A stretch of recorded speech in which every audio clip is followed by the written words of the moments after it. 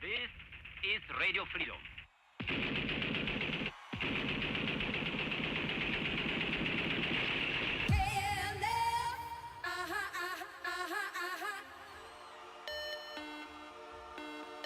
KLF is gonna rock you.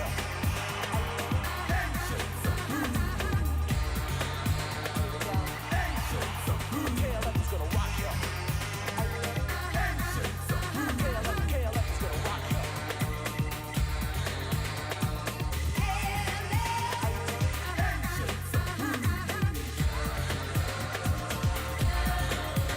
KLF is gonna rock you. Cause you have to move to the flow of the BB blaster. Baseballistics, I'm gonna kick this hard. And you can catch it down with the crew. Talking about the moon, justified ancient liberation, Zulu. Got to teach and everything you learn. No point to the fact that time is eternal.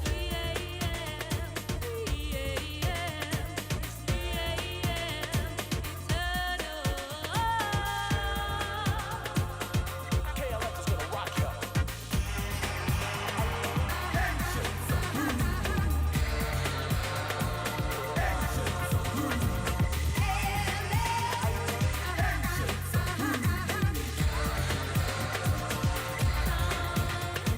Sample City through Transcentral. Basic, face kick, elemental. Swings, springs, new technology. The K, the L, the F, anthology. The force coming down with mayhem. Looking at my watch, time 3 a.m. Got to see that everywhere I turn will point to the fact that time is eternal.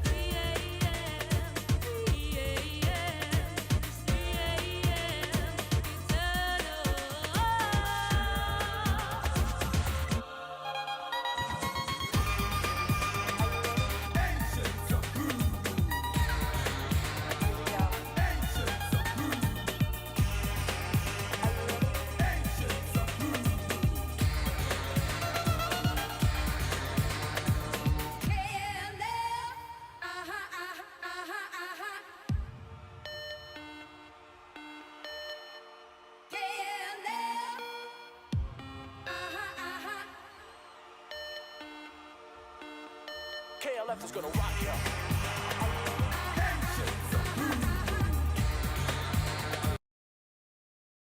What's going on with this thing? Better not be broken.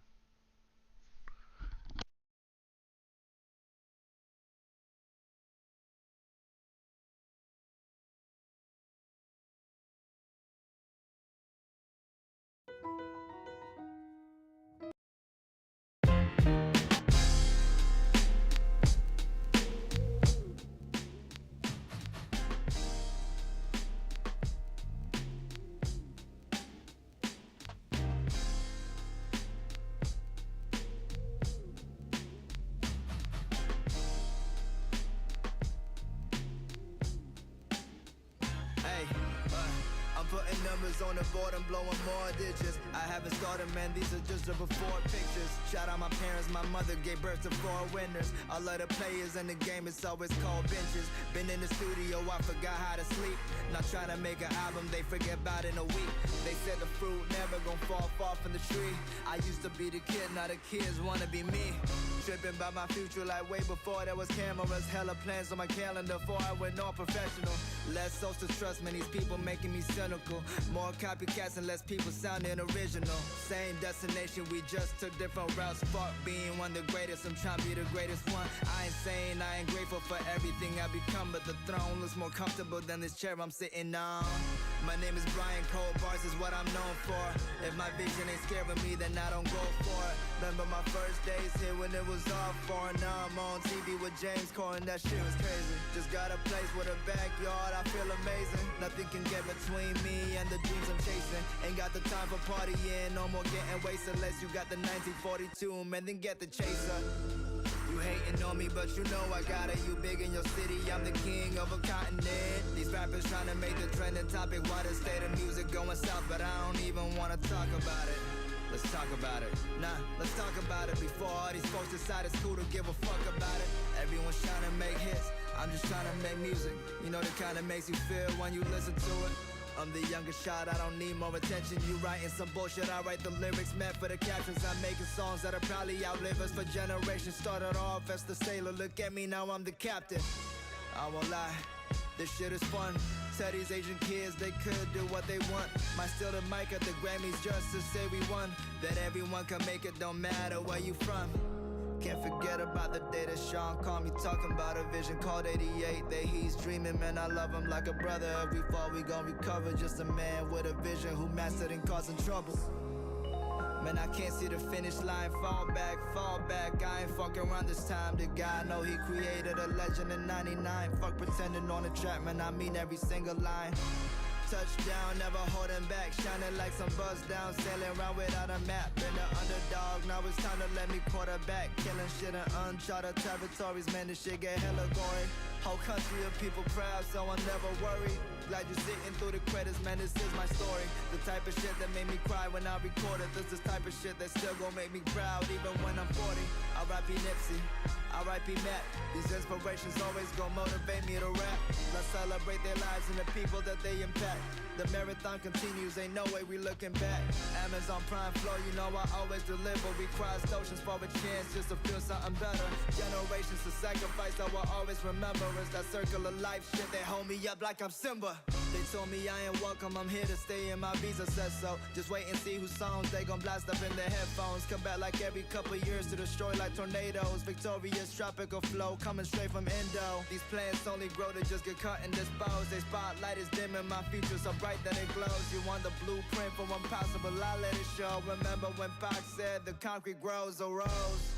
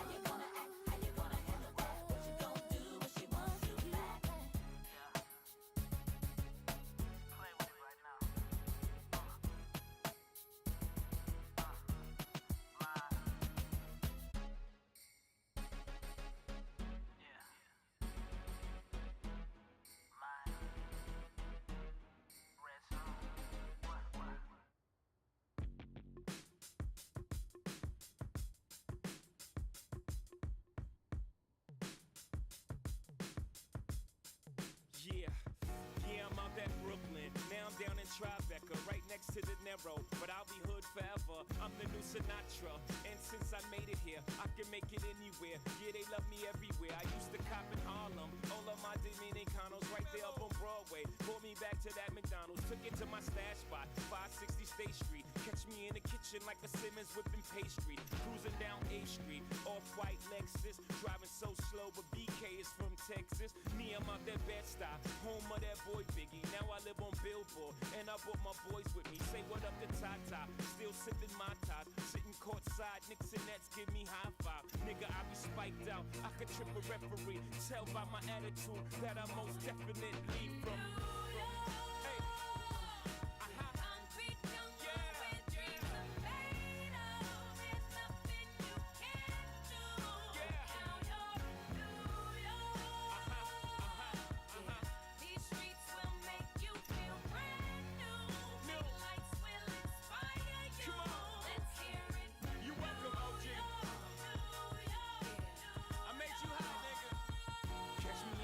With OG at a Yankee game. Shit, I made the Yankee hat more famous than a Yankee can. You should know I bleed blue, but I ain't a crypto. But I got a gang of niggas walking with my click though. Welcome to the melting pot. Corners where we selling rock. Africa been by the shit.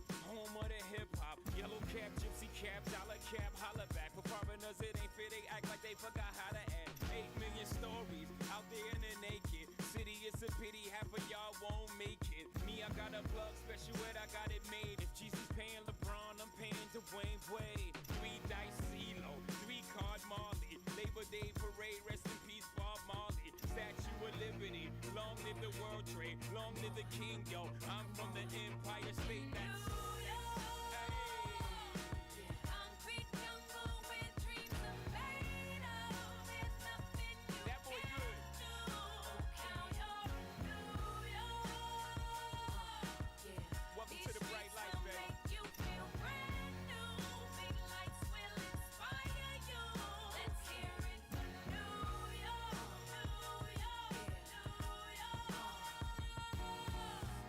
Is blinding, girls need blinders so they could step out of bounds quick. The sidelines is lined with casualties who sip the life casually and gradually become worse. Don't bite the apple, Eve. Caught up in the in crowd, now you're in style. And in the winter gets cold, in vogue with your skin out. City of sin, it's a pity on a whim. Good girls going bad, the city's filled with them. Mommy took a bus trip, now she got a bust out. Everybody ride her, just like a bus route. Hail Mary to the city, you're a virgin. And Jesus can't save you, life starts when the church in. Came here for school, graduated to the highlight. Ball players, rap stars, addicted to the limelight. Empty in May, got you feeling like a champion. The city never sleeps, better slip you an ambient.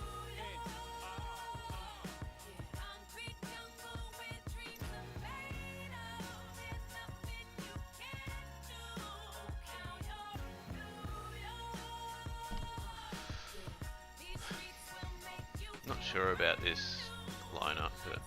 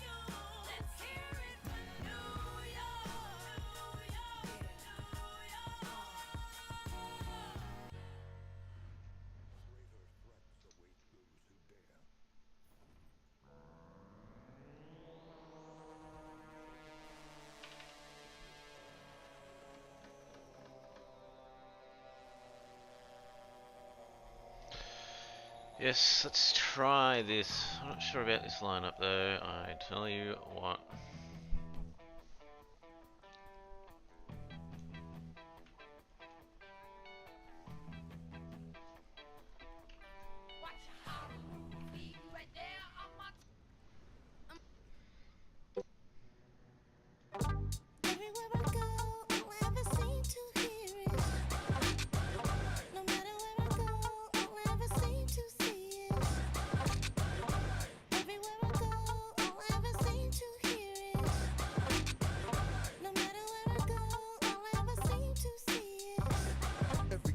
same thing.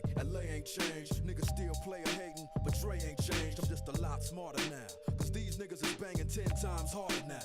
Niggas bringing their ass up in the wrong part of town. Better turn their car around, rolling their window down. Hey, can we talk it out? Nah, get the fuck out. Johnny got a shotgun, and he ain't even strong enough to cock one. Fuck trying to job hunt. Niggas got AKs. Niggas is way crazier than Dre was back in his NWA days. Niggas spray strays and shoot without looking. Niggas walk by and blast without leaving a footprint. I think the attitudes are twice as worse. It takes half the time to get your whole life reversed. Always trying to play Rambo with the ammo. Make a nigga wanna stay in family mode. Everywhere I go, all I ever seem to hear is, no matter where I go, all I ever seem to see is, everywhere I go, all I ever seem to hear is, no matter where I go, all I ever seem to see is. Late nights is full of lead that whistles as it goes by. Murder arrives anytime. Bullets take flight when the 4-5 ignite. Some hearts skip a beat, some get blew out in every light. With you in the sight of youngsters with automatics, busting on shit to lay everything down, even tourists and non-affiliates. These days, gunplay is official with green lights on every block. Know the sign tells you to, it's not best to stop on every corner.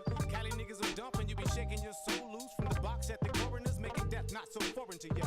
Niggas got Rugers and M14s with enough ammo to leave in armored trucks. Swiss cheese, I've learned to stay away from house parties. I've seen too many go and end up absent without leave. Ain't no warm welcomings. My eyes have witnessed and beamed in on. Nights that don't sleep and fireworks until dawn. Everywhere I go, all I ever seem to hear is, no matter where I go, all I ever seem to see is, everywhere I go, all I ever seem to hear is, no matter where I go, all I ever seem to see is. Now tell me, what the fuck is this man? Niggas doing brothers in worse than the clan. Can't even stand in front of your building and chill without yielding. 12-year-old children that kill, blood spilling. Thugs be illin', unnecessary slugs filling the sky. Usually drilling the one that wasn't willing to die. Yes, sir, in the killing field, I got my life preserver. And I do my time for murder. These niggas got the nerve to question me about the colors that I got on. I see that red dot on you not. About to get your whole crew shot on. A soldier fortune, I'm the wrong man to plot on. Took him out on the spot before he even got on my hit list. Peep this, I cock back, you bow down. Bust round, bloody the ground, retaliation sounds like this. Everywhere I go, all I ever seem to hear is, no matter where I go, all I ever seem to see is, everywhere I go, all I ever seem to hear is, no matter where I go, all I ever seem to see is, everywhere I go, all I ever seem to hear is, no matter where I go, all I ever seem to see is, everywhere I go, all I ever seem to hear is, no matter where I go, all I ever seem to see is. Alright, what are we gonna do? For knockback 1.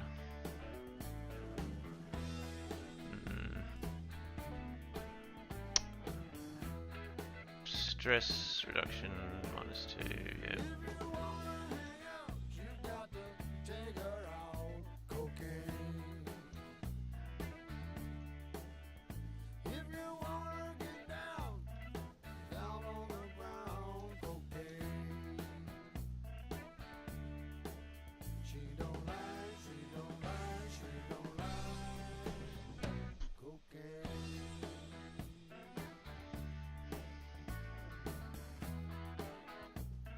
Oh, I cannot gain, really?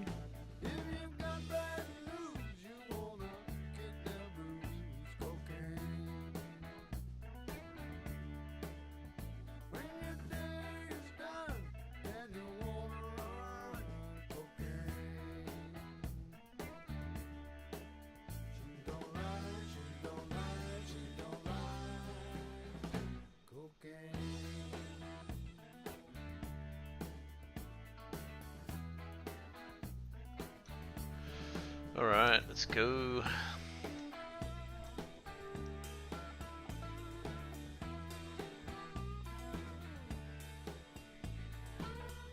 It's an easier one.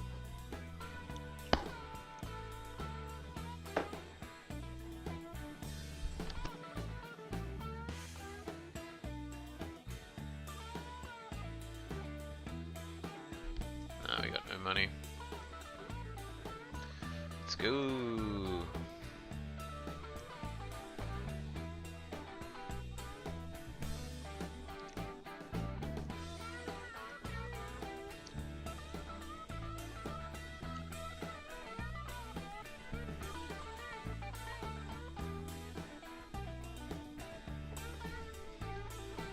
Maybe I should switch the positions around, so...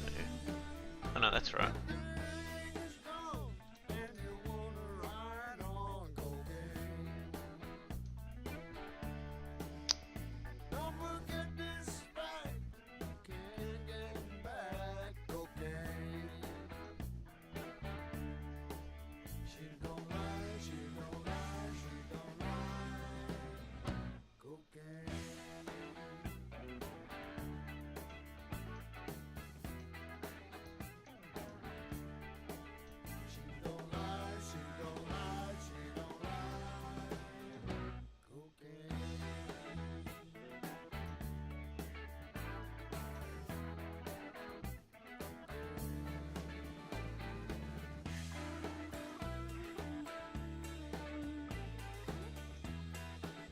It's not too bad actually, we miss a lot of the stuff.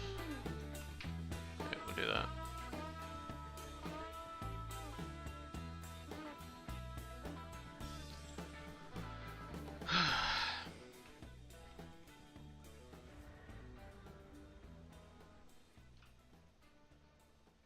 I mean, there is that.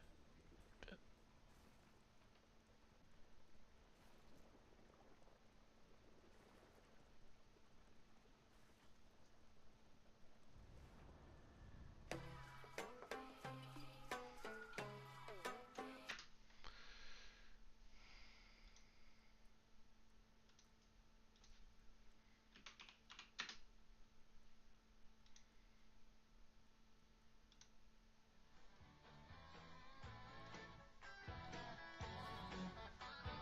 Since you've been gone, by Rainbow. Since we've been gone, Steve. What's been going on, mate? Well, so much has happened, hasn't it, in the world, in politics and stuff. There's been an election and the like. I'm Ricky Gervais, with me Steve Merchant, and our producer. I say producer. It's funny, yeah. Carl Pilkington. Alright. Yeah, very good. We've been away for a while. I think the last show we did was January 2004. Yeah. Yeah. And nothing's changed. Nothing's changed whatsoever. Nothing's been mended. I mean, I'm pretty sure I threw that away in the bin. Yeah. Before I went. Before I left. Yeah, there are some of your old bacon rinds from that sandwich. Yeah. Still left over there. The spare ribs on the floor. Yeah, nothing's changed at all. Oh, no, that's not true. The listenership has changed. It went down slightly, didn't it, on the last radio? Well, I don't know. I don't know. Is that what happened? Did it go down slightly, Carl? A little bit, I think. I don't think Excellent gets new listeners, because I think what happens is, because the reason it goes down just very slightly each time is that their old listeners die. Yeah. You know, Definitely. old Cure fans dying of... Yeah, you know, smack addictions. Yeah, gout. Yeah.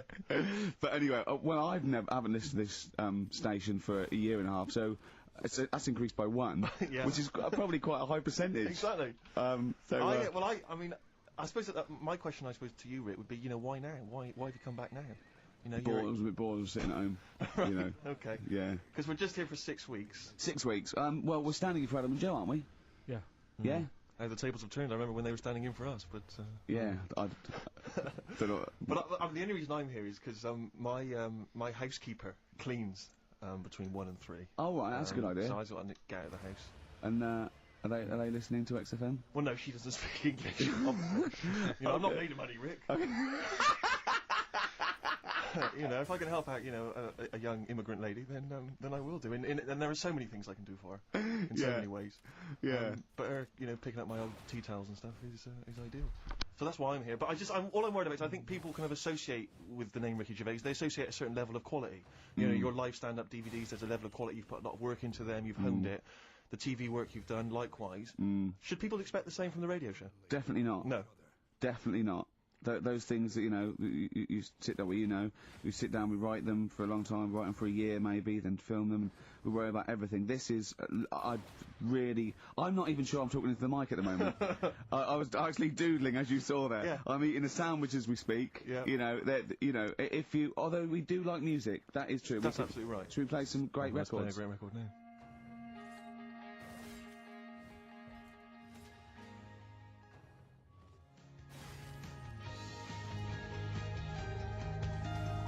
U2, City of Blinding Light.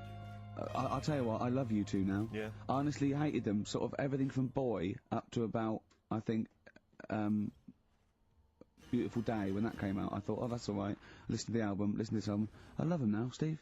It's a turnaround, isn't it? Well, yeah, no, it's that kind of musical insight that I'm looking for throughout this show. Really. I sound like Dr. Fox then, didn't I? Some of your tastes and wants and needs. Dr. Fox. What's happened to him? Is he off air now? Because that's one of the reasons I put no effort into this radio show, because, you know, we go to the Golden Globes the same month, we do nothing at the Sony, and Dr. Fox actually said, that's because you're not very good. I like the fact that the Dr. Fox criticisms really hit you quite hard. You know, you really took that Still talking about it a year later. Exactly, you know, you've got to let it go, Rick. Yeah. But then again, you know, he's a medical man, and... Yeah, well, you know, you got to believe him a bit. Trust his opinion. Exactly, yeah. Yeah, I could have done without the rectal examination. I think he could have just said, you're not very good, Exactly. try and enunciate. No, I know what the problem is, or let's have a look down here. Exactly. Carl you had to, go to one of those, well clinics, didn't you? No, I haven't gone. Why? Because I'm not happy with it. What? I'm not happy with the whole... Well, it's just... Do people know what them places are? We'll give you a whole... Have you heard of them? Yeah, I've had one, yeah. They check everything. Which, you know, Suzanne, my girlfriend, was like, you know, you're 30 odd now. When was the last time you went to the doctors? And I haven't been for ages, because I don't... No, I never go. doctors. I never go. Unless I think I'm honestly gonna die there. I'm in just agony. think they can always find something. Jane made me go to one of those well things, yeah, those boot things where they do it's, yeah, £200 and they give you a complete head to toe, don't they? But head to bottom is what it is. They do the old finger up the arse thing. Now, what is that testing for? Well, I like that he said it quietly, because he's on the radio. You can't say arse. Yeah. Well, say it quietly. Say it quietly. Yeah. Arse. Yeah, arse. That's what our mistake was, because we got a complaint upheld, didn't we, for saying... And I'm talking about a male chicken here, which is a cock, as you know. Yeah, and we said that word, right? So if we'd have gone, cock, we'd have probably gotten away with it. You can get away with murder. If you just, yeah. If you just whisper it. So go on then, yeah, so... Go on then. Yeah, no, I'm not going, because I'm not having that done. I don't understand what we're going to find up there. That's... Your head? No, but... I mean, it's the heart that I worry about the most. You mean that in a kind of romantic sense? No, I mean, like, you know... If They'd have to have a long finger, wouldn't they, to check that out? They go, it's something wrong with your left ventricle. Yeah. Now, this thing about the doctors, they hold your testicles and they make you cough. Yeah, they don't hold the testicles anymore. They just put it sort of like by the side of them. And what's that testing for? I don't know. I think it's something to do with if you got something wrong with your diaphragm or something like that. You can't do it when they press there. I don't know. It shows them something. So it's not doctors having a quick feel. But so you can't. well, that's good, because do you remember when Carl said he's going to die of cancer, and I said why? He said I don't check my balls. I said why? He said I don't like the feel. So they feel it for you. They feel them for you, and you can just relax, shut your eyes, and think of England. But don't mess with them. What do you mean? You can do more damage messing about with them. Just leave them. And there's two anyway. You can afford to lose one. Yeah, I don't think that's the point. I think the point is it sort of spreads, doesn't it? You know, you've got to check the... No, I mean, I'm not saying, you know, if don't do it, because they spend a lot of money saying to people, you know, have a quick feel if you've got the time, what have you. But I don't worry about it. Leave it alone. Why, out of interest, why do doctors stick fingers up your arse? Check the prostate. Check the prostate? Yeah, because if it's swollen, it could, you know, lead to all sorts of problems. Again, they're not having a laugh, Carl. They're not going, hang on, look at this bald little mank fella. But there's no nice way... I'll feel his balls, stick a finger up his arse and send him home. 300 quid, please, on you go. What about me art? It's fine. And they're all laughing. Roger, stand behind that two-way mirror. Yeah, what's this? I'm not going anyway. So. Really, you're not going because you don't want... No, I'm not happy with that. It doesn't even matter, it's not the fact he's a stranger. If it was someone who I knew, it'd be just as bad. That'd be worse! Imagine that! At a dinner party. Oh, God. Oh, look, hello, Roger. Mr. Lee. Do you mind? Do you mind? Would you allow any of the celebrity doctors to do it, though? Dr. Dre, Dr. Fox, any of those. Doctor Who. I just don't understand in this day and age. Would you allow Christopher Eccleston to stick his big northern finger up your... Do you got a song on it? What? Beanie Siegel. I love this track. Oh, it's very urban for you, Rick.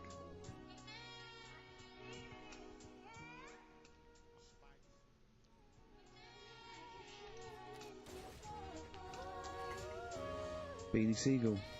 Feel It in the Air. Beautiful track, isn't it? Well, it's wonderful. I love a summer's day like this as well. If it's the Yeah. ideal choice. Well Yeah. done on that one. Well, I'm a little bit worried that if there are any new listeners, very unlikely, that they may be familiar with our work, but they might not know the wonderful little gem that we found just there, a little rough diamond in the mud. Yeah. Carl Pilkington. Yeah. Just working here, just working away as a little producer, a little sound man, A wasn't drone. he? Yeah. And he was, and we gave him his opportunity, didn't we? Mm. It's like Cinderella, wasn't it? Yeah. And he grasped that opportunity, didn't you, by the horns? And 3 years later, you're exactly where you started. So, good work. Got Mondays off now. Well, I thought maybe a useful way of introducing the mind of Carl Pilkington Yeah. to our new You audience. use that term loosely. Yeah, when I say mind, I don't. Yeah. Yeah. I thought. Look at his face. Oh. There is a website. Have you got that Oh, website? there's address? a website that we just found. Right, Carl, what is the address? If you are unfamiliar with what Carl looks like, Please log on to this now. log onto this website and stay tuned. But log onto the website because you'll see Carl's face. You'll see some of his pearls of wisdom. Yeah. Now, what's the address, Carl? Freewebs.com. www. Yeah, freewebs.com. freewebs.com. Yeah, / Yeah. the dash K dash man / The K-Man. It's Okay. complicated. It is, yeah. Do it again. Say it again. But get a pencil now. Right. They've all got a pencil now. freewebs.com One word. Yeah. / the dash K dash man / Now, when you say dash, is it a dash or is it Is it in an the middle? underscore? Is it underscore? Is it in the middle of the word, or is it hover in the middle of the word, or is it at the bottom? It's just a line and that. Yeah, I know, but is it an underscore or is it a dash? Try both. he copied it down. Have a go. That's the sort of level we're talking about. Well, already you've got some insight into the mind of Carl Pilkington. Yeah, absolutely, yeah. But I thought what we should do is we could hijack. Imagine that. Imagine Bill Gates. in an exam. Pop down both. Multiple choice. Yeah. Pop down both. Right, okay. But anyway, yeah, if you're a reader of the Weekend Guardian, you'll know there's this thing called the Q&A, which they give to celebrities and thinkers and the like. And basically it's a series of questions they pose to people each week, and it's the same questions, and it gives a little insight into people's minds, the way they think. So What thinker philosopher is in this week's? it's the lead singer of Feeder. So, you're in good company, Carl. No, I like Feeder. No, fine. I love Feeder. So, Carl, I'm just going to fire a couple of these questions at you. We'll maybe drop them in throughout the course of the show, just to try and get a sense of who you are. So, here's the first question. All right, you got your thinking head on? Go on. You Wurzel. What is your idea of perfect happiness? What, for me, or... Already? No, Ronnie Corbett. No, but what... Do you mean, like, what will make me happy, or Yeah. for everyone to be happy? No, what would make you happy? Maybe that's the answer. Your idea of perfect happiness is everyone being happy. I don't know. What would make you totally Unlikely, blissfully Nick. happy? I imagine it's a 24-hour monkey channel on, like, the sky. Yeah. Okay, go on. A What's your idea never-ending of perfect popsicle. happiness? Go on. I don't think I've had it yet where I'm, like, really, really happy with anything. Carl, I've never seen you really happy. No. No, but... When have you been at your happiest? Probably... I like sort of fish fingers, potato cakes and beans for tea. Yeah. You're not. Yeah. Let's move on. We'll come back to that one. You're not, I don't think you're aiming high enough for. What would your answer be for that? Yeah, When are you happy? yeah. What would make you happy? I wouldn't have I'd have fish fingers, but I probably wouldn't have the potato Right cakes. on I'd here. have fish fingers and beans. With See, maybe I'm some- not a huge fan of the beans. Stress Really? equals So your fire. idea of Going on perfect here, happiness is stress probably just fish equals fingers, fire. Just the fish fingers. Okay, good. All right, second question. What is your greatest fear, Carl? Going to the doctors. Well, let's see what Oh, So presumably, ill health and mortality. That's how you No, do it. You just the see. doctors. No, I don't. Yeah, just do it. I don't- Any particular doctor? I don't want to live forever either. No, I just want no. to live innings. I just want to get to about 80, 83, 84. Specific. So specific. Yeah. Okay. Which living person do you most admire?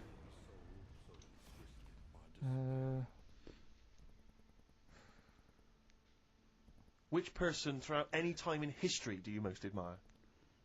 Winston Churchill's pretty good. You like Yeah, him? it's very good. He's Why? alright. Good answer. Because if it wasn't for him, we'd be talking German. I'm not that good at that. So, He's not that good at that. I love that even if the Nazis won, right, in 1945, and we'd be now speaking German, he still wouldn't be that good at it. Although he's not good at English, so I suppose that's true, isn't it? Yeah. All right. Well, here's the final one for now. Do you believe in capital punishment? That's not it in Dr. Fox over the head with a stick. depends what for, doesn't it? Go on. Oh, if it's something bad. And, Well, I assume it would be. They don't kill people now for parking illegally. But what sort of thing are you talking about? What sort of punishment? Capital punishment. Yeah, I know, but what is that? What are you talking about? Well, guillotine, hanging. Hanging's a bit bad. Yeah.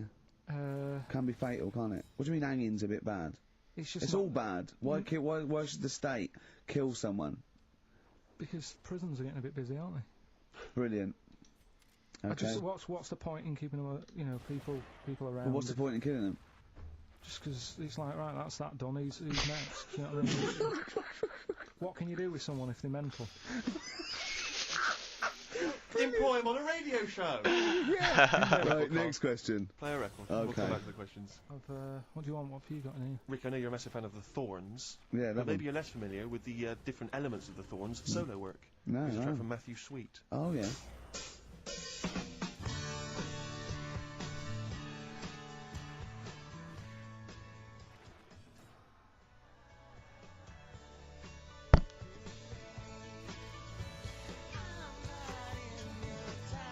XFM 104.9, Matthew Sweet, and a song called In My Time, Ricky Gervais, Steve Merchant, Carl Pilkington. That's great, that. Yeah, just asking Carl some of these Q&A questions. This might be my idea of perfect happiness, being in a room with Carl Pilkington. Yeah. I just watch him look around. When you're talking, he looks at you, and it's like, you know when the owners say, it's like the cat can understand what I'm saying. Yeah. It's like he's on the edge of that. He's on the edge of that. You think he can, and I know he understands the words, but I don't think he understands the full impact. Whenever you say something to him, it might be a revelation or something, he always picks up on the wrong side. You go, well, that's not the important bit. Do you know what I mean? He always goes... It's a bit like having a 14-year-old French exchange student. You know, their English is not amazing. They roughly understand you, but they're trying to piece together what you're saying. Exactly. But it's great. You see, the thing about Carl is, and don't take this the wrong way, I like him because he's stupid, in a way. No, I'm not being funny, but do you know what I mean? But even though I think he is considered stupid, some of the things he says, I think borders on I don't know what the PC term is, the retarded. Do you know what I mean, Carl? Anything in particular you're thinking of there, Rick, when you think of the... he was talking to me the other day, because I'm trying to write a show called Science, and he's sort of going to help me out with some of the research, and I want him to do some on the DVD for it, right? And he was talking about it, and he was talking about, he says that in the future, they reckon we'll be able to, soon, he said, they'll be able to take us into space, and it's going to cost us £150,000. He said, what's the point? There's nothing up there. He said, when they went up there, right, he said, when Louis Armstrong went, in 1966, right, he said, it was nothing there. So there was him, a fella called Buzz, there was a third bloke that didn't even get out of the spaceship. He said he went all that way, he didn't get out to stretch his legs. How good can it be? Forget it. That's him summing up space exploration. Don't you agree with that? What's the point in going up there? Because you're Are we talking about the finger in the arse again here, or it's space? No, what is the point in going? Because you're expanding, human endeavour, aren't you, and the human understanding of the world and the universe. It's like, what else are we going to do as a civilization, as a people, if we're not constantly searching and and reaching out into the far distance? But there's nothing there. Though. I know some people you grew up with that haven't left their street. But that's not everyone. But what is it? What do you mean there's nothing there? What has got to be there for it to be a worthwhile? Like, just something.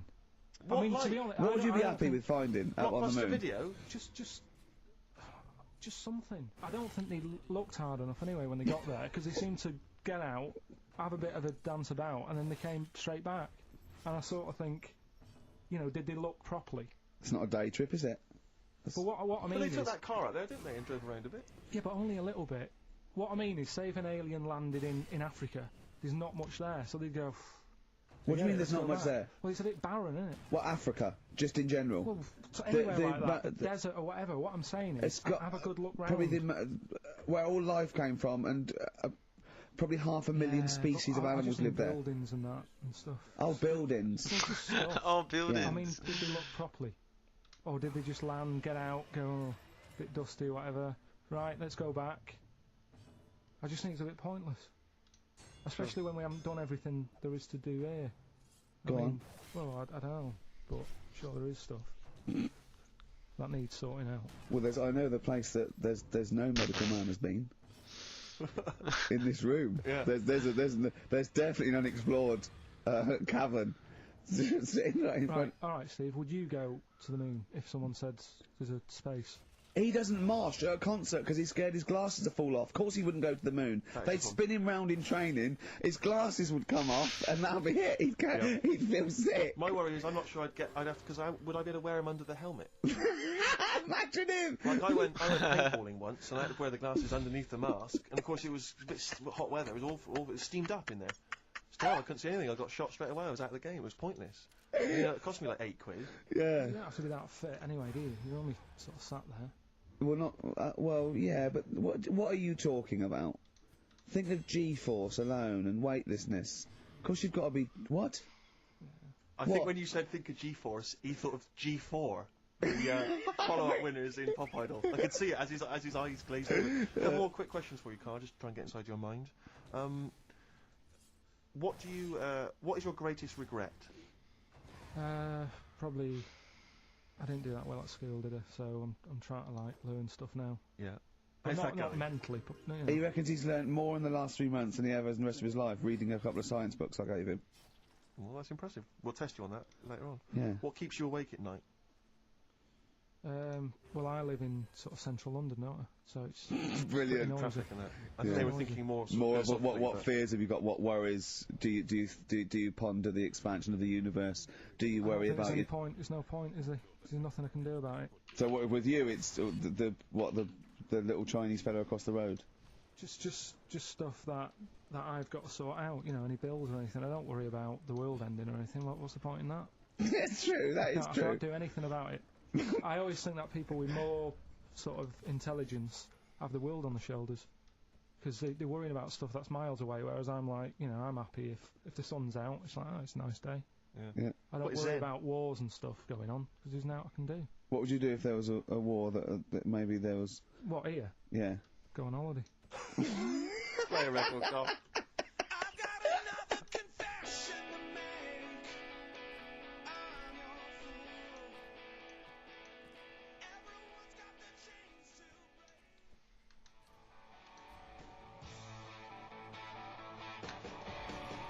The Who. I mean, that's got to be one of the best rock tracks ever, hasn't it? Oh, there's no arguing. Did I sound like Dr. Fox again? A little bit. But that's a good Okay. thing. Yeah, it's a good thing, isn't it? Yeah. We're going to get a Sony award this year. Carl, how are you doing? Yeah, I'm alright, yeah. Yeah? It's good to be back, isn't it? We're doing Rockbusters in a bit, what? Have we got Rockbusters? Well, Hallelujah! I'll tell you this, new listeners.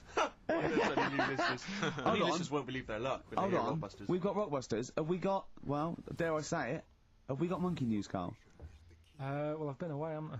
So, I've sort of got a few things that I've read about roughly, Yeah. but I don't know the full ins and outs. You're joking, because usually you do your research quite well, don't you, when you get it off Ann and over and read the top line? So what are you saying, though? Are you saying that it's kind of monkey news? We might have time to do something later. Well, we've got to have him Monkey I News. love it when he because teases us with his monkey news. We've had emails about that website address. Oh, yeah. It was a what's the name? An underscore. It was an Okay, underscore, so give it out it's- one more time. Now go to this to find out about Carl Pilkington. Someone's put in a lot of effort. It's a really good website. There's some great pictures of Carl. Well, they're not great. They're just freewebs.com/the_k_man/ Okay, forward slashes all the way. Yeah. Except Yeah. the underscores.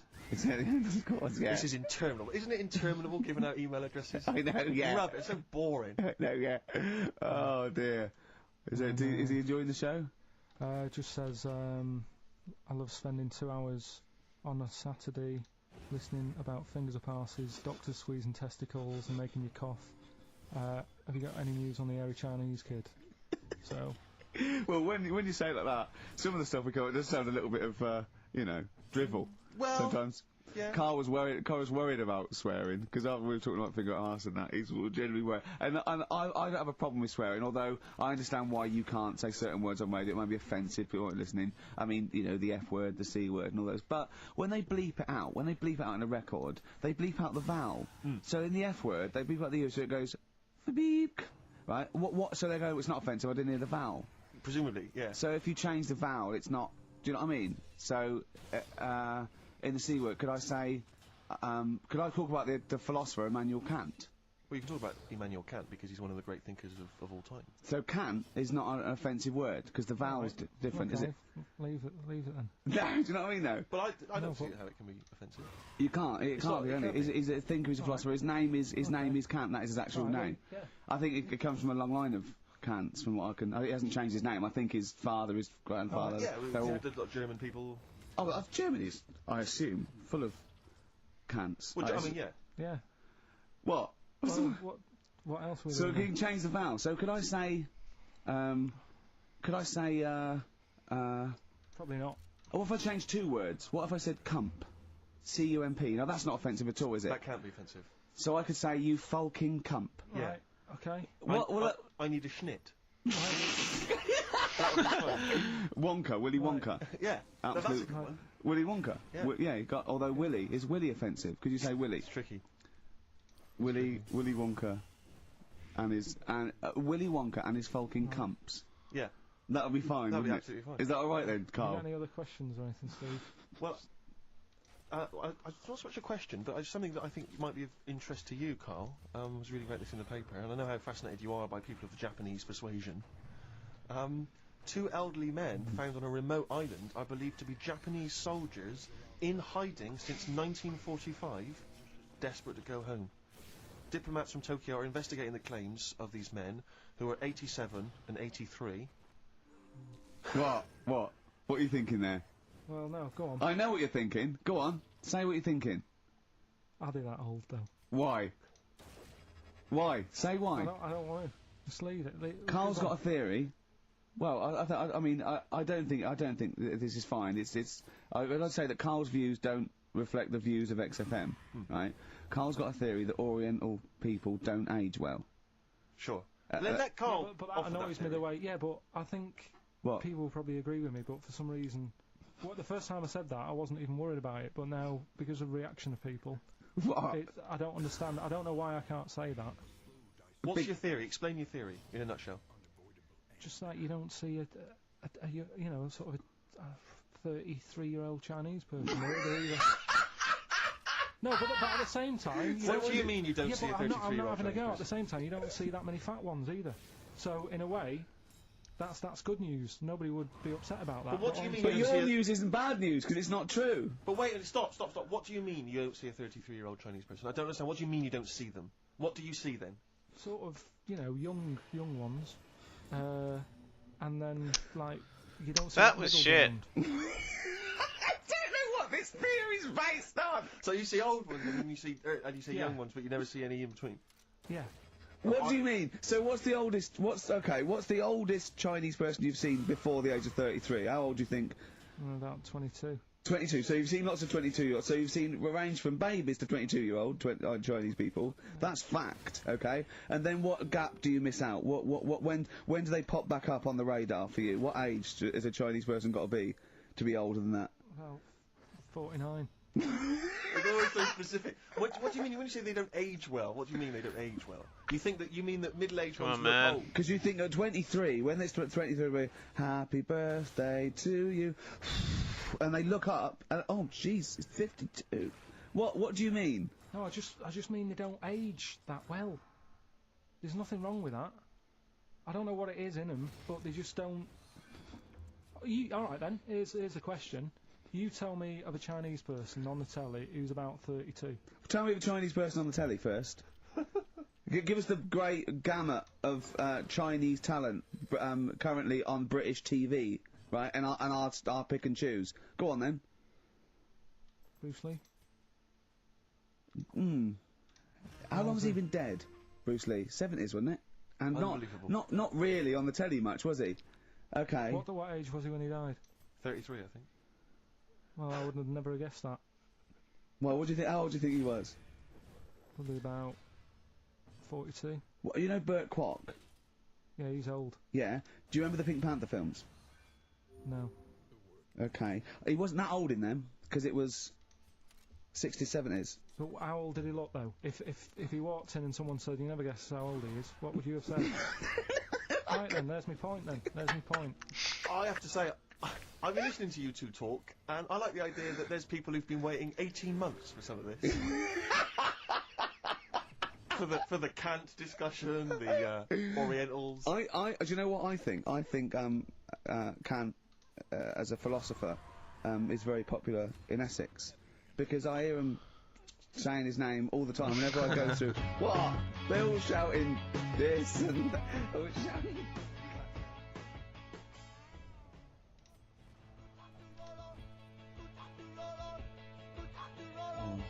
Kings of Leon on XFM.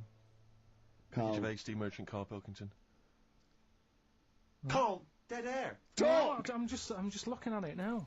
Yeah, but that's no good on radio! You can't just look at something! You gotta talk! Is he even more backward than I remember? I don't know. It's just that someone's emailed in. Yeah, so you've got to tell the listeners that. I'm telling them now, I'm doing it. Someone's emailed in from Tokyo saying that he's getting married in a few months to a Japanese woman. She's 27. Just want to know how long it's got she starts looking old. Well, how long do you reckon, according to your theory? Probably about 4 years. About 4 years and that. So. What would you advise him, to get out now, or? Well, have some good sort of wedding pictures done and that. Carl! What? Carl! It's not true! The theory's not true! Well, we'll see, won't we?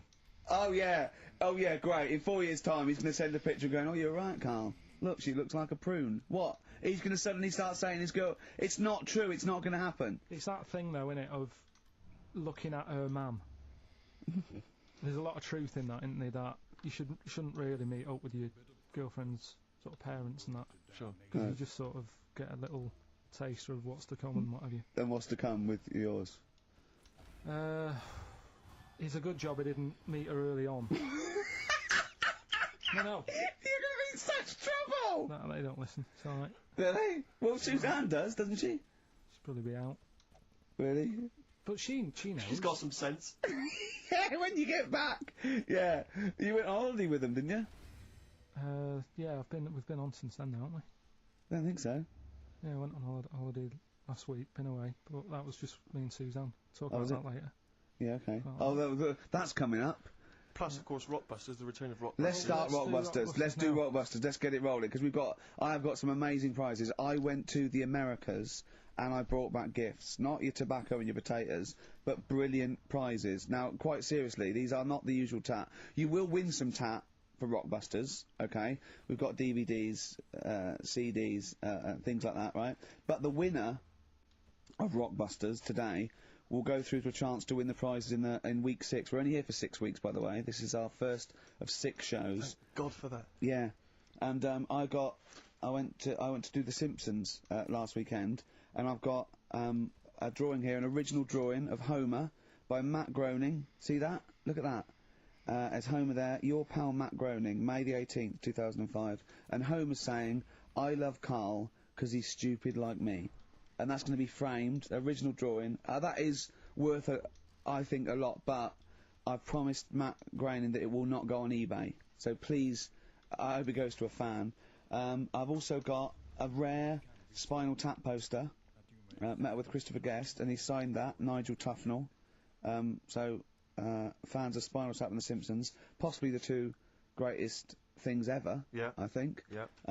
Also, my friend Rob, who did flannels with me, has drawn us 3 as flannels. There's Steve there, a little goglanker.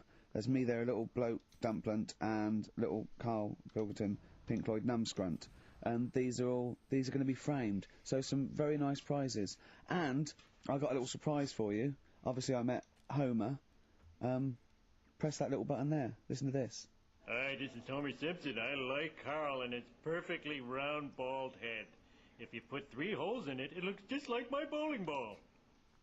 Brilliant. Actual proof that you've met the people themselves, that the prizes are bona fide and genuine. But don't enter this week's Rockbusters thinking you're going to win those prizes automatically. No. This week you just win the usual tat. What is the tat, Steve? Well, we'll talk about that shortly. Okay, But you go it's worth waiting forward for. to the big showdown, the big final competition in week 6, where you get the chance to win those. All quite one frankly, person extraordinary wins prizes. all those beautiful So just everyone goes in the collectible draw. prizes. Yeah, everyone. Yeah, the winners of each week go into the draw. What is Rockbusters, Carl? We've whet their appetite. I think play a record and maybe some wonderful adverts and then come back with Rockbusters. It's that kind of teasing that has made this a potential award-winning show. Bronze, I think, next year. Can we just swap that round and do ads and the song? Whatever way suits you, mate. Go on.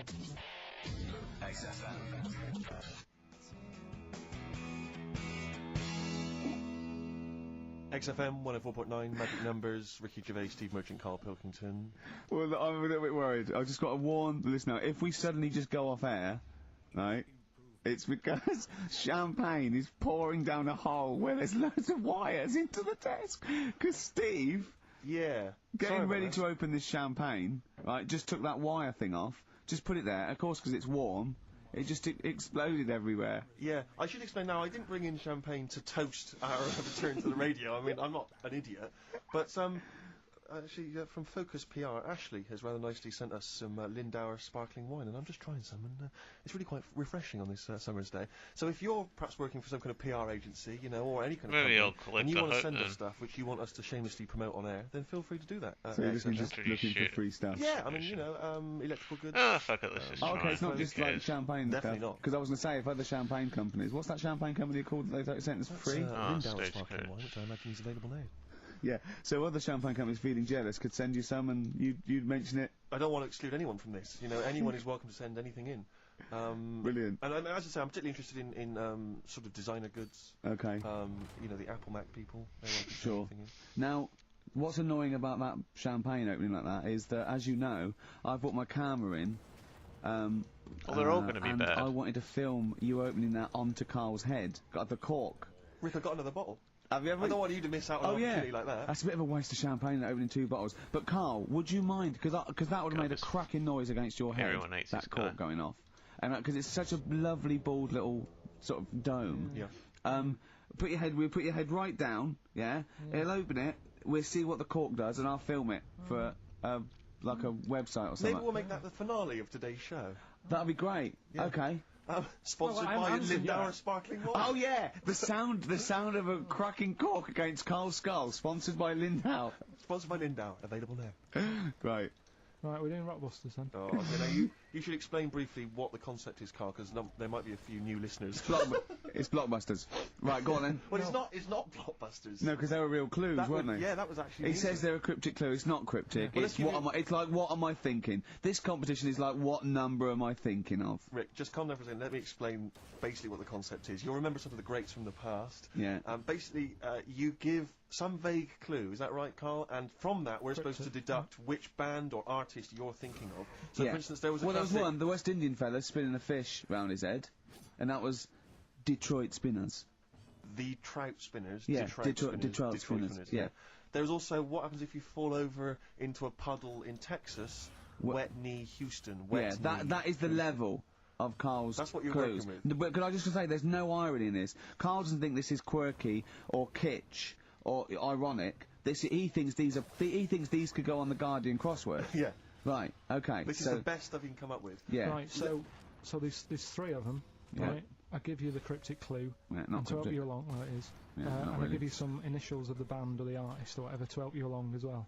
Yeah. 3 of them. This is on the text only. We don't want emails on this one. Just It's 8. the one that gets the highest or the first one to get 3. The first email with 3 or the first one that is the highest. So if no one gets a third one, which I wouldn't blame you for, so if there's like 30 people that get 2. It's the first email that comes in that we pick, and they win a handful of tat. Would you like to go through? I'll search out the tat in a second. I'm not sure where it is. Yeah, good stuff. there's some DVDs and stuff in there. It's not bad. Yeah, but it means you go forward to the grand final in 6 weeks' time when you're playing for all that amazing stuff Ricky's got. We've got the signed, genuine, exclusive drawing of Homer Simpson done by Matt Groening, featuring references to Carl. We've got the signed Spinal Tap poster. This is big stuff you can't get anywhere else. No, it's a rare American poster signed by And Nigel it's such a Tufnell. shame that your only chance of winning it is with this inane quiz. Absolutely, it's not down to skill or anything.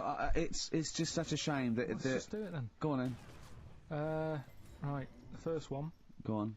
What you got to remember is it's a band or an artist that XFM play as well, right? Right then, so the first one. Oh yeah, because XFM play the Detroit Spinners and Whitney Houston all the time, don't they? All right, these 3. Okay. Give it away, but these are XFM bands. Okay. Yeah. Right. If you got like a bulb. Oh Jesus.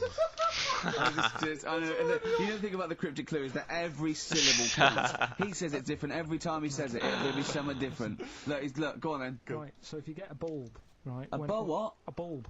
A bulb. What's a bulb? What's a bulb? Like a light bulb. A light bulb. Oh, a light bulb. Okay, you get a bulb. You get a bulb. Yeah. Come on. He's gone. Right, go on. So you get a bulb. Right. Oh, yeah, a bulb. Yeah. Have you got something in your throat? What are you doing? Are you eating a gobstopper? What are you doing? We'll play a song then. No, come on. Get the clue out, for goodness sake. So the cryptic clue is, so, if you get a bulb, right, so... That's the beginning. Okay, great. Right, if you get a saw, then right, if you get a bulb, right... Saw, then right.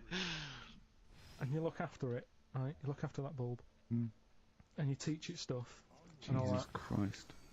What you doing there, do you know what I mean? This is extraordinary. This is extraordinary. Amazing. Imagine that written down in the He's Telegraph. had 18 months to get this But right. imagine it. That's not a clue. That's an essay. I don't know what it is. It's a I conversation don't know with if he yourself. means a light bulb, a bulb like you plant in the garden. What kind of bulb does he mean? Yeah. It doesn't really matter. Oh, okay. Right, you get a bulb. Well, remember that. It doesn't matter. Okay. It doesn't matter. It does, but I can't say too much. Right, so listen, let me just do it again. You get a bulb, right, when it's young, you look after that bulb, you teach it stuff and what have you. What have you done there? What's gone on? Brilliant! And what are the initials of the band?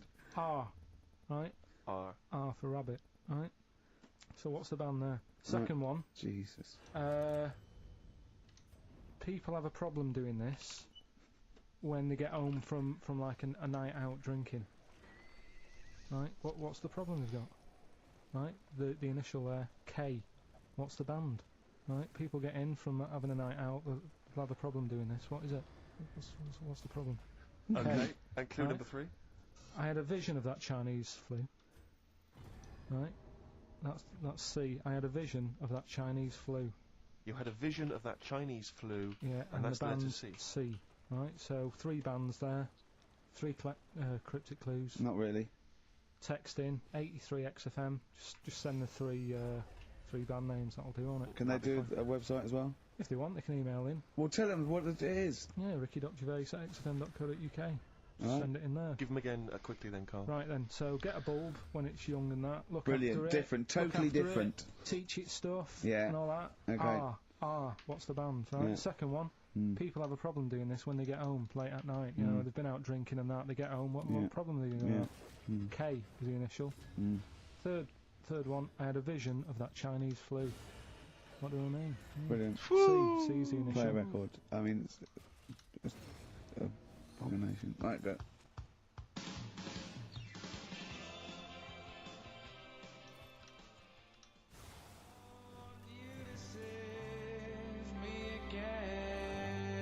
Embrace. Glorious Day on XFM 104.9. Rick, there may be listeners tuning in thinking they've got something better to do, for instance, switching off the radio and just staring blankly at the wall for the next half an hour. But no, because what they're going to miss is our grand finale to this, which is, of course, sponsored by Lindauer's, the sparkling wine solution to a hot summer's day. Yeah. That we're going to be firing a cork. Did you just make that up? Yeah. Pretty good. Please, yeah. Good. They're going to be firing a cork at Carl's head just for the sound. I was just thinking sound. Huh? It's not happening. Yes, it is. You said no. We've said it is now. We've promised it to the listeners. Yeah, come on. I'm not happy with it. Why? Because the pain. Well, I've never had it done, so I don't know how painful it is. Well, all the more reason to do it then. Yeah, we've got to try it out, haven't you? You're perfect. It's like a little cowbell or wood block. That's what I'm hoping for. Yeah. I'm hoping for pop. And I'm going to film it for my website. Brilliant. So go to that this week, rickygervais.com, and see Carl Pilkington getting hit. A high-powered cork coming out of Lindauer sparkling wine. Lindauer sparkling wine. And of course, if you want to send us anything in, and perhaps next week that you feel we could actually That'd be great. That's you the sponsor us to do This something is for like Carl. interactive because a lot of people plan the show. Like Dr. Fox plans his show. We sort of come up, we riff on the. That's a great idea. Send stuff in that we could harm Carl with. Yeah, we can harm hit him. Carl. Harm Carl. We do a jingle. Harm Carl. I've always wanted one of those George Foreman grills. I've always wanted one of them. I know, but that's too much, isn't it? What if we just pressed his head inside it? But- We'd have to put it on. Don't put it on. See, yeah. Just squeeze his head inside it. I've got to do that thing with a tea towel one day. You know that thing I did with a tea towel? You put a tea towel around his head, right, tie it. I put a wooden spoon in, and you only have to turn it like a couple of inches, and it kills you, doesn't it? Yeah, yeah. It really is, yeah. So we'll be firing a cork at Carl's head. I'll be filming it for the website. So that's coming up That'll be brilliant. about 10 to 3. Look forward to that. Yeah, do you know what? I'm loving this. This is my. Just being in a room with him. I just can't. I want to squeeze his head all the time. I'll tell you, if you're a fan of imbeciles and idiots, you're missing out if you're not watching Celebrity Love Island. I watched about 30 seconds of it, and I hate them. Just desperate idiots and slappers. Actually angers me. I switched on Celebrity Love Island. The first thing I thought is, where's a tsunami when you need one? but seriously, there's a guy on there. Paul. I think his name's Paul Denell, ex of Hollyoaks, and he's an absolute joy. Because like Carl, he's an absolute simpleton. Oh, really? And it was fantastic. And he was on one with, and he was talking about how he fancied Lady Isabella Harvey. Oh, yeah. And he said to her, thing is, right, I really fancy her because she don't like reading books, and I don't like reading books. I've got something in But I love the idea that he's attracted to someone for something they don't do. I know, yeah. I've never killed a kid. She's never killed a kid. We're gonna get What married. about sleep around? That would be a good thing to be attracted to someone for. Unbelievable. Just honestly, and Big Brother's the same. Is it? Just a load of ropey old Cats. yeah, I know, just like a horrible, cellulited, wobbly, rice-arsed, fat-titted tarts and idiots and show-offs. And they all disgust me for a different reason. I don't know which one to hate most and why. They all give me a couple of reasons to hate them. That's what the nomination should be. Yeah. You know, nominate who do you hate the most? Because Absolutely. I thought I was going to switch on and find that actually, people like Abby Titmus and Rebecca Lewis had been misrepresented by the press. Oh, what, the one that wanked off a pig in public? Oh, yeah, go on. Yeah. Yeah. Was that, did you say wonked off? I said wonked off a pog. Yeah. Wonked off a pog. Yeah. That's great, isn't it? But I mean, it's amazing, Rebecca. I mean, don't even get me started on Abby Titmus. Don't even get me. Don't. I like the idea of her parents perhaps going to some kind of someone's birthday or whatever, meeting some old friends who've perhaps been away living in another country. Yeah. How's young Abby? Is she still a nurse saving lives? No, she gets her tits out for a living now. Aren't you funny? Yeah. Rebecca Lewis, by her own admission, I don't know if it's true, but she said she sleeps with a married man, then sold her stories to papers, then wonked off a pog. Right? That's a hell of a CV, isn't it? I'm looking forward to that. Is amazing. I bet her nan's very, very proud of her. Yeah. Oh God! Don't just forget it. Don't get me started. I'll be watching every night for the next 10 weeks.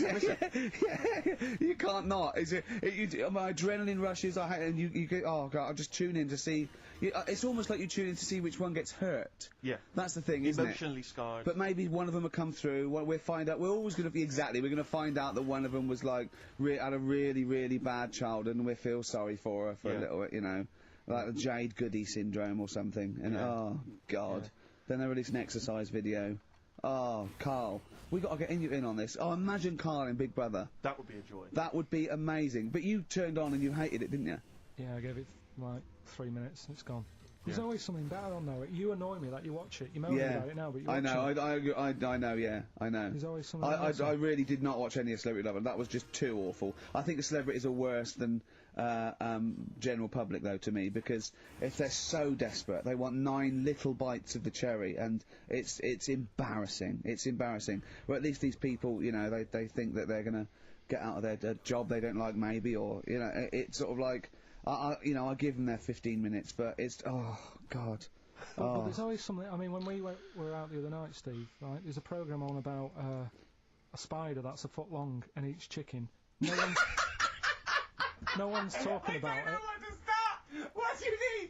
What do you mean? No, well, I'm sorry. I had to stand up because I thought I was going to explode. What do you mean there's a spider that's a foot long and eats chicken? There's a program on about it, about how there's this spider in the jungle or something. But I missed it. Each hero on Combat Star. No one's talking about gain that in the on papers. miss. That's to me. First That's a incident worry. order. That's about why. In case it nicks your Sunday roast. What do you mean? No, well, but if it likes chicken now, Rick, you know, in like 2 years' time, who knows what it might I know, it move up the evolutionary ladder, it start liking Carl, then humans. No, I'm not bothered about the chicken bit, because I eat chicken, that isn't that shocking, but the fact it's a foot long, and no one's, it's just on a Thursday night, no one's talking about it. What do you expect, though? What do you expect from this? It's got its own PR. What do you want? What do you want this spider to be famous? Where is it? Where is it? In the jungle. It's not worrying anyone then, is it? It's not going to move. Well, why, it's not going to. What do you mean? What do you mean it's not going to move? Well, how is it going to get here? Is it going to get on a bus? There's waves and that, they come in bananas and all that. So, don't worry about it. So, I'm not, if you're going to be like that. Anyway, listen, we better line up Babushka, we better play that surely, because I know you need to analyse those lyrics. That's very important to you, I know. We've still got that cork hitting. Oh, cork on their head's going to be great. We're going to put his little head down and really give it a firing. Sponsored by Lindauer Sparkling.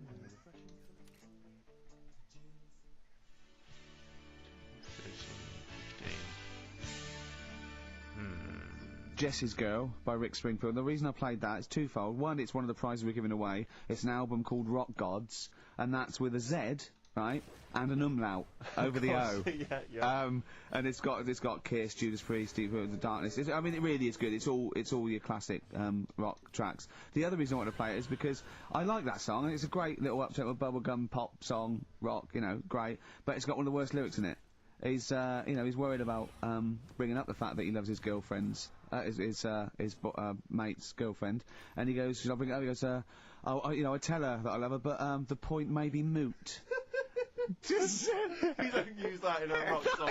The point may be moot. Well, I was listening to Christian O'Connell on the Breakfast Show when he had these bounty hunter thing running a couple of weeks back, and I don't know what happened, but anyway, he ended up with Bryan Adams in the studio doing a live session. Bryan, you know, good natured or whatever, but you can't help but feel with Bryan that he thinks that he's Bruce Springsteen. But there's something wrong. I mean, he's got the voice and the guitar, he can play and everything, but there was a lyric, and he played it completely earnestly, and it was a session, and the lyric was something. It was from his recent album, and the lyric was along the lines of, and I'm paraphrasing, but it was along the lines of, I'm sat in my hotel room, there's a knock at the door and I get kind of nervous. I'm hoping it's you, it's just room service. Which is extraordinary, but Christian came up with the best, they finished it, and obviously Christian was thinking, what did I say? And he came up with the best answer if you've had a session that you're not entirely convinced by. He just said quite simply, that sounded great. That's good. Which is amazing. Who are you complimenting there? The engineer. Yeah. You know what I mean? It's like the sound recordist. What does that mean? That's great. That sounded great. Yeah, good. We got some good mics. Yeah. Oh, Bryan Adams. Is it true he bought the pub next door to him and closed it down because they were noisy? I hope so. Yeah, that's what money's for. Oh, that is what money's for, isn't Absolutely it? Right. Waking up the neighbours. That was his album, wasn't it? That was right. That was. I don't know if that was before or after that. Whether it was related or not. Well, if you buy a house next to a pub, you know what you're going to get. Yeah. So move, rather than ruining the fun for everyone. It's more good advice from Carl Pilkington. Carl, while we're talking to you, we should give these answers to Rockbusters. It's the big quiz. And of course, the winner this week goes forward to play in the grand final in 6 weeks' time, where they get to win all those amazing gifts. We've a signed Homer drawn especially for Carl by Matt Groening. Nigel Tufnell signed rare poster. They're amazing. Should we give away a sort of maybe a original print behind the scenes of extras? We got some amazing pictures filming extras. I was thinking of the other day, you know, like how excited I am to be with Carl and let off corks on his head. Well, our editor, alongside editor Nigel, we'd worked with Ben Stiller, Kate Winslet, Sam Jackson, all these people for 8 weeks. It was amazing. But my highlight, I was thought about it, and my highlight was dressing Nigel up, our editor, in a baby grow. Sure. It was, I planned it. We got the department, costume department hired it, and we dressed it up, and it looked brilliant, didn't it? Yeah. and it's just... And that is BBC licence fee money going towards you dressing up your editor. Because you didn't pay for it. The BBC paid for it, so that is how your money is being spent, people. But it's available on the DVD again. Exactly. Nothing's wasted. Which you have to buy for 15 quid. Sure, so yeah, it's a win-win situation. It's the whole thing is one big reality game show, isn't it? Yeah. Oh. Anyway, so the answers, give us the... Go on, give us the clue. I haven't got an idea. Go on, give me the clue then again. Right, well, do you want to say who the winner is, or... No, let's hear the answers. First clue was, if you get a bulb when it's young, I'm liking you look this after it intro and we've teach got. it stuff. Yeah. What's going on there? Go on. The Yeah, initials make are... short work of it. Right, that was Razor Light. Alright? Raise a light, you raise a light. Razor Yeah. Light, okay. Kind of works. Yeah, it Second didn't matter one. what sort of bulb it was then. It was very Sure. specific. Thought it might. Go on. People have a problem doing this when they get home from a night out drinking. Yeah. What's the problem they're having? They have a problem getting the key in. Getting the key in, Matt. Keying. That's the That's awful. word. That doesn't count. Works, Keying. and they got it right. It's keen. It's keen. It's Get it one to right. awful.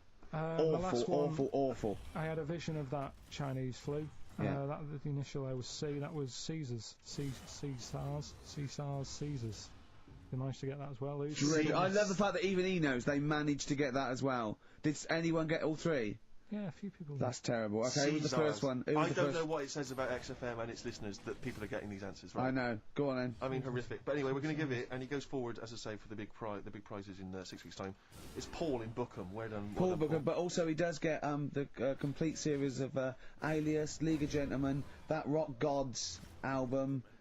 So you know it's pretty good. But Open Water on DVD and a chance to win all those prizes. Brilliant. Yeah. Coming up next, a cork smacking a bald man on the bonds really hard.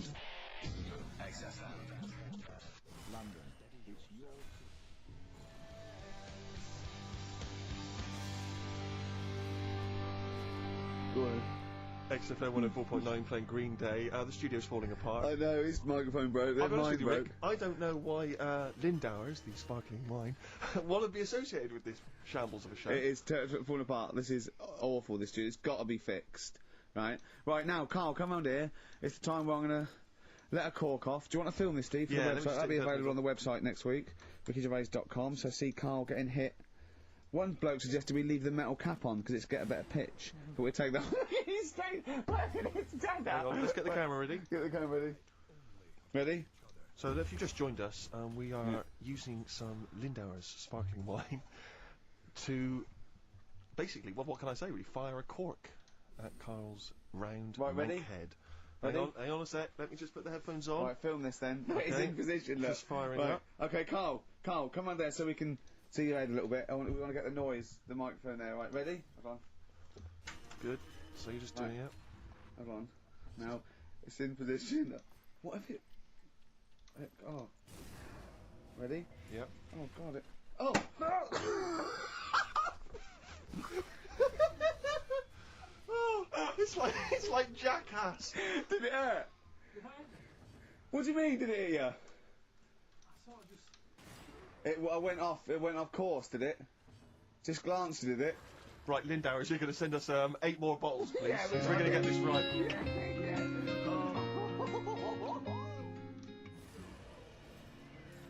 Homesick.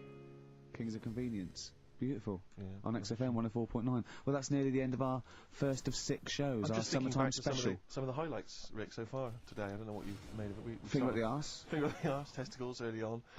Orientals don't age very well. Bit Bit of racism. Bit of racism with the Germany's full of cants. Yeah, that was That isn't like. swearing. Cork on the air. probably do one more, I champagne think. down the electrical works. So good. Just the finale is monkey news, obviously. Well, I'm looking forward to it. Oh, chimpanzee, that monkey news, yeah. Well, there isn't. I've been away, haven't I? Oh, there's been no monkey news. You can't get. No, but I haven't had a proper chance to sort of, Carl, your monkey news is of spurious tales from the 17th century sometimes. So let's have one of those. No, it's let's just have a all monkey who dressed as Zorro and they thought he was a woodsman, but when they took his head off, he was a 4-foot hairy chimp. Let's have one of those ridiculous stories. Well, we've done that though. But do you want to go back on some of the ones? Oh, to sort of just recap? what is the Yeah, monkey news? There must have been some monkey news this Right. week. The only thing that sort of stood out, do you know, like they're having problems? You're just making this up. Where's your information? Where's the piece of paper? Where's the document? What is this? Because I've been away, so I haven't got Right, anything. let's just walked let's into there. But let's it's hear bad him out. enough when he's reading it, he gets it wrong. When he's just riffing, it's going to be absolute twaddle. Let's hear it out. Right, do you know, like, they're having problems getting new people to be policemen? Oh, fuck. They've, in America, they're taking them on to sort of You can hear it join the coming. SWAT team. They've taken what on? Some little monkeys. Okay. Giving them walkie-talkies and all that. And, Well, they can't talk. They're just walkies. did I have to Yeah, giving them some walkies. What do you mean? they're What just was... being given commands and that? And, they What, so it's one way, they tell them, they've got the little thing strapped to them. They're good at, like, getting into small, sort of, you know, small places and that, and sort of, you know, cracking stuff and all that. Like I say, it's just half a story I just picked up on. That's not a story! Well, what do you want? Monkey news! Well, I'll get some better stuff next week, but I've literally, like, got off a plane. This is the worst... this is one of the worst shows we've ever done. And that's saying something, Rick. This We've is... done some tripe. This is nothing. And to end with the police in America have given monkeys walkie-talkies, that's nothing. That is a disgrace. And what do you mean that you've not had enough time to prepare? We've been off air for 18 months. Yeah. What, there's been no accumulated monkey news in that time? It's got to keep it fresh, though, hasn't it? Great, well, what...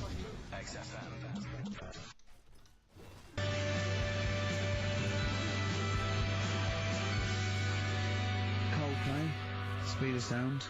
Steve, I know you like an insight to my musical taste, and, Always. but that's my favourite Coldplay track of all time. I just thought I'd just throw that in. Not a fan of clocks?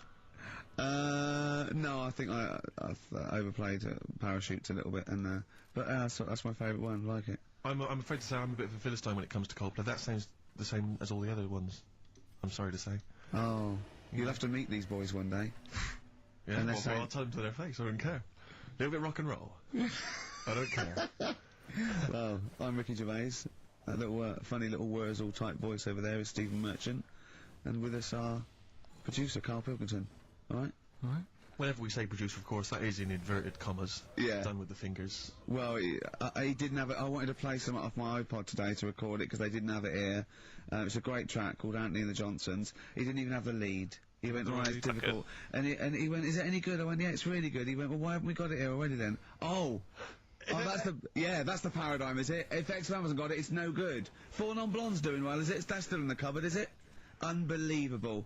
We're a little bit annoyed today, aren't we, actually? I'm really annoyed. Yeah, all that stuff we did last week, that Landauer sent us some sparkling wine, and we thought, right, you shamelessly plugged it. Yeah. How many times you mentioned it? I Like must have 20 mentioned it about times? 20 times. Well, the finale was hitting Carl on the head with a cork. That's on the website, by the way. Okay. RickyGervais.com. Go there and see Carl being hit in the head with a cork, right? Yeah. We said, look, send us free stuff, we'll talk about it. Nothing. The cupboard literally is nothing. empty. The cupboard is bare.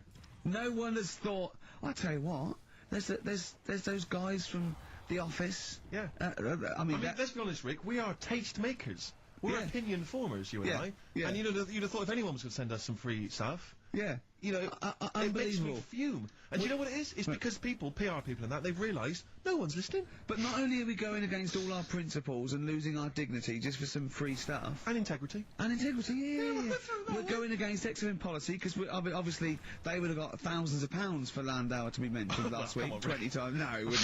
It's 40 It's quid, isn't it? XFM, Rick. It's 40 quid. Yeah. For 40 quid for a 9-minute advert. Exactly. So advertise your quality stuff here. Yeah. Jeff's Garage. Cheaper than some other garages. Anyway, actually, if Did there we is a play an advert once for a tattoo parlour? Yeah! Do you remember that? I'm sure we played an advert for a tattoo parlour. What tattoo parlour can afford to advertise on a radio station? Unless it's a tin pot one like this. Oh, God! Oh, I've got some good music today, though, Steve. Oh, really? I hope so. I'll be the judge of that. Go on, Yeah, what have you got? well, AC/DC. Oh. Oh, really?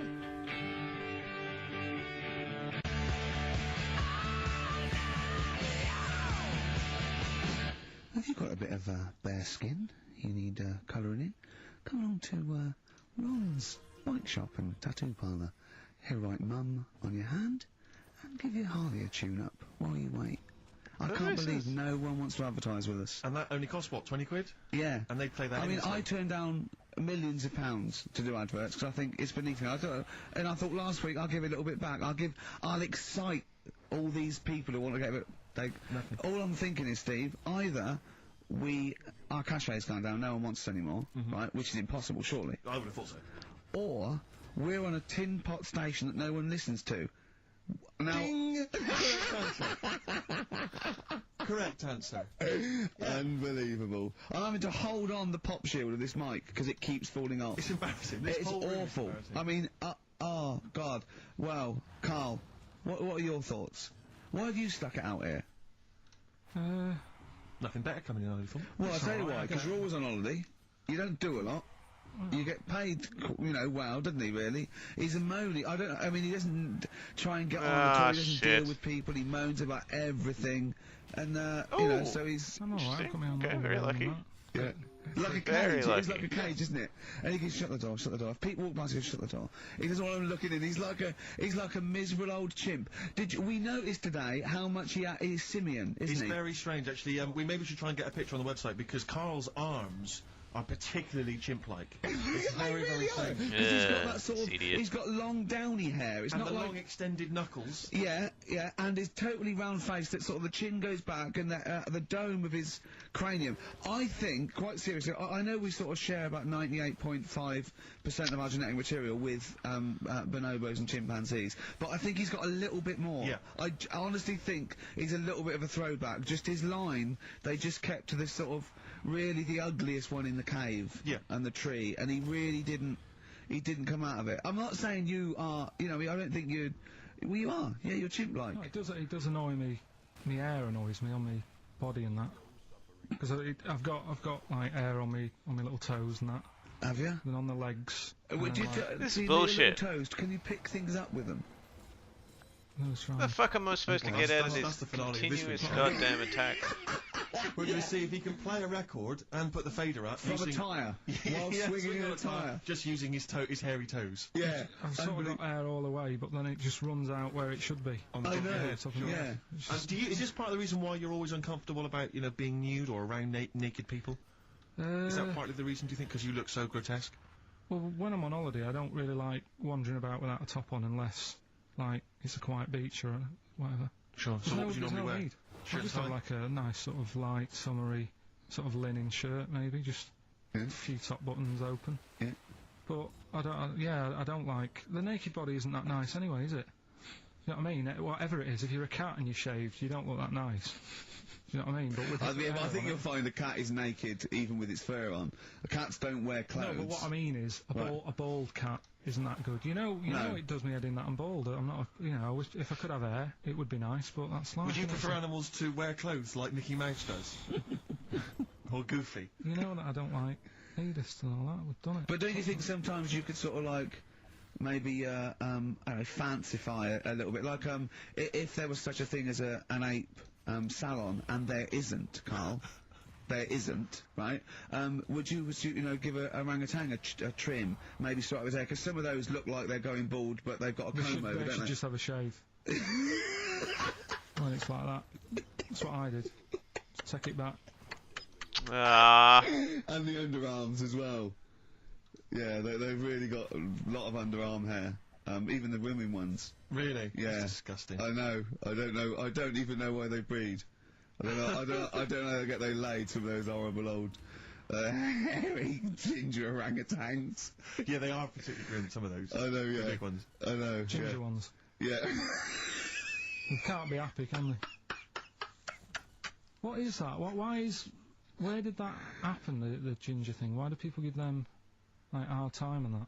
Well, you just gave them a hard time then, so why did you do it? You were just flying in, were you, to people do sort of give...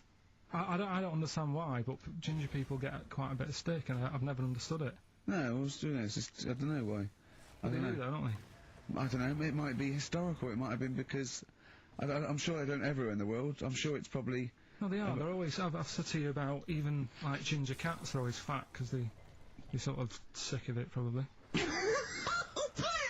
Wait. Ginger cats, what do you mean Well, they're when you sick see of a it? Well, ginger cat... they've been eating, like, because Yeah, they're 'cause upset, fed up and they've been that. bullied You and never things. see, like, a thin, happy ginger cat running about. He's always overweight and looking a bit fed up. It's just a good point, isn't it? I wouldn't say it's a good point, Carl, it's a point. So last week, the Chinese don't age well. Now, anything ginger, including cats, No, are no. sick of it. No, but I'm just saying... Are I you don't... ginger? Would you like to take issue with any of Carl's points? 83 I know I think XFM is the ginger- text. You can text us. Maybe you've seen a thin ginger cat. I'm not having a go, though. That's what I'm saying. I'm just saying it's weird how people give him a hard time. And it's... if I could have hair, I'd go for ginger hair rather than being bald. Really? Mm.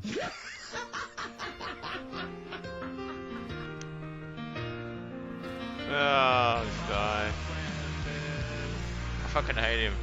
Fuck you, Landed from Percivalus. Ben Folds on What have you XFM known? 104.9, Ricky Gervais, Steve Merchant, Carl Pilkington. Had a fax. Mhm. Never mind champagne Ah, and freebies like that. Just forget that. We're not doing that anymore. It didn't work, okay? But we are still in demand. Got a fax here, right? So guy says, I produce a programme for the BAS scientists, right? Wintering in Antarctica. Now, what this bloke is saying is, there are scientists, right, researching in Antarctica, and they're already locked away and sort of like out of touch, because they can't get to them, right? But they're soon going to be living in 24-hour darkness, because through midsummer here, it's darkness for 24 hours for like 3 months, and they're totally cut off, and he's trying to get some stuff together, and he wants us to record a message, and it said every year they choose a celebrity to do something, a message of their choice. They had Rolf Harris, David Attenborough, Jonathan Ross. This year Ricky is the popular choice. So I'm up there with Rolf Harris, David Attenborough and Jonathan Ross in terms of the vote amongst some scientists stuck in a hut in Antarctica for 3 months. I think So they've just got cabin fever. so that's They've another gone- so that's another poll I've won. A British Antarctic scientist in a hut poll. I was trapped in a little room with several other men for 3 months of pitch darkness. Oh, sexist. Or indeed women. Yeah. I can't imagine why I'd ever want a message from Rolf Harris. Why would Rolf? I mean, David Attenborough, fascinating. Well, I Jonathan assume Ross, it is the amusing. it's the animal. I assume they're researching penguins or something, aren't they? If they're stuck there, or maybe But what's that got to do with seismic Rolf? activity, or maybe polar shift. I don't know. Possibly if you were researching kangaroos. Yeah. Oh, well, Strange he Antarctic. knows about all animals, doesn't he? You can take him a budgie with a broken wing and he'll sort it out. Or he knows a man who does. Sure. He can, he'll sort that out for you. And he'll do a picture of it. Yeah. While you wait. All So, right. but anyway, I thought they want a 5-minute message. We can do better than that. Let's dedicate the whole show to them, Steve. We're going what? Dedicate the whole show to them. What was it? Trouble with my diction? A little bit. I'm just thinking again, we've got to slow down because these guys are there, they're working, they're busy. They're used to speaking eloquent Yeah, English. exactly. They're used to talking to you, intelligent, Dismas. educated people. Yeah. So Carl should be something of a surprise to them. I imagine they'll just flood back early and come back to study him. So this is this show is dedicated to all you science. I know nothing about them. I don't know how many there are. I know they're just, as I say, in a hut somewhere, presumably with a laptop, drinking hot chocolate out of steel mugs with. Just looking up porn. They're not on the internet, are they? Oh, are they not? Well, no, What's there's no wrong with the phone laptop? line. Well, how do they've- they charge up the laptop when it runs out? Well, they've probably got generators. They must have other stuff. They got a telly and that, haven't they? Of course they haven't. No, for DVDs and things. Well, they could probably have a DVD player that would run off a generator and stuff, so they can play. I don't know what we're giving this on CD or something, but and what are they? how would that enhance your life though? That you like 2 months has gone, you've sat there, you're chewing Kendall mint cake and just looking round at white walls, right, thinking that the thing's going to come in any minute and put you out of your misery, right? And you go, all right, lads, it's here. What? A 5-minute message from Ricky Gervais. Yeah. Who? The fellow from The Office? Oh, yeah. Go on. I mean, so, I don't know how I can enhance. I mean, I go mental. One of them's going, I voted for Ricky Martin. What? Yeah. But I don't understand what they're researching. You say penguins, but that's Yeah, just thank Well, God. assuming that because it's Antarctica. Eked Where out a win, the, holy shit. The penguins live. Is there anything else there? What else is going on? Well, There's there's a lot of presumably climate differences and. Well, yeah, because it's atmosphere a changes and so on. landmass, isn't it? Arctic's just on ice, and Antarctica is actually a continent. It's a landmass, so there's stuff there, but presumably not in the winter. I imagine it's like 10 foot of snow, and really not a lot happening. Sure. I don't know what they're researching. It could be a astronomy. As I say, it could be some sort of seismic thing. It could be just testing polar melting. It could be penguins. I've no idea. I haven't got the information. I don't think they wanted us to go into what they're doing. I suppose they already know, yeah. They probably want to know what's happening in the world for, oh, well, we've got the man here. That's an interminable 5 minutes for them. We've already wasted that 5 minutes. They're going to put it all excited to hear from you, and they've just got 5 minutes of us discussing what they might be doing. What I'm worried about is this bit, so for these 10 people there, we've just annoyed the 200 listeners we've got. Because they're thinking, what's in this for me? Well, we'll have fun along the way, and what I think we're doing, they've been stuck there, as I say, they're out of touch, they don't know what's happening, so Carl Pilkington is the man. We're going to have a break, we'll have a song, maybe some ad breaks, and then Carl is going to let these scientists who are stuck away in the darkness know what's been happening for the last couple of weeks. Is that alright, Carl? Well, you know I don't really follow the news, so they probably play know a more. record. I was going to ask them what's been going on.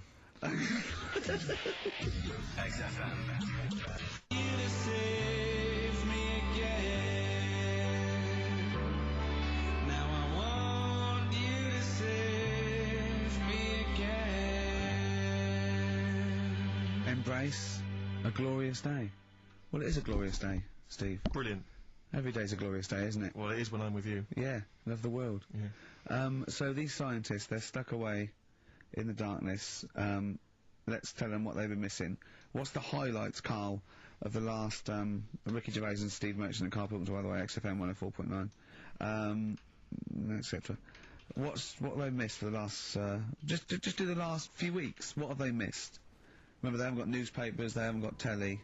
What's the... Look at him, he's looking at me like I just said that in Arabic. What do you understand? Think what's happened.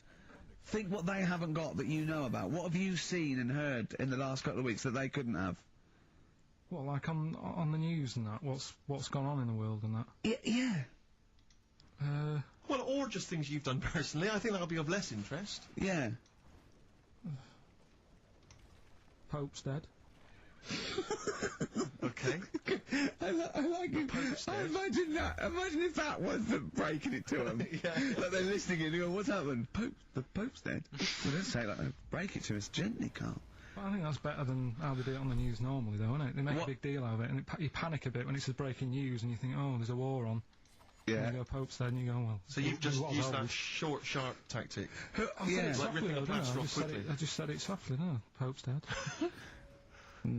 When you know all that coverage of the Pope with like those millions of people that had gathered in Rome and stuff, I was thinking about, you remember we talked about the Queen Mother, and they were queuing up to see the Pope. Yeah, like 4 hours to get a glimpse. And once again, I couldn't help but feel if they popped him on some kind of like dessert trolley and just wheeled him past everyone else, they could have got that done in about 3/4 of an hour. Yeah. You know, once again, people not thinking. They're not expanding their minds. What, like students and rag week with a bed down Oxford Street? Those novelty beds. They're all dressed in kind of cardinals gear. Yeah. Just, trundling them up and down the... Yes. But it's the way they also said they've now got a new pope. He's hardly new, is he? Why didn't they learn from the last one? Sure. Keep taking on old people. Yeah. My dad couldn't even get a gig in being too.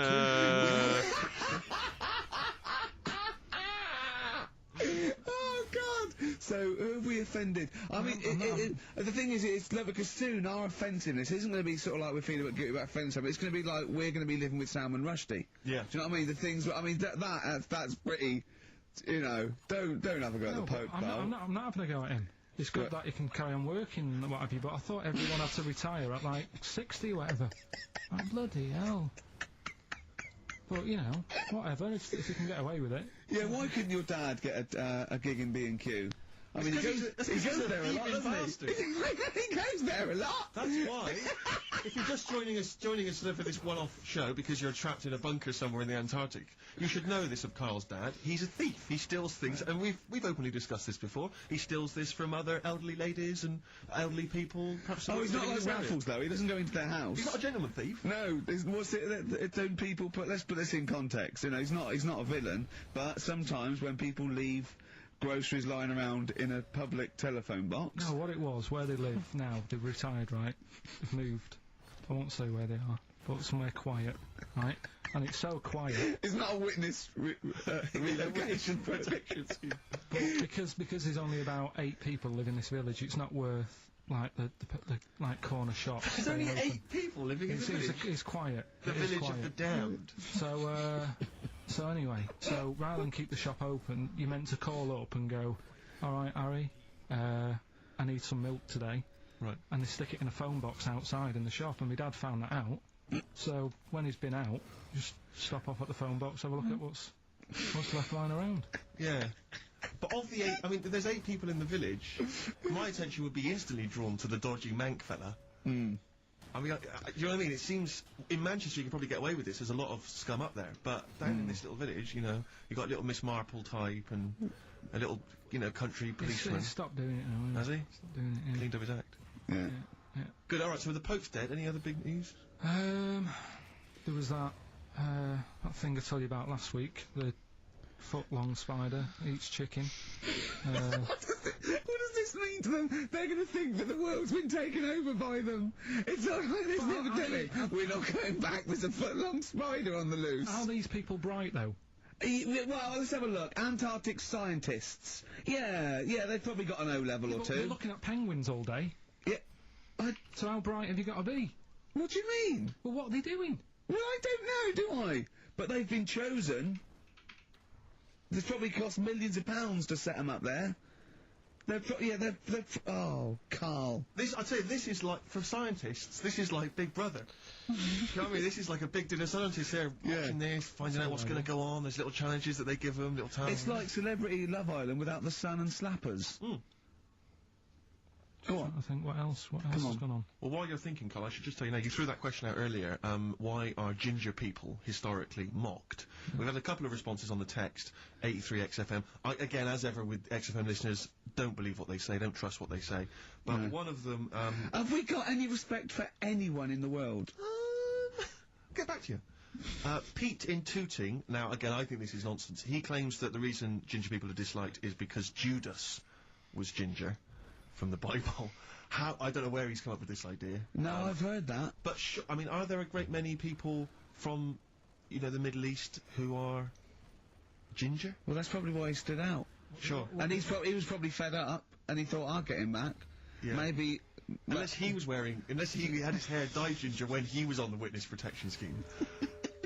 What Which did he presumably do? he had to go into after it all came out in the book. What did he do? What did he do? He He got a bit of a bad name. stitched him up, didn't he, to the Romans, didn't he, Judas? Didn't he do it for 40 pieces of silver or something? I'm not big on the Bible, but apparently... Incidentally, if you'd like us to stitch up any kind of Messiahs for 40 pieces of silver, just get in touch, 83XFM. We're willing to do that for you as well. But that's one explanation. There's another one here which is, again, I don't believe this for a moment. It says here, ginger people get a lot of stick because in Elizabethan times, people with ginger hair were told that their mother had slept with the devil. And that was why their hair was ginger. So there's 2 options. Maybe if you've got some more, you can any more spurious thoughts, then get in touch.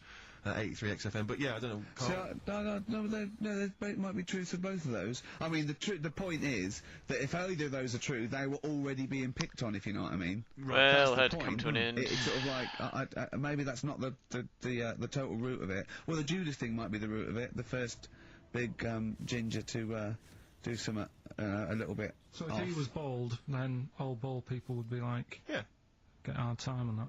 Yeah. Well, we do mock you behind your back anyway, Carl. That's going on, don't worry. So, play a record and think of something that's happened to tell these poor scientists what's going on in the world. All you've come up with so far is the Pope's dead and there's a big spider. What is that? Right, what are we going to unlock? Some items or something.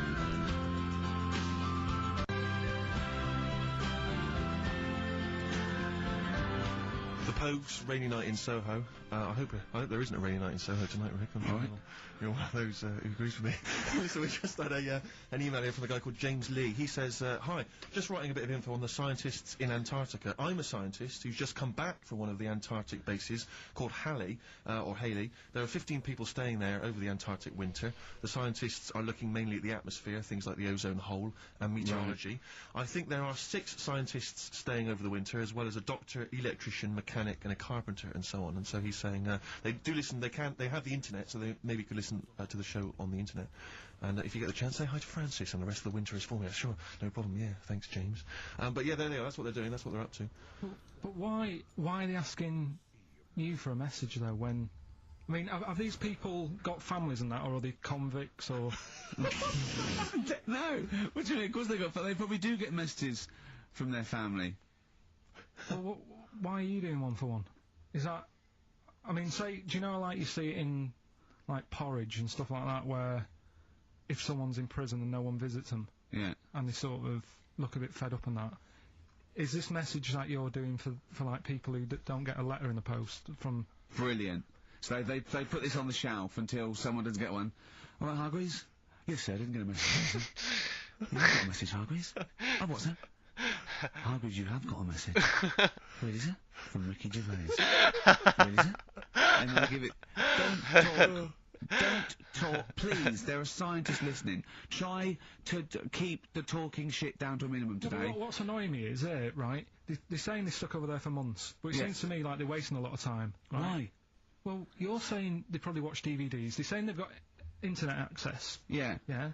Well, I'm wrong. Listening to messages, yeah. get the job done and go home. Well, that's well, then we don't have to tell them anything then, because they listen to the internet. If they've got the internet, then, yeah, it's a waste of time. Good point. Play a record. Well, hang on, before that, here's a good point. You've had a long time to research what's been going on in the world. We've just had an email here from Nicholas who says, why haven't you told them about the recent pig Olympics that just went on in China? You've missed that one, Carl, once again. Who won?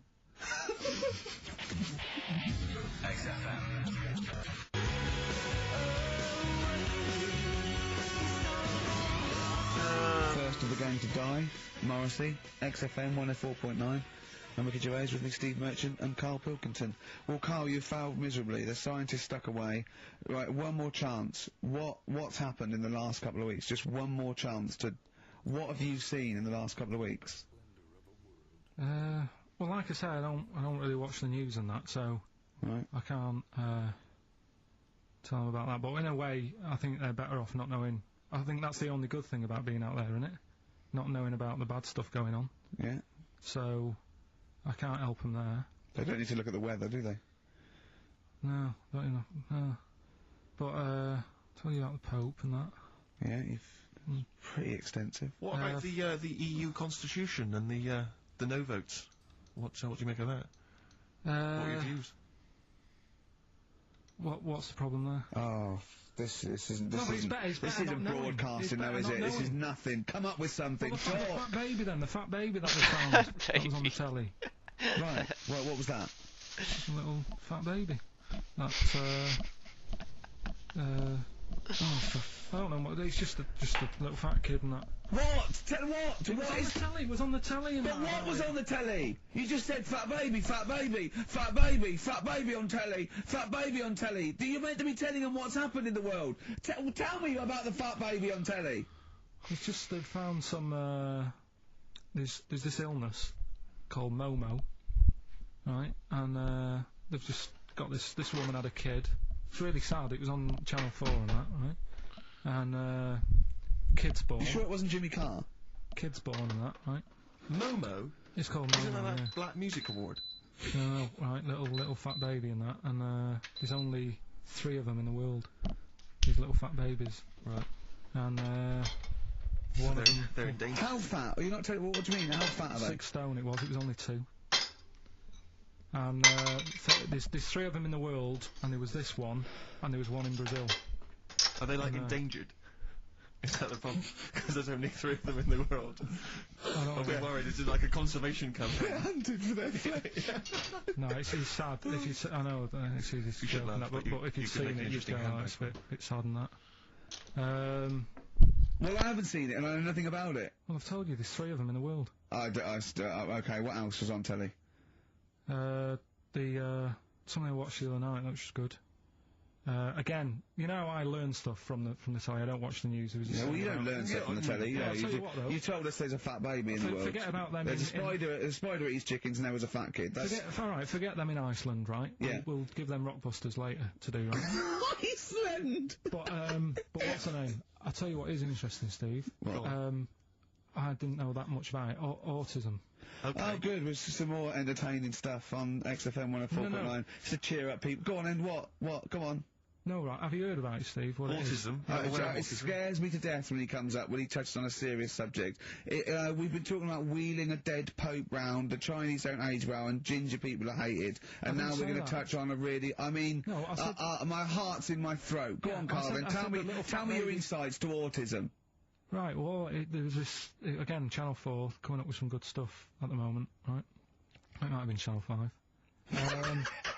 But what's the name? It was It's the attention span that I like. these people who, they've got like this autism thing going on. Yeah. And, they sort of take in a lot of information, they get sort of they get so into it that they know everything about that subject and what have you, right? And there was this lad who, he knew everything, right, about EastEnders. Right. He sort of, the cameraman was saying to him, so, you know, why EastEnders and that? And he said, oh, I don't know, I just like it. And he said, I remember when I first watched it, it was a Thursday, it was 5 to 8, Pauline Fowler walked in, she had a pink jumper on, she said, all right, love. And he remembers everything from that moment on. Yeah. Right, and everything. Which is great, but then, the way the programme was making out, it was almost like they were saying it's a disability. Right. When in a way, it's more like a superpower. Sure. Like Rain Man. Well, if you can take It's it... Rain Man. No, I'm he not... has special autistic powers. Oh, God, we must send for Rain Man. I don't know what to do. So I don't know what to do. he would be a But great there's contestant other on Mastermind. things. Sort of autistic mastermind. He'd Well, be what I'm dynamite. saying is, don't be watching EastEnders, though. Sort of, why didn't they give him an encyclopedia and say, get into that? Sure. That'll be useful. Yeah. Keep him away from EastEnders. Wasting his time there. But I don't think it is a disability. No. Yeah, there are other things, and they're not. It's also autism is a matter of degrees. From what I know, and I'm sorry to have to do this, but I feel that I have to at least be the voice of reason, as ill-educated as I am on the subject. But I think there's degrees of autism. I think some are higher performance than others. There's other issues with it. It's not they're just got good memories. They don't go around doing tricks for people because they can remember stuff. There are other issues with it. Do you know what I mean? Well, I mean, they seemed a bit... But you watched the programme, what did you learn? That he knows when Pauline Fowler came in? Yeah, I mean, there was other bits where they couldn't control their emotions and stuff. Oh, that other little bit, yeah. But the main bit of it was he can soak up information and stuff, and I'm just saying, it didn't seem really bad. Do you know what I mean? There's disabilities where people say that's a bad disability. It's like how people say about, This is brilliant. This is just like this is amazing to be in a room with this man. It's incredible. You just wind him up and listen to what comes out. And I'm going to sit back now. I'm not going to defend you or explain anything. Just go on and tell me about the other disabilities that are worse. No, what I mean is how people can sometimes easily get mixed up. How people are scared of like a cyclop. When at the end of the day, he's got a disability. A bloke Who's scared of a cyclop? No, it's apart just from Jason and his Argonauts. Where's this cyclop that you're scared of? No, I'm just saying in history and in books and that. No, not in history. History happened. Yeah. But what are you thinking of? You're mixing history with Greek mythology and Roman mythology and every other type of mythology. What do you mean there wasn't really a giant cyclop that went round picking up ships and throwing them around? That's not history, Carl. Do you think Batman's history? No, but it was ages ago, wasn't it, when we were sort of... No, I'm not saying it didn't happen ages ago. I'm saying it didn't happen. Well, it might have done. There's no... I mean, what's so ridiculous about a fellow with one eye? In the middle of his head, and he's big and scary and lives in a cave. Why is he scary? Because he's got... What, if he had 8 eyes, I'd be scared of him. At the end of the day, he's got a disability... Oh, we'll talk about it in a bit.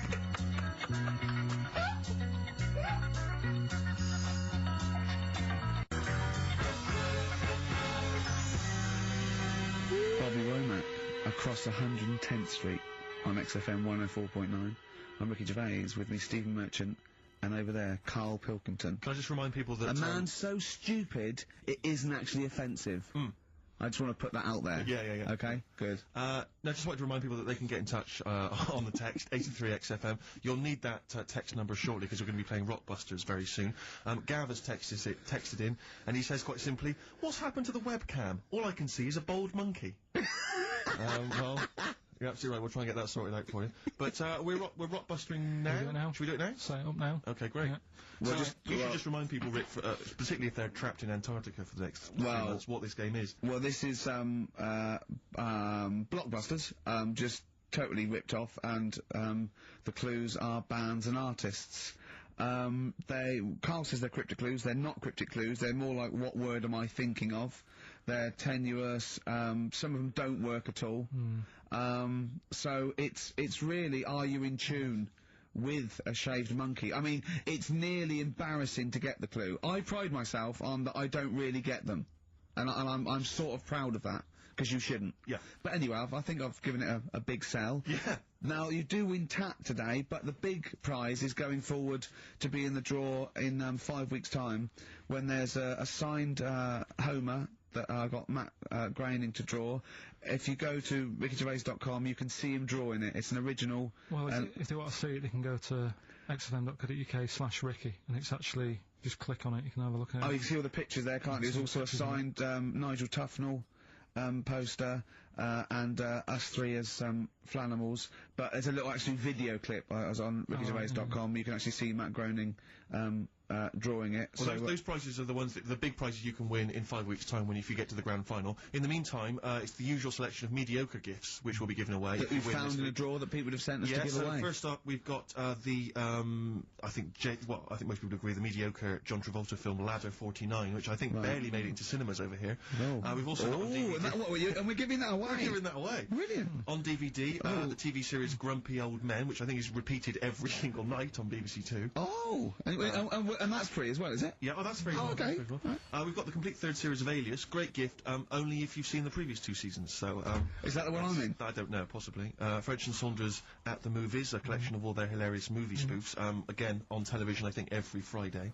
And the TV series Operation Good Guys. You know, fine series, but you could see that on UK Gold most nights. So, once again, an excellent selection. But if you win all those and take them straight down to Record and Tape Exchange, you will be able to get 2 albums that you actually like. That's exactly right. So, people send us then, so they sort of get bigged up on the radio, so that's done. We don't need to, worry about that. Angry. So, anyway then, three clues. Well, hang on, let's play the jingle. No, I haven't got one. You not got a jingle for Rockbusters? No. Well, do one quickly now. Okay. Rockbusters. Brilliant. Alright, so we got 3 of them. Cryptic clue and the initials, the band. It could be a band or an artist. We've done all that, haven't we? Yeah. Right, first one. The fella let his wife know how he got the bruise on his leg. Right? Give us that again. The fella let his wife know how he got the bruise on the leg. He got a little bruise. Yeah, it's all, imagine that in the Times crossword. You read it again, it's slightly different. Every time I look back at this crossword, it's slightly different. All the words change. It can't be cryptic. The initials there, CL. Right? CL. Fella got a bruise on his leg. He let his wife know how he got it. What's going on? Right, second one. All the muttering. And what's the next cryptic clue? Second one. That Potter lad had a lot of bottle doing all that stuff with the wizards and that. Right? He had a lot of bottle playing with the wizards and that. What's all that about? Right? I love it! He always asks, what's all that about? TB there, band or artist, the initials TB, that Potter lad, he's got a lot of bottle doing all that stuff with the wizards. Right? And the third one, the Buddhists won't be able to get in their temple without these. Oh. What do they need, right? The Buddhists won't be able to get in their temple without these. The initials TM. Right? 83936 is the text number. We don't want to receive emails from this because we can't be bothered, so just a quick text. Make sure you include all 3 answers. We're not interested unless you've only got, you need to get all 3. Yeah. But the winner may only get 2, but it's the first one with the most right answers. And if that wins all those DVDs. Alias is a box set, to be fair. That's pretty good prize, that one. Oh, you could probably get two CDs when you take that down to Record Tape Exchange. And you don't need to see the first 2 seasons because you won't know what's happening anyway. Oh, okay, fine. I'm excited to think that there's some people now in Antarctica just scrabbling around to get a pen, just trying to figure them out. You know, they'll probably stew on that for the next 2 months.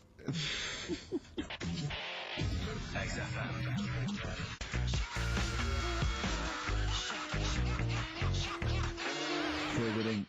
Gorillas on XFM. 104.9 on Ricky Gervais with the, Steve Merchant and Carl Pilkington. Carl, okay, we've got to sort this out. We didn't meet again this week, and this is a shoddy show. I thought we had a sort of framework for it, but, do you know what I mean? No, I thought, you know, Carl could sort of tell him what was going on. He doesn't know anything except watching telly. Late night telly on strange channels, like he gets all his information about the news on Anna Nova, and, I mean... I even tried out because Monkey News last week was awful. It wasn't Monkey News. It wasn't Monkey News. It was I can't remember it. I've been away on holiday. Brilliant. Yeah, and the Monkey News stops. I phoned him up. There was a front cover of the I think it was the Telegraph one day this week, and it was an ironic story. It was a fluff piece, but it was a funny story. It was about a monkey in a zoo that had a ruck with its father because it's adolescent. It was like the equivalent of like 16 to 18, and it had a fight with its father, and it escaped. It ran away, and it was like, you know, an interesting story. Yeah. I phoned Carl up and said, "This is Monkey News. A monkey has escaped from its cage after an argument with its father." And he said, "What was the argument about?" I mean, he thinks like Homer Simpson. Yeah. What was the argument about? Like, the zookeepers are going, "Oh, look, oh no, he's brought up his untidy room again." The father, "Oh, look, he's caught him smoking again." I mean, what do you mean, what was the argument about? They have fights. They have fights, and then it ran away. His dad wanted him to go to college, but he just wants to quit and get a job. Yeah, and he fancied a monkey in the other cage, and the father was saying, "She's not good enough for you." Oh. So what we've got was some it Monkey about? News today? Yeah, I got a little bit of Monkey News. You got a little bit of Monkey News, right? Yeah, You've redeemed all yourself right. then this week. We've got some stuff there and that. What else has been going on? You were, what are we going to talk about now? Sort of head's gone now. Your head's We've got gone. Monkey News. Yeah. And, Why is your brain? Why is it? It seems like since we've come back on air, you have become dimmer. I mean, it is extraordinary. It's like BSC has kicked in. Or and did you we really just are. forget? We just forgot. Maybe what- it's been a long time. We've forgotten just how stupid he is. Yeah. Because it's proper. Do you mean it's the silences? You know, he Yeah. forgets we're on the radio. There's just I know, dead air. it's unbelievable, and it's our name on this. They put up but as I said before, you know, he is no offence, he's not a bright lad or educated or anything like that. Yeah, but but- some things he says does border on the retarded. Oh, yeah, I don't know. I've been trying to take in too much information though. That's the problem recently. Well, I said to you last week, I've been like reading more books and what have you, and trying to take in too much. But the problem is, like even watching telly and that now, Suzanne said to me, you know, stop doing that. Stop watching telly late at night and going to bed, because it's making your brain too active. And I'm sort of Heaven forbid. And you know, I'm trying to get to sleep and I can't. And then when I wake up, she had a go at me the other day, right? Because it was the night after watching The Fat Baby, right? Woke up in the morning, and she had a go at me because as soon as I woke up, I said something like, "How can you freeze time?"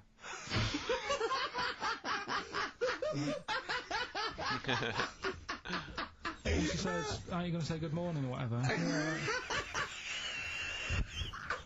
gonna burst! Just imagine it, right? It's like the sun comes out through the window. Oh, she's Carl's like that, his little head. His eyes open, he goes, One of those floppy night hats. "How can you freeze time?" Oh, God! But it's because, like, whatever, the night before I might have heard that on the news or whatever, and it's just been sort of whizzing round my head. Sure. And, you know, it was a big debate. I think have they found a way of doing it or something? What are you talking about? They've done something about freezing time and all that. See, this isn't information, this is nothing. That is nothing, that. They've done something about freezing time. Imagine Jeremy Paxman coming on, going, "Well, the issues tonight said something about freezing time." It's, you think before you talk. No, but I don't worry about how to do it. I just think about what effects that will Oh, have. they haven't asked you to get involved? Well, this is what I'm saying, though. You can't explain it. It's a tough thing, isn't it? But what's the point in me worrying It's about not a that? question. Do you know what he said to me the other day? This is unbelievable. This is one of the most stupid, incredible things I've ever heard. He was talking, and he suddenly stopped, and he was thinking about it, and he went, "Oh," I went, "What?" He went, "You'd never see a black ghost." Extraordinary. True, though, isn't it? I've never seen a ghost, full stop. There are no ghosts. There aren't ghosts. No, but I mean when you just see them in, like, magazines and that. Play a record! Hope there's someone who'll take care of me.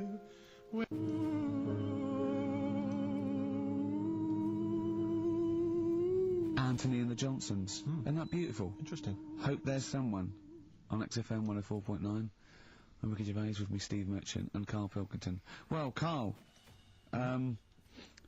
more revelation. We were talking about it last week, but Carl brought it up again just now. Didn't want to go to the doctors, didn't want to have a full sort of body checkup that may save his life, because he saw on the website they do a test where they have to insert a finger in his arse. Oh, don't tell me about it. Why? Don't put it on the website. Just put, we look at your heart. Yeah. We check your blood pressure out. Yeah. And then they could just do it quickly. Could just sort of say, right. How can they do it quickly? No, but what I'm saying is, it's worse, isn't it? Going in there, knowing that. I mean, they've got it on the website. So you're on the journey on the bus thinking, in about 20 minutes I'm going to have a finger up my arm. But they're doctors. Yeah, but just they're not doing it for a laugh. They're not filming it with a two-way screen. They're not putting on boxing gloves so it hurts more. They're up. Oh, his prostate's all right. Out again. Out again. I'm just saying, in the day, the sort of. Do you think they're in the pub going, here he comes? It's Pilkington, I have my finger up his arse today. Do they allow ladies to do that? Do they allow female doctors to do it? Of course they do. They're doctors. No, that's worse. You're sounding like him. No, I'm just interested in, because, you know, do they allow female doctors to do the finger up the arse thing? Well, of course they do. They're doctors. Forget the female and male. They are doctors. Right, do you know any female doctors to do that?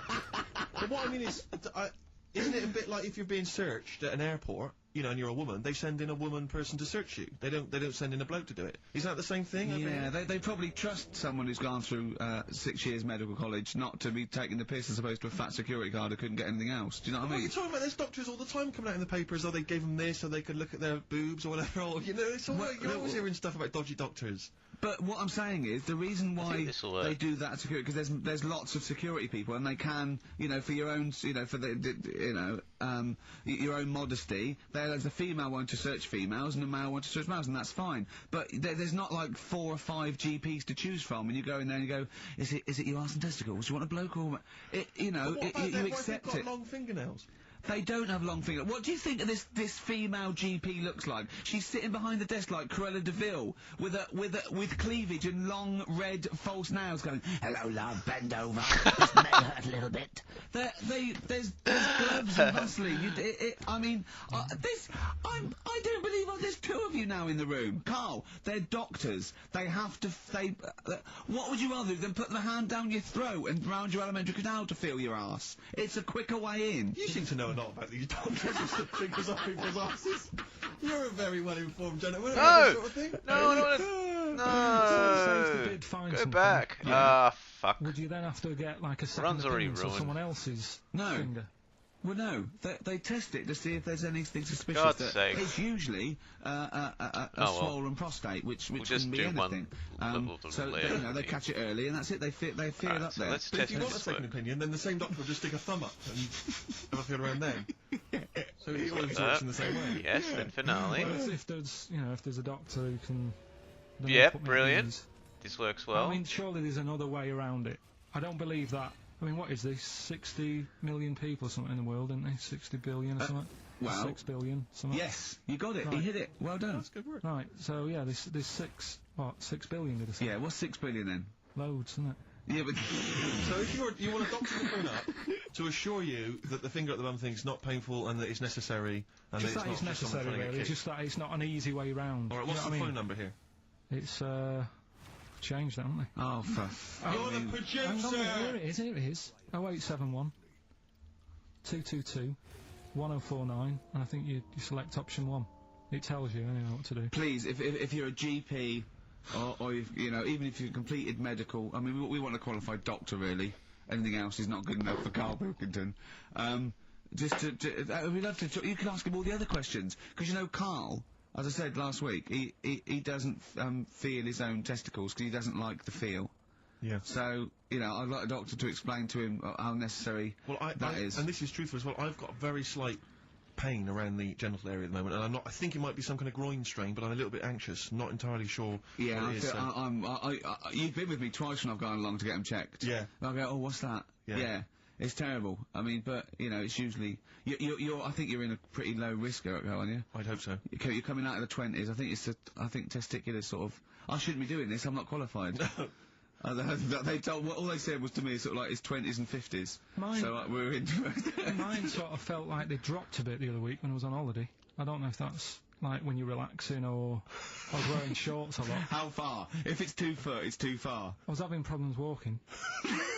What do you mean? Why? It was just a bit, I had shorts on all day, I'm happy, I'm walking about on the beach and what have you. And then, at the night, when I put some long trousers on, I was sort of walking like a rickets. They probably like stretch a little bit. Sometimes, I told you when I was about 18, I was scared. I went to the doctor. I felt a pain, right? And because I was doing biology, I thought I'd show off this doctor. I said, I've got a pain. I think it feels like it starts in the epididymis and goes up through the urethra either. And he went, finger up the arse. He said, your jeans are too tight. They're squashing your balls. So we want a doctor like that. So what's the phone number again? It's 0871 222 1049. A qualified What do you doctor. mean your balls dropped though? We've got to come back to this. I don't know, they just felt like, it's not too bad at the moment. I was alright on the way in, but it was just... I feel twinges all the time, but you never know whether it's just because they're no, but they felt like they weren't my own. Do you know what I mean? They sort of felt a bit like these are. There wasn't a bloke standing really close to you, was there? No, you didn't get them mixed up just on the way back. On the flight back. Someone else has got Well, take a leaf out of nudist books. They just walk round, they've got nothing on it. About nudists. Why? Well, let's play this ad break and that. And have you had another encounter? If we've got time, I'll tell you about it. Have you really? Well, XFM,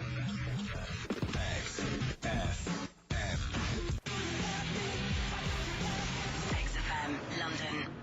Right, we've got who's that on the line? It's Rob. Rob, and are you a doctor? I'm a final year medical student. I'll be a doctor in 2 months, touch wood. That's close enough, isn't it? Yeah. Excellent. So, where do you study? Do you want to give more details, or do you want to remain anonymous as you're calling into? I study at Barts Hospital.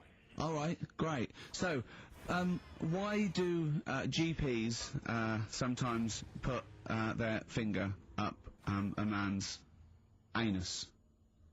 To see what's there. You know, if you've got hemorrhoids, if you've got an enlarged prostate, you know, it's either that or they stick up a big tube and have a look up with a light. What? And it's easier to do that. Now, are you dumbing this down for us, or are you going to fail your medical exams by saying stick up a big tube with a light? I'm dumbing it down. Okay, come on then. We're all intelligent people here, and Carl. So you tell us what's that called? It's called a sigmoidoscope. Right. Nice. That was a clever test, wasn't it, Rick? 12 He's a real doctor. Yeah. 12-inch long tube they can put up there. So, Carl, would you prefer that or a finger? Well, so do they sort of do the finger first, and then, I mean, at what point do they say, hang on, we need a light here? I mean... It's normally if there's something wrong. But, so if I go then, say if I go to this Wellman clinic, right, and they go, yeah, the art's good and that, yeah, finger, there you go, and then they go, hang on, I'm gonna go and get me light and tube. I could start worrying then because they've sort of found something. And they're not likely to go straight in with the tube. They'll probably send you off some tests first. But Carl, there's nothing. But you go to these places to put your mind at rest and to know where you are with your health. I mean, it's not that you go along. That's what most people worry about. They think that because I'll go along and they'll find something. Well, one, that's illogical. It doesn't heighten the fact they find something because you go along. And two, if they do find something, it's a good job you went along. I mean, I'm a hypocrite because I don't go to the doctor. But I've had that Carl, done. you should be concerned if, when they shine the little light in your ear, it comes out the other side of your ear. No, the other ear but comes right out the other side. That's when you should be worried. But Rob, right, you said then, if they find something, they send me off for some tests. Why can't I just have the test without that and cut out the middleman? Do you know what I mean? Because you're wasting lots of money. There's hundreds of tests they could do, and they could do every test, and they could all come back with nothing, or they could do the finger up there and send you for the 3 tests you need to find out what's wrong with you. But in this day and age, with all the technology and that, and like brainy doctors and all that, the only way to find out is sticking a finger up there. What are you worried about, Carl? Is it fundamentally that this doctor who's has done 6 years medical training, is it embarrassing to have a man's finger up your ass? I just don't understand how you can get round to that without... But what don't you like? Is it fundamentally you don't like anything up your ass, or is it the fact that it's a man's finger up there? I don't like going to the doctors. It makes me nervous, because I think if anyone searches you long enough, they're going to find a fault with you, right?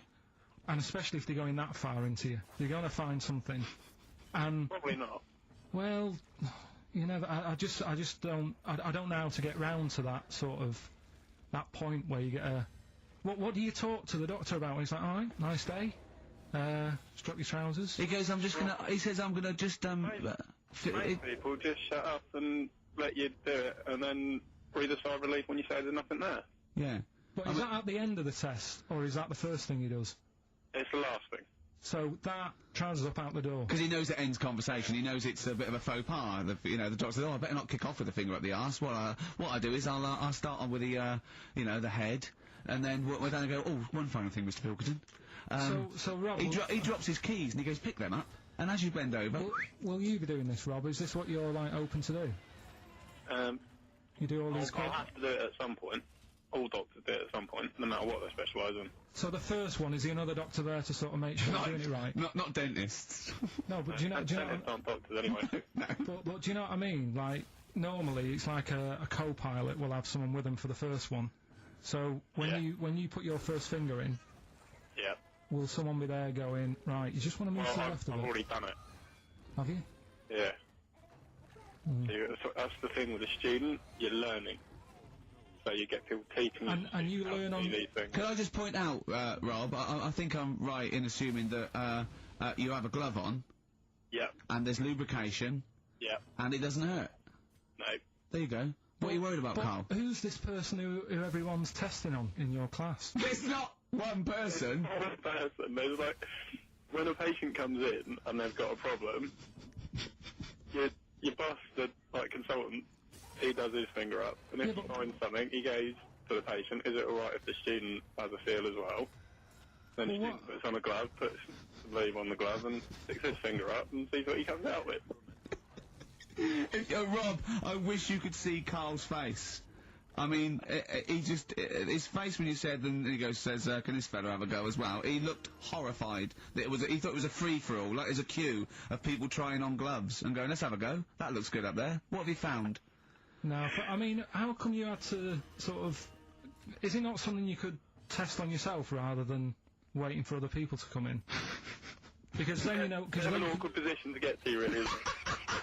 Well, but you can have a good rummage then without feeling too awkward, but to sort of have a go on your first patient when you don't really know what you're looking for anyway. Do you know what I mean? Never really thought about it.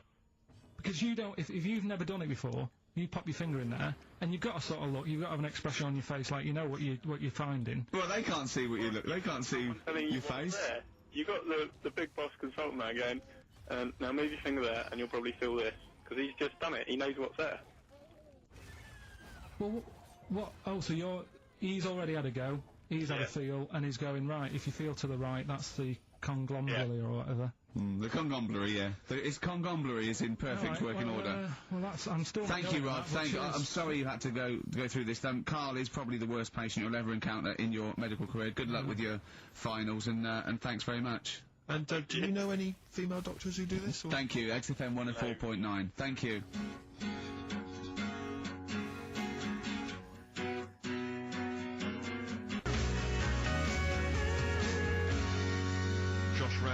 It's the night time on XFM 104.9. Steve Merchant, Ricky Gervais, Carl Pilkington, and what is it time?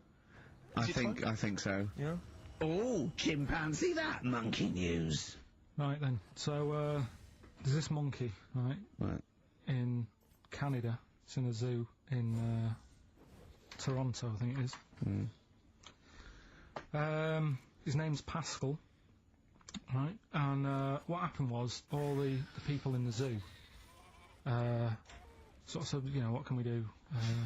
Sort of spice the day up a bit. Right? Yeah. So they left. Embellishing. No way this is a news story. Let him do the news. Okay. So they left. Any dates? Just let him read the news. Well, he wouldn't interrupt Moira Stewart. It was about 2 weeks ago. No, because she always says today, so you know it's news. She doesn't say. Right, there was a monkey, right? Well, in Canada, right? Just finish the be all right. A couple of weeks ago, in this zoo in Canada. Right. They got a camcorder. Right. And they said, let's leave it for the monkey to have a play with, right? So, anyway, they passed it around, won a BAFTA. And a couple of chimps and that were rubbish at it. They were like filming the floor and all that, and the fingers were always in shot and stuff like that, right? But anyway, there was this one chimp called Pascal, right? Who annoys me that he calls them monkeys, though. They're not monkeys, they're apes. He was a dab hand at it, right? He was like filming stuff, really good shots, you know, sort of nice mood and that. He used the lighting properly and all the rest of it. No, he didn't. Is this the news? What are you talking about? Is this the news? Oh, So Steve, anyway. it's so annoying. You know it annoys me so much. Things like that. He was a dab hand. He was doing really good shots. It really annoys me. Let's hear the news. Anyway, right, so he started, at night, like, when the zookeepers went home, he started filming, like, other monkeys on the go, like, whilst they were at it, right? And he was filming them and what have you. The Ron Jeremy of I the love zoo. it. You know it's going to end up on the web. So anyway, the zookeepers came in the next day, and it's like, let's see what shots he's got. Anyway, he's got all this, like, you know, all these monkeys at it and what have you. So, Oh, yeah, this is, honestly, you don't know what this is doing to me, Steve. Can I stop him now? So they thought, like, actually there's a few monkeys who aren't at it enough. Do you know what I mean? They have problems and what have you, so let's give them the videos. That is so untrue. This is so untrue. It's so untrue that it was filmed by a monkey. So it's what so happened then, untrue. right? Rick, I don't know who to believe. Oh, God, you're talking so much shit again. You must know that's not true. There's no way. There's a load of tapes out. Look at me. Look at me. Don't keep talking. Look at me. Yeah. You must know that's not true. Can we just hear the end of this news? You had a go at me last week because I didn't have the full story. I've got the full story. You're still not happy. There is no way that by chance, what should we do? Let's give him a camcorder. That could happen. Right. He then films him at it. That might happen. It might happen, but I don't think he'd keep the camera still. Two, they go, hold on, no, this is good stuff. This is good shit. This porn's good shit. Anyway, look at that. He's got a lovely shot. Yeah. So this is ridiculous. Let me just recap, because I lost my way there. So the monkey has filmed the monkey porn, and now they're showing it to the other monkeys. Is he directing? Can you hear him saying stuff? Can you hear him go... It's just like, you know, Chimp Pimp 1, 2 and 3 and all the rest of it, right? But anyway, so they've got all these other tapes, because what happened was, they said he's quite good at this. Oh, and the animals, God! And the animals are happy having him around because he's not a human, he's just one of the gang, do you know what I mean? So they started putting him in with other things like, you know, ostriches. Right. And talking shit. There was and you know they have a problem with pandas in Japan. So they've sent him out there, filming a bit of. Where are you going? Honestly, you really annoy me. There's no way this is happening. Can we just hear the end? Why can't he just find a real story about a monkey? Let's hear the end. The end is really that he's going to China. He's filming the pandas and whatever. No, he's not. They wouldn't send a monkey director. They would not send a monkey director. Pointless.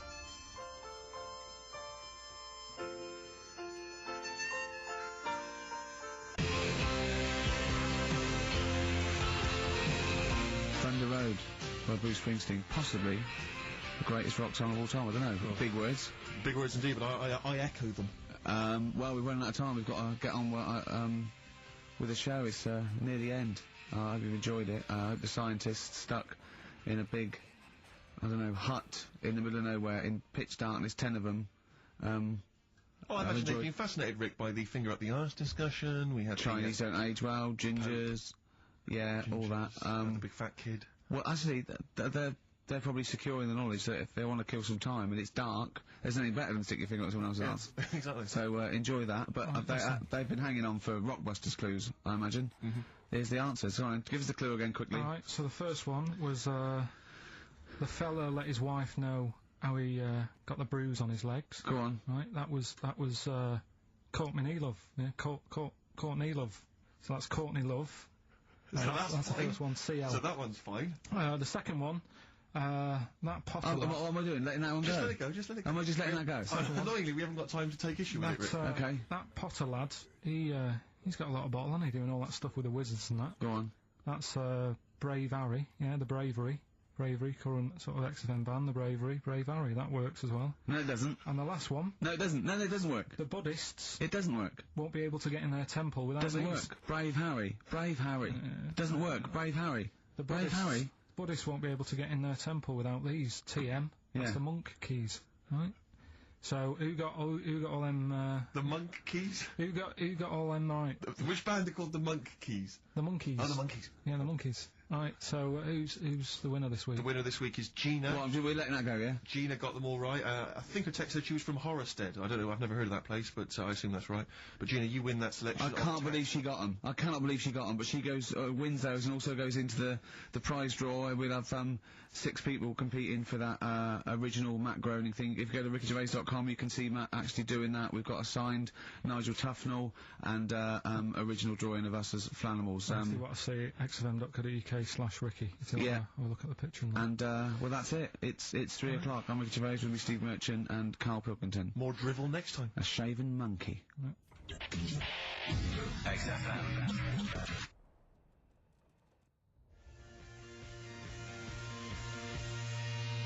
An honest mistake by the bravery on XFM 104.9. I'm Ricky Gervais, with me Stephen Merchant and Carl Pilkington. Yep. Our producer. Right. In inverted commas, heat put. Yeah. Yeah, they know. They know. How you doing, alright, Carl?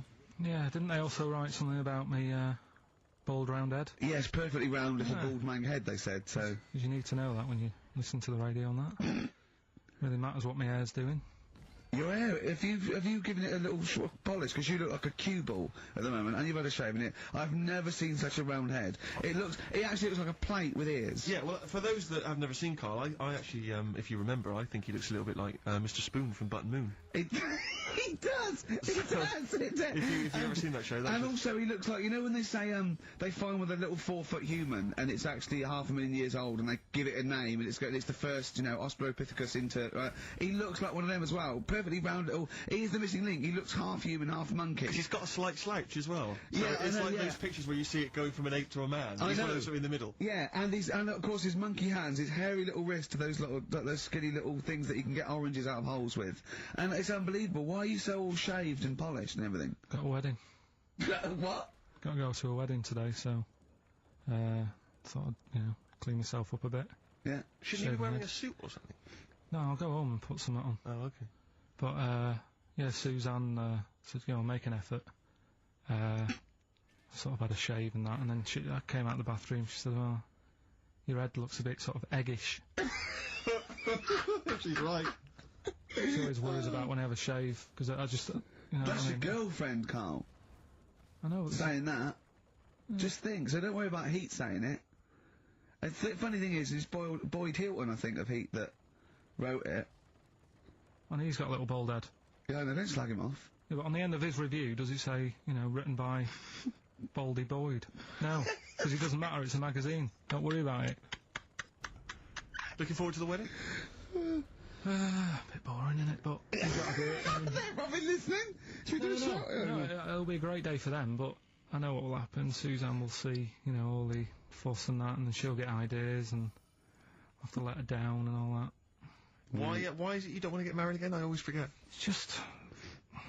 Who's it for at the end of the day? I've been with Suzanne for 11 years, right? Sure. We're happy. Well, I am. That's what counts. You're never happy. I am. I'm alright. Yeah, no, I know you're happy with Suzanne and everything, but apart from that, you're never happy. You are the most grumpy, moany thing in the world. I mean, I get annoyed, but I'm always happy. I was annoyed here, I was happy coming here, but there was a bloke behind me walking and scuffing his feet. He had a pair of those stupid skulls on, and he was clicking and scuffing. Wear some shoes, you don't have to click. Pick your feet up. Flip-flops annoy me. But I'm happy, I'm just annoyed. You are just like, oh, the world's on me. It's rubbish, this. I know the world's great, it's just sometimes people annoy me by being there, But, Steve said I should be locked in one of those towers that princesses used to be locked in the fairy tales, because everything annoys me. But you're grumpy. I'm not, I'm alright. Oh, right, okay, listen, we better play a record, soon, but, coming up, Steve, I went away with Carl. Okay. It was a little present from Jane. It was a golfing day, and I could take someone. Took Carl. It was a brilliant day, absolutely brilliant. But it ended with us sort of drinking and chatting, and me saying, "Right, I'm going to bed." Because Carl said the most ridiculous thing he has ever said. Think of that. That's something. Oh, sometimes, Carl, I think you're on another planet. He's the only ones.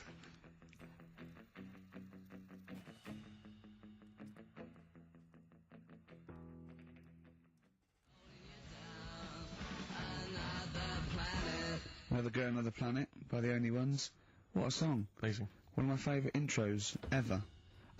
Dr. Fox disagreed with me. His favourite ever was, I think, Money for Nothing, if I remember correctly. Interesting. Yeah, Another yeah. great tune. Yeah, another great tune. I'm not knocking him.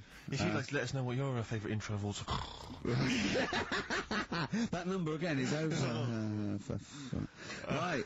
Well, we got so much to get through Well, with that's this all right. show. Let me just get this. I don't quite understand. You were given a gift, and the gift was a golfing day of golf. And yeah, for my Christmas present, part of my Christmas present from Jane, a night away, 2 rooms, 2 rounds of golf, dinner for 2, right? But not with her, I noticed. Well, she doesn't play. No, she knew. No, it was a present. It was playing golf. It was a golfing night. She doesn't play golf, so I had to choose someone to take away. It's all right. It wasn't a romantic meal. No, that was my immediate thought. I was...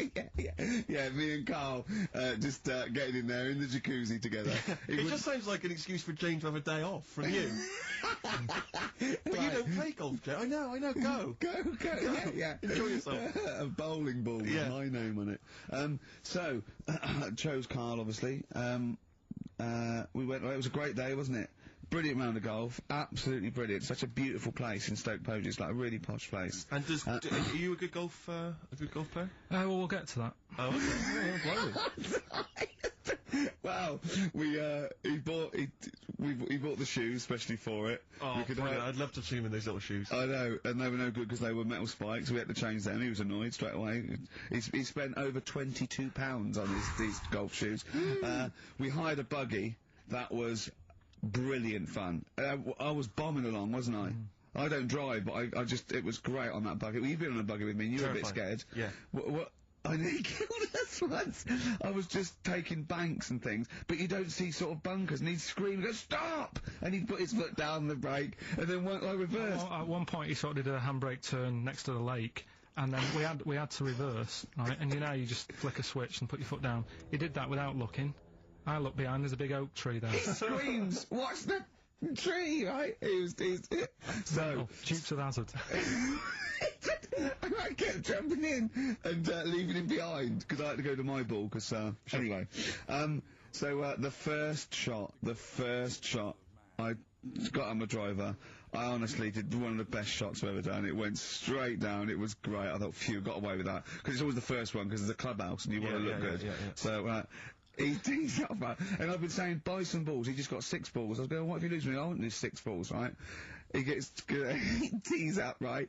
Whacks it. It goes miles, like right angles, straight into these the woods, right? He turns around. He goes, go and buy some more balls.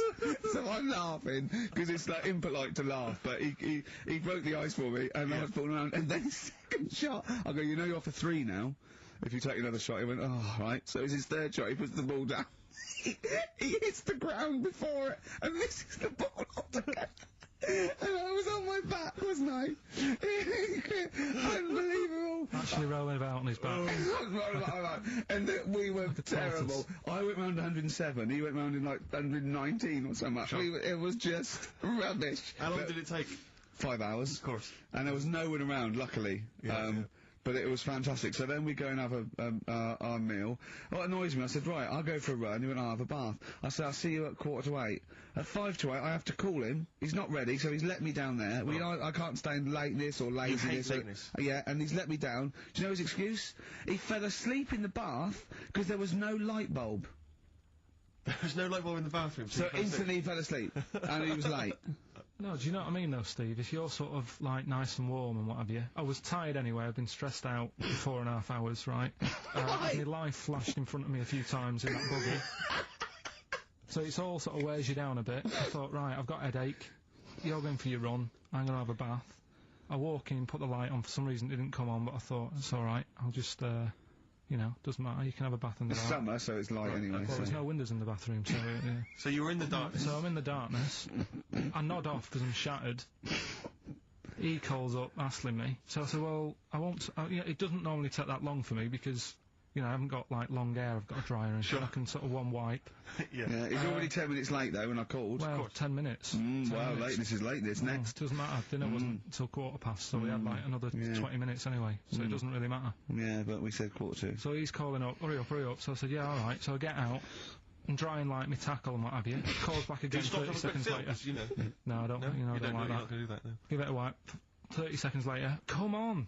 So I end up going downstairs to the meal area naked with a wet shirt on and wet socks. I've got headache as it is. Meant to be a relaxing weekend. But anyway, so we have our meal, which is really nice. And then we're sitting in the bar. I'm having a cigar by the fire. Yeah. Like we're having a rather nice Pinot Grigio. Yeah. He's there going, I've got a headache. Is this 1955 that you live in? It's so right. We are knackered because you know he's not used to work. I've seen him moaning, falling asleep. He's not used to it at all. And you've been on your feet for over half an hour. Yeah, right. So, we didn't even walk round the golf course. We had a buggy. Yeah. Wasn't even exercise. So, we get onto conversations. He's talking about, he's asking me stuff about evolution. Tell me that. Why the giraffe? What's that rubbish about the giraffe getting a long neck? I said, well, it didn't try and get a long neck. It was selected. And he said, but why would evolution do that? I went, well, you think that evolution didn't do anything? There's not this consciousness, there's not this will that a giraffe has to stretch its neck to reach the leaves. It won't have a long enough neck to survive and pass it in. He was going, yeah, but why did evolution... this isn't. But by the way, this isn't the most stupid thing. This is warming up. This is about 8:45. Right? He said, why didn't evolution make a giraffe good at carpentry so it could build a ladder? Right. Yeah. Okay. No. All right. Okay. So he's thinking around it. He's trying to pick holes in evolution. Yeah. We get on to, I said, well, things are, I said, we can see the speed of evolution in lower life forms like bacteria, viruses, they evolved, and that's why, soon we won't have an antibiotic that can kill some certain bacterial strains. And he said, and this is about, 11:30, and I said, I'm going to bed, right? He said, in the future, they reckon that you'll be able to wake up and eat a yogurt you can have a chat with. I don't know what that means. Let's put a song on, right? And we'll come back to it. So you're going to explain that? Yeah. You've got an explanation?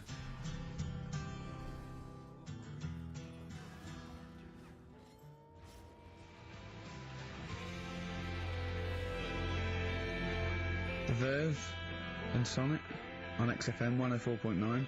I'm Ricky Gervais, with me Steve Merchant and Carl Pilkington. So let's just get this right. What did Carl say? He's just specifically giving those words He again. said, they reckon, and I said I'm going to bed. He went, no, really? I said, no, I'm going to bed, Carl. There's no point now, because, I mean, it's just like you're talking gobbledygook. You know what I mean? I might as well talk to a pot plant. Yeah. He said, in the future, they reckon, I don't know who they are. Sure. I don't know, people who post things on the internet that he reads, I think. The Telegraph. Anyway, complete the sentence. They reckon that in the future you'll be able to wake up. I love it. There's always a little scenario, an embellishment, like this little. Oh, hello, darling. It's your yogurt. Hello. You'll be able to wake up and eat a yogurt you can have a chat with. All right. Well, thanks for that, Rick. I'm looking at you. I'm going to throw that over to Carl. Right. It's when I was away on holiday, right? I got. I don't normally buy the Telegraph because it's too big and that, innit? So, but they were giving it away for free on the plane, so I thought, ding dong, might as well have it. And I saw a couple of things in it. I thought that would be interesting. I saw this thing about the future, and it was talking about evolution and what have you, right? Which I always find weird, because I always think that maybe we've sort of done it wrong anyway. Do you know what I mean? I sometimes think you can't by definition, evolution can't get things wrong. Things change, that it's not successful, it can't pass on its genetic material, or but if you're around, it's working. If you're around, it's working. Slugs are as evolved as they need to be. Slugs are as evolved as you and me. That's true enough. Yeah. No disrespect, but it works. It works. Sorry, they're around. Anyway, what's your point, Carl? No, I mean, I think we probably would have been better off staying as a fish. Just because there's more water than land, isn't there? Right. And you wouldn't drown. This is why I went to bed. No, I'm thinking of dozing off now. No, but it went. Do you know what I mean? From what was it? It was bacteria. It was fish, mermaid, man, onwards and what have you. So anyway. Oh God! No, there are a few knowledge gaps in your theory of evolution. You generally got it right though. So I mean, basically, yeah, it went bacteria, fish, mermaid, man. What's next is the big question. So it was telling you all about this and what have you, and saying how like we shouldn't have interfered because maybe if we wouldn't have invented planes and what have you. Maybe we'd be able to fly and what have you if Sure, we really yeah. needed to and stuff Yeah, like that. okay. So we've interfered with evolution, you see. Right.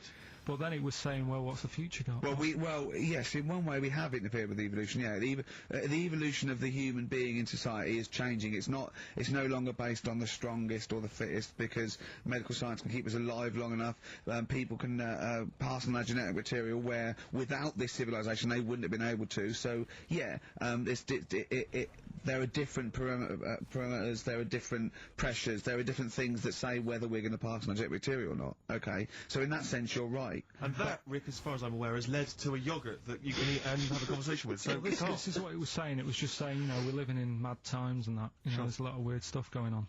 One of which is... Go on. And the fellow was just saying, you know, with computers and stuff like that, the way it is, we'll be able to wake up... Go on. Have a chat with your yogurt and have something to eat. What do you mean, have a chat with your yogurt? Because of the amount of... I mean, you have them yogurts already, those friendly yogurts. Those bacteria-friendly ones, so this is just a really friendly one. Yeah, they don't... Oh, God!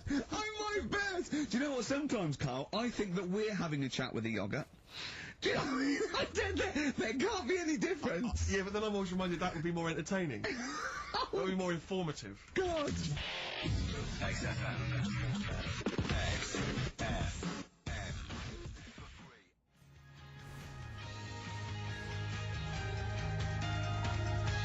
U2, City of Blinding Lights. I'm going to see them next week at Twickenham. We'll enjoy that. Looking forward to it. Yeah. Thanks again for letting me know about your, old Nobbo and Edge and all that. Now listen, you just got an email there saying, can you turn up your microphone, Steve? Apparently my voice is a little bit quiet. Carl has to do one thing, make sure we're heard. That's all he has to do. Well, I can hear it. Sounds fine to me. Well, not to the listeners, and that's who we're trying to please. Well, it's one person, so they can't hear. Yes, but we've only got one listener. So if he's not happy, we're buggered. You'd have to say buggered. Not twice, certainly. One's could have been a mistake. Yeah. Twice, pointing it out is definitely, complaint material. Now, Carl, you haven't told us about your holiday yet. You were meant to do it last week and you didn't. You started on this, but we didn't have time because we had to do monkey news about a monkey who was a director who cared about lighting and stuff. Is there more monkey news this week? Is it as... okay. Is it real monkey news? Did it happen, or is it mostly embellishment in your round little head? It's proper stuff. Yeah, okay, good. So, holiday, where did you go on holiday? Sardinia. Good? Yeah, it's alright, yeah. Nice food and that, it's important, isn't it? Yeah. And nice beaches and what have you. Excellent. Always like a nice long beach to walk down. Yeah. But, so we're having a nice walk, right? You know, nudists do me head in. Sure. Right. Not a problem though, is it? It's not like being scared of spiders where they might jump out under the kitchen sink at you. You know what I mean? It's not a big problem having your head done in by nudists. Yeah, but it just annoys me. It sort of ruins the day a little bit. Because it makes me feel uncomfortable. Right. Take your clothes off if you feel uncomfortable. It's much more relaxing. Yeah, but... Well, anyway, right, so I'm walking along the beach, right? Lovely long beach, and what have you, you know, watching the sea, picking up shells and that. And what are you wearing? What's your natural beach club? When he says picking up shells, I imagine he's on all fours going, like that, you know what I mean, looking at things. Just like washing his nuts in the sea to get them tasty. Yeah, going into the sea and then kind of shaking himself and all the water flies off. Yeah. I've just got, you know, flip-flops on, pair of shorts, and like a little light shirt. Sure. So anyway, walking along, and Suzanne goes, "Oh look," right? And there's this woman, German, I think, coming out of the... How can you tell she was German? Underarm hair? I'll get to it. Forget the underarm hair. She came out, it looked like she was smuggling seaweed. I'm gonna burst! I'm going to burst! Oh, God! And the funny thing is, right, she, smuggling seaweed! Oh, God! She was a bit hairy down there, was she? Mental. I felt bad because I hadn't had a shave for 2 days, right? Looked at her, it was ridiculous. She might as well have kept her trunks on. It was just like she was wearing furry trunks, right? So anyway, so I'm walking along. So yeah, go on then. So Suzanne's like, oh look, and I'm like, oh, not again, you know, because every time we go away, there always seems to be one of these. Is she by herself, this woman? Well, the weird thing was, she was with her husband, right, Yeah. but he had shorts on, he was happy, right, but every time, like, because I walked past her, and he sort of ran off, because he's embarrassed. Do you know what I mean? There's nothing normal about it. What can he do? He can't go, alright mate, because he knows it's odd, right? Sorry, how old God is she? damn it. It's hard to tell when someone hasn't got clothes on. Do you know what I mean? They always look older, don't they, when they haven't got clothes on anyway. But I'd say she was about 40, 41. Okay, right. So I walked past, and the annoying thing is, she got there on a bike, right? No clothes on, little pair of boots next to the bike. So if you can wear boots, just pop some shorts on. Do you know what I mean? That takes more effort for me, putting boots on. But put the shorts on, right? So anyway, so the husband kept running off. I walked past, and I'm getting annoyed because I'm saying, well, we've got to walk past them again on the way back. I like the fact they're scuttling away when Carl walks past. Like when you lift up a bit of sort of iron sheeting in the woods and loads of mice run away. Yeah. It's like whenever Carl goes, that nudists run away. Yeah. Oh, right, okay. So we sort of come walking back and what have you, and you know, I have another look and what have you, and he runs off again. Why are you another look if it offends you so much? Oh, you might as well just have a look. You know what I mean? If she's putting it on show and what have you. But the interesting thing was, I just wondered whether the husband. If the husband were nude, you'd looked at his tackle. Because remember when you went to see those two strippers and it was a woman and a man, and they whipped their shorts off. You said you looked at his tackle first. I think any bloke would. Wow. You would. You just check it out. It's natural, isn't it? You just go, oh right. Well, it is normal or whatever. Because you don't know if you know what I mean. You don't know if what you've got's right until you see someone else's. No, do you know what I mean? Yeah. But anyway, so, but he got us talking, because I was, then, as soon as I saw her, sort of, today's been ruined a bit, so I'm walking up the beach, with Suzanne going, how does it happen? Do you know what I mean? Why do people do this? What fun are they getting out of it, and what have you? And, I just was thinking, is there any chance that fella, right, didn't even know that she was a nudist until they went away? Do you know what I mean? Because I said to Suzanne, say if I met Suzanne, it's like we're getting on, yeah, everything's fine. Yeah. And then you go off on holiday and you go, you haven't got much luggage. And she's like, no, it's fine, this is plenty, and I'm thinking that's weird. And then we go down the beach and she whips her knickers off. I'd be annoyed, but there's nothing I could do. Do you know what I mean? Sure. So I'm just wondering whether that's what happened to this fella. Every time someone came walking up, he was like, oh, God, this is embarrassing. And he kept nipping off. Yeah. Finding something else to do. Look at some shells. So I'm wondering, Rick, if at some point, maybe today or in future shows, we should get a nudist. You know, one of those official nudist spokespeople. You know, because all these nudist organisations, get them on the phone, justify themselves to Carl, because, you know, in his mind, they are, what would you say, weirdos, freaks? I don't quite get it. I was reading something in one of the supplements last weekend, and some journalist went round to some, whatever you call it, some resort or whatever for nudes and that. And it's Were just they playing volleyball? Well, the annoying thing was, bowls. Why is that annoying? Well, don't play a sport where you got to bend over.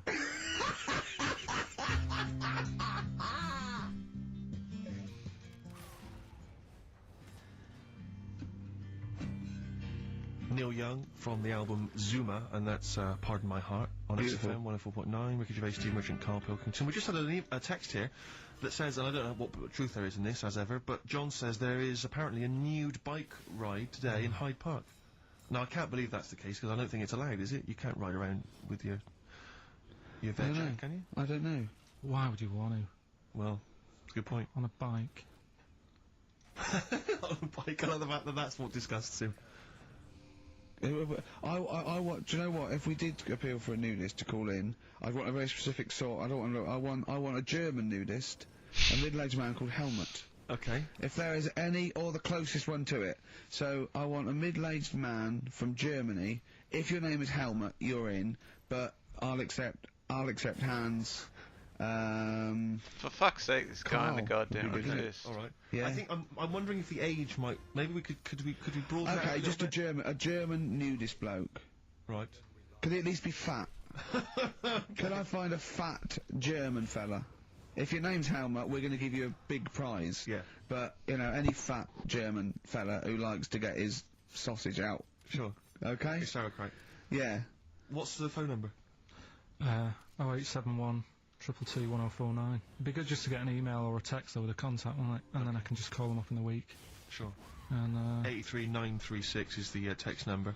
I mean, I don't know what our audience demographic pans out like, Rick, but I'm suspecting that's probably a fairly small fraction of our listenership. I know, but, you know, fat there must be German someone out there, if you nudists. know a fat German who likes to get his tackle out, phones are going. Straight away. Just answer it, Carl, just answer it, just pot luck. it could be anything. Well, just No, see what it is. To be fair, it could be a nutter. It could be a nutter. But just say hello, just tell your turn it's not straight away. He'll stay there, won't he? He'll stay there. Well, answer it. Let's Answer leave it. Leave it. Answer it. Oh, you see this? It's gone. It's gone. There you go, he bottled it, so... just as well. Well, you took too long to answer it. There's a vicar in, Australia who's started sort of doing his services and all that in nude. Hot in it out there. Yeah, Where'd but you get the churches aren't. Churches are pretty cold. It was on some website. Of course it was, yep. Just saying about a vicar and that who's there's a lot of nudists and that who want to get married. Do it, you know. Don't mess about with the wedding dress and that. Just snip up. Cheaper, isn't it? Well, I also suppose it's so. I suppose if you believe in God, you believe that that's the way to be in it, because Adam and Eve and that. Yeah, but then in Adam and Eve, the shame made us dress up, didn't it? Yeah. Eating the apple and things. Yeah, but God didn't want that, did he? No, he wanted to see it all. He was loving it. He was having a whale of time getting a life full of all of that, and then the snake said, cover yourself up. Stitched him right up. Yeah. So if you believe in God, which clearly I don't, do you believe in God, Carl?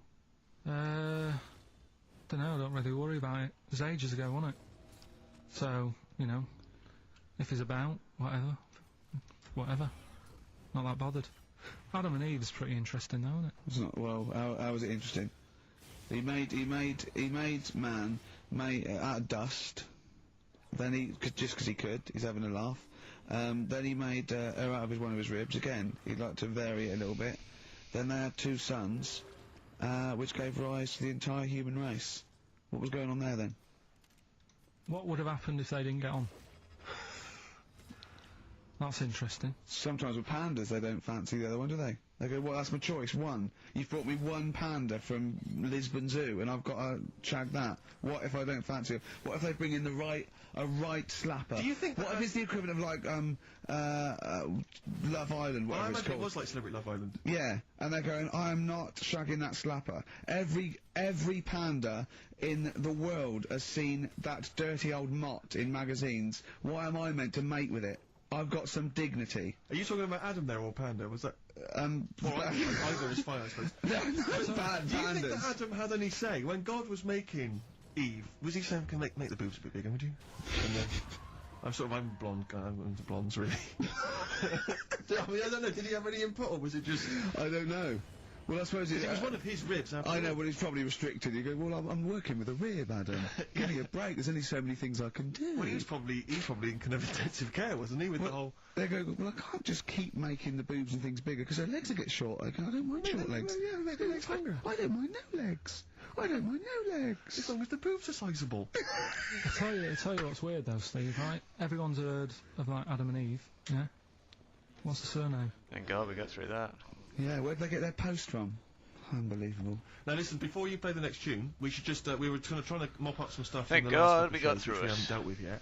One of which is an obsession of yours, because we're on a radio station, Ricky and I come in, we bring in CDs, music we love, it means so much to us, we adore it. You don't really care about music, you work at a radio station, it's just, you know, I don't care. I do. No, you don't. I do like a good track. I don't like everything that comes out and everyone raves about. Yeah, you thought the iPod wasn't worth it because you named the 5 tracks you'd like. What was it? It was In the Ghetto, Babushka, Living in the City. What was the other one?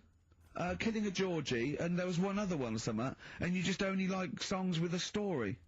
Yeah, but then there's a reason to listen to it, isn't there? Well, when no, you've got that only story once. going on. No, because you might forget the ending. Listen to it again. Yeah, But you anyway, might, you've been listening to Babushka quite a lot, is that right? Because you've really got into your head now, you're trying to decipher Well, the story. when I've been sort of asking for songs with stories, people have texted in, emailed in and whatever, and I've had a couple, you know, last time we did the show.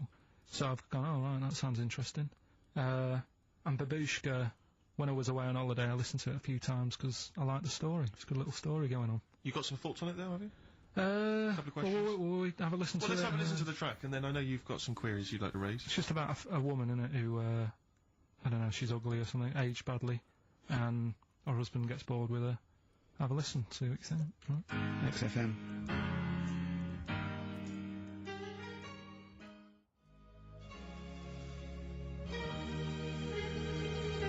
You're listening to Magic 105.4. That was all the way back to 1979. Kate Bush, Babushka. So, we would like your suggestions for songs which have stories in them, which may entertain Carl. They could shoot to the top of his list. What do you think of that, Carl? That as a little story there. I like it, but... So she tests her husband. Yeah, she writes him letters.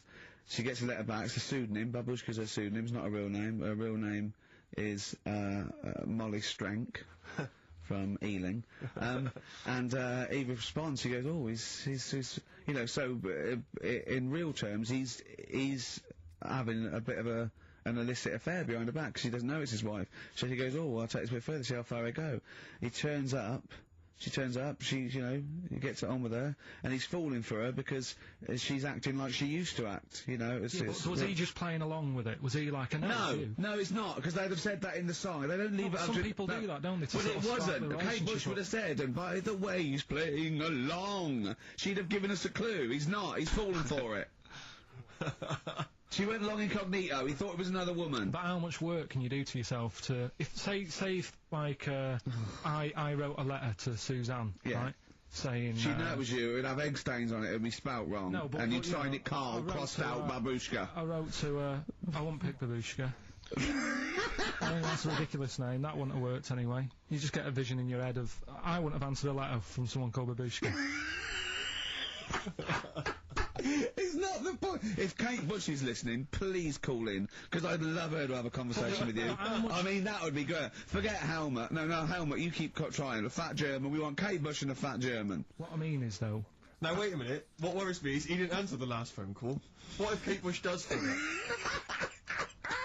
If anyone knows Kate Bush, give her a call now. She's probably not listening. She's probably doing yoga or something, I imagine, or making a lentil soup, or maybe just like repotting some plants, right? Or practicing piano, right? But if anyone knows Kate Bush, got a number, call her up now. Say, tune into XFM. There's a little bald mank fella wants to talk to you about Babushka, right? But how much? But Helmut, don't worry, you'll get your chance. The phones are going. That could be Kate Bush. That could. Don't worry about it. That could be Kate Bush. I know for a fact it isn't. Okay, answer it.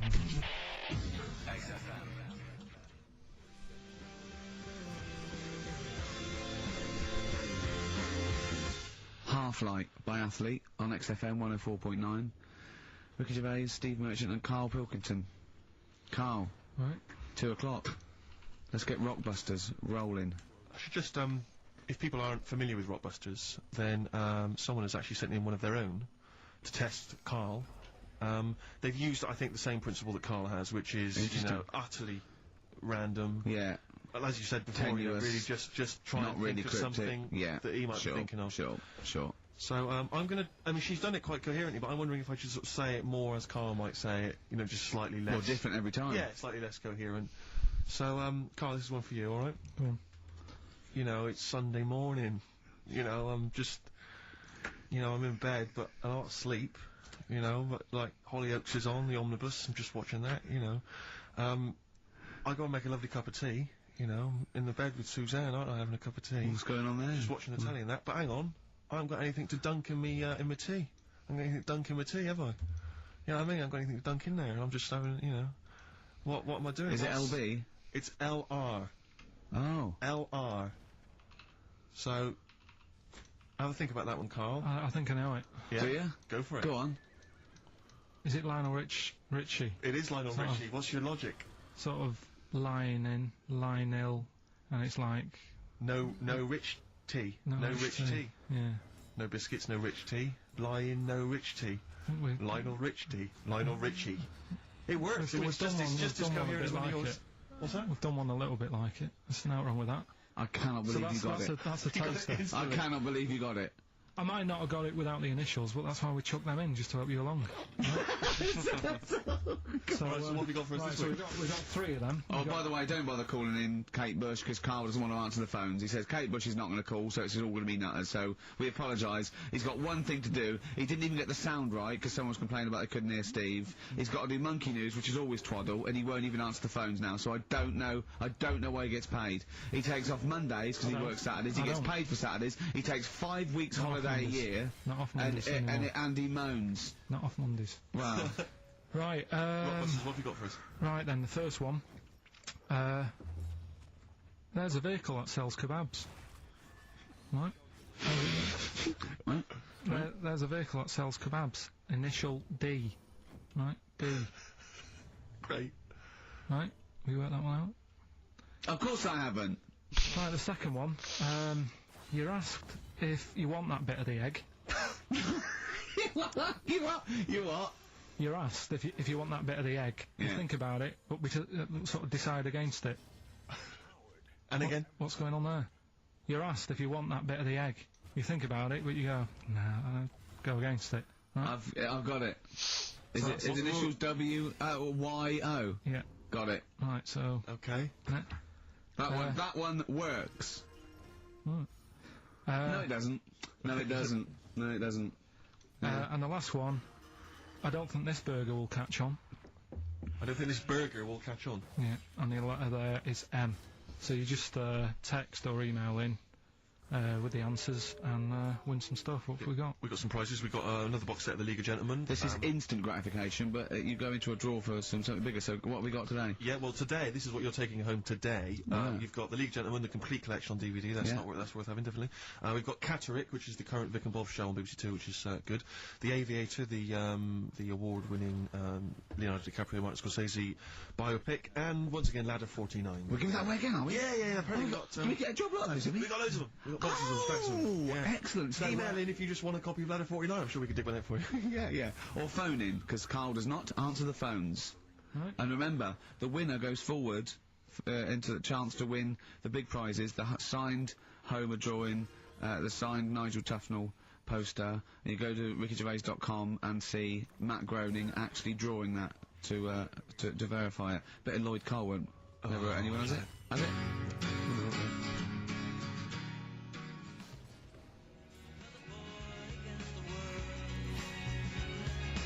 Lloyd Cole, Impossible Girl, on XFM 104.9. Wow.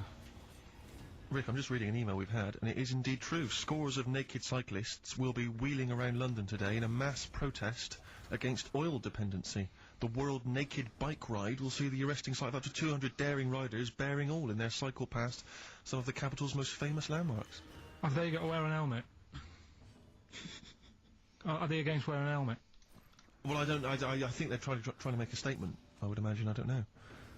Well, they don't have to wear a helmet. It's not law to wear a helmet on a bike, is it? It's for your own safety. It's sensible, you're right, yeah. Well, it's also sensible to just pop some pants on. Pop some pants on. Are you going to be popping down there and cheering them on? I'm not going anywhere near it. What are they going against? What's the problem that's going on? Oil dependency. I think, generally we're consuming too much oil, aren't we, in the world, and it's going to run out one day. That was not good. Talking of campaigns and things and that, did you see Sir Bob on Jonathan Ross last night? Sir Bob Geldof. Sir Bob Geldof. Yeah. You going to walk to Edinburgh or sail to France, Carl? What do you think of all this? The G8? I think it's good that, he's doing some stuff for the world and what have you, but probably won't bother. No. I'm gonna walk. What do you make of all this campaigning? He's dedicated his life to this now, hasn't he? Yeah. I mean, it's interesting. I was watching him last night, and I respect the man. I mean, he used to work here, didn't he? Did some shows and that. It's good. It's alright that he can do it, but... I assume that's not why you respect him. I assume you respect him because he's trying to save a nation, as opposed to used to work in XFM for a while. Yeah, I know, but I'm just saying it's good that he's given up a lot of his time to, try and save the world and that, but, there's a bit of me that's kind of like, is he wasting his time a bit? Right, what do you mean wasting his time? Well, he tried it before, and No, wait. What he's trying to say is that the G8 are I think the 7 most wealthy nations in the world, and Russia, and they get together and they can wipe out the third world debt. I.e., they owe us billions and billions of pounds. They can't afford to pay it back. So he's going to say let's wipe the slate clean and pledge, I think, a lot more aid and stuff to them, isn't it? So what do you think of that? But won't they just do it again? Right, what's you thinking? No, I just mean... I knew I had a little diamond in the rough here. I mean, obviously, I admit, I brought this up because I really wanted to know what Carl thought of it. Sure. Yeah, I had ulterior motives. It wasn't just for awareness, for the very worthy cause. It was because I know... Look at him looking at me. Look at him, he looks at me like a cat. Honestly, it's like there's nothing behind those eyes. Right, what do you mean? They're just going to run up the debt again, you think? Well, what I mean is, right, when I was a kid, right, and I wanted to go to the arcade, I'd borrow a quid off my mum, right, and she'd say, don't come back asking for more and what have you. But I'd have a go on a pinball machine or whatever, game on a fruity, and then go back, and she'd go, can I have some more money? And she goes, I gave you a quid before. And I go, I know, but I'm on holiday, and she goes, there you go then. And then I go off and do the same thing. I didn't go, no, I wasted the last one, I'm going to pop this in the bank. Right. So you think that's what's going to happen with... That's a nice metaphor. So what do you think happening there? That the Africans are blowing it down the arcade.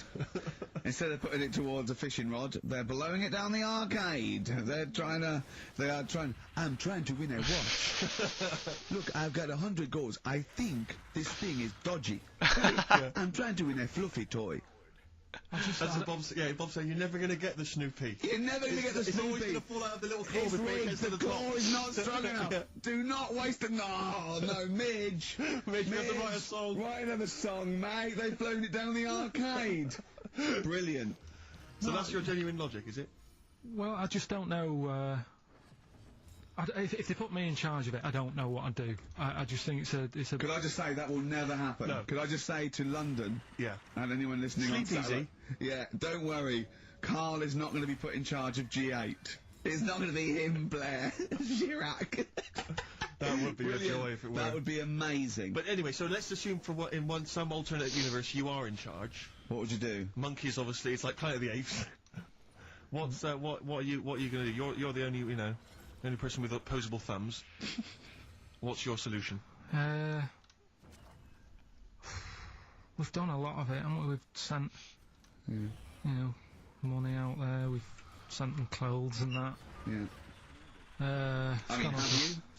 You say we. Have you sent? I've done loads for charity. Go on. No, loads. I've done loads of stuff. Go on. What? Oh, I give stuff to Oxfam. Yeah. What stuff you don't want anymore? Yeah, junk. You mean? Well, yeah, but it'll be all right for them. I mean, I said to you the other day, like when they collect clothes for over there, I don't know. None of my stuff's going to fit them well. But the thing is, I do loads of charities. I do loads of things like. Go on. I pay for tools. I do that thing, a monthly payment of £5, paying for toolbox and that for someone out there. I help old people, which I'm going to stop, to be honest. Why? Because do you know this thing I do, Steve? Right, no. This is a £5 a month as well, right? I got stopped. Oh my God, are you serious? He said, there's a little old woman somewhere. She's cold. Are you going to help her out? So I was like, oh, why me? Right. So anyway. So they said it's easier if people look after one old woman, right? So why me? I've signed up to look after this old woman called, I don't know, call her name June or whatever, it doesn't matter. So it does to her, but go on. So anyway, so I'm paying this £5 a month, and the first £5, first time I paid it, I got this thing in the post, right? And it had, thanks a lot, Carl. You're looking after June. Here she is, here's a little picture of her, and she's sat there, what have you, with a cardigan on and stuff like that. Every £5 you pay, it'll be cheering her up, and, look after her, pay for her food and what have you. So, for a bit, you feel good, don't you, and you think, well, I've done my bit for the world. Anyway, 2 months later, get another package, right? Picture of June in there again. She's got a tan. So he's saying you're paying to keep her warm. No, they meant a week in Mallorca or whatever. And this is what I mean. People if they can get away with it. I don't know where to start. That isn't having a go though. What do you think? So what do you think? You think they're going? Don't bother. getting a job or anything. Geldof will be here, like Geldof is student, I isn't he? don't know. It's difficult, isn't it? It's difficult. So you think Sir Bob should just wash his hands of the whole affair? You think it's a complete waste of time? Is that what you're saying? That you should just leave them to it? Just leave them to it, let them sink ever more into debt, ever more into hunger. You just think that should just carry on? Do you know what I think he's saying? I think, now, I'm not with words in your mouth. Are you saying they blew the last lot we gave them, they've got to learn a lesson? Is that what you're saying? No, I'm not going to say that. I'm not going to say that. Is that what you're thinking? No. What are you thinking? I'm not thinking anything like that. All I was thinking is about this gig, it might have been better to do it, like, rather than, I don't know, ruining a grass field in Edinburgh and that, do it out in Africa, right? Get people out there, get the tourists up, do you know what I mean? Get a load of people out there. They've got loads of... I don't reckon he's going to get people to walk to Edinburgh. I very much doubt but people are going to fly to Addis Ababa to see Coldplay. Cheap flights and what have you. Right. Hot dog stands and that, locals will love that, right? Job done. Brilliant. Let's put him in charge. Yeah, just for one day. Let's put him in charge of Live Aid. If Bob Geldof is listening, I know, you respect him because he used to work on XFM. No, but if Bob, if you're listening, please, I would love, oh my God, a conversation, Bob Geldof talking to, forget Kate Bush, forget That would be Helmer. amazing. Can Bob please call in and speak to Carl? No one call except Bob, so we know it's Bob calling. Right, get on the phone. What's the phone number? What's the phone number? Can't we talk to him next week? He might be busy next week. No, He's he got won't. stuff to organise. He won't, don't worry about it. Don't worry about it. You can talk to us next week, right? I'm not going to I'll go through the phones, it's mental. Right. Play a record. Right, what we're having? Bit of Killers? Yeah.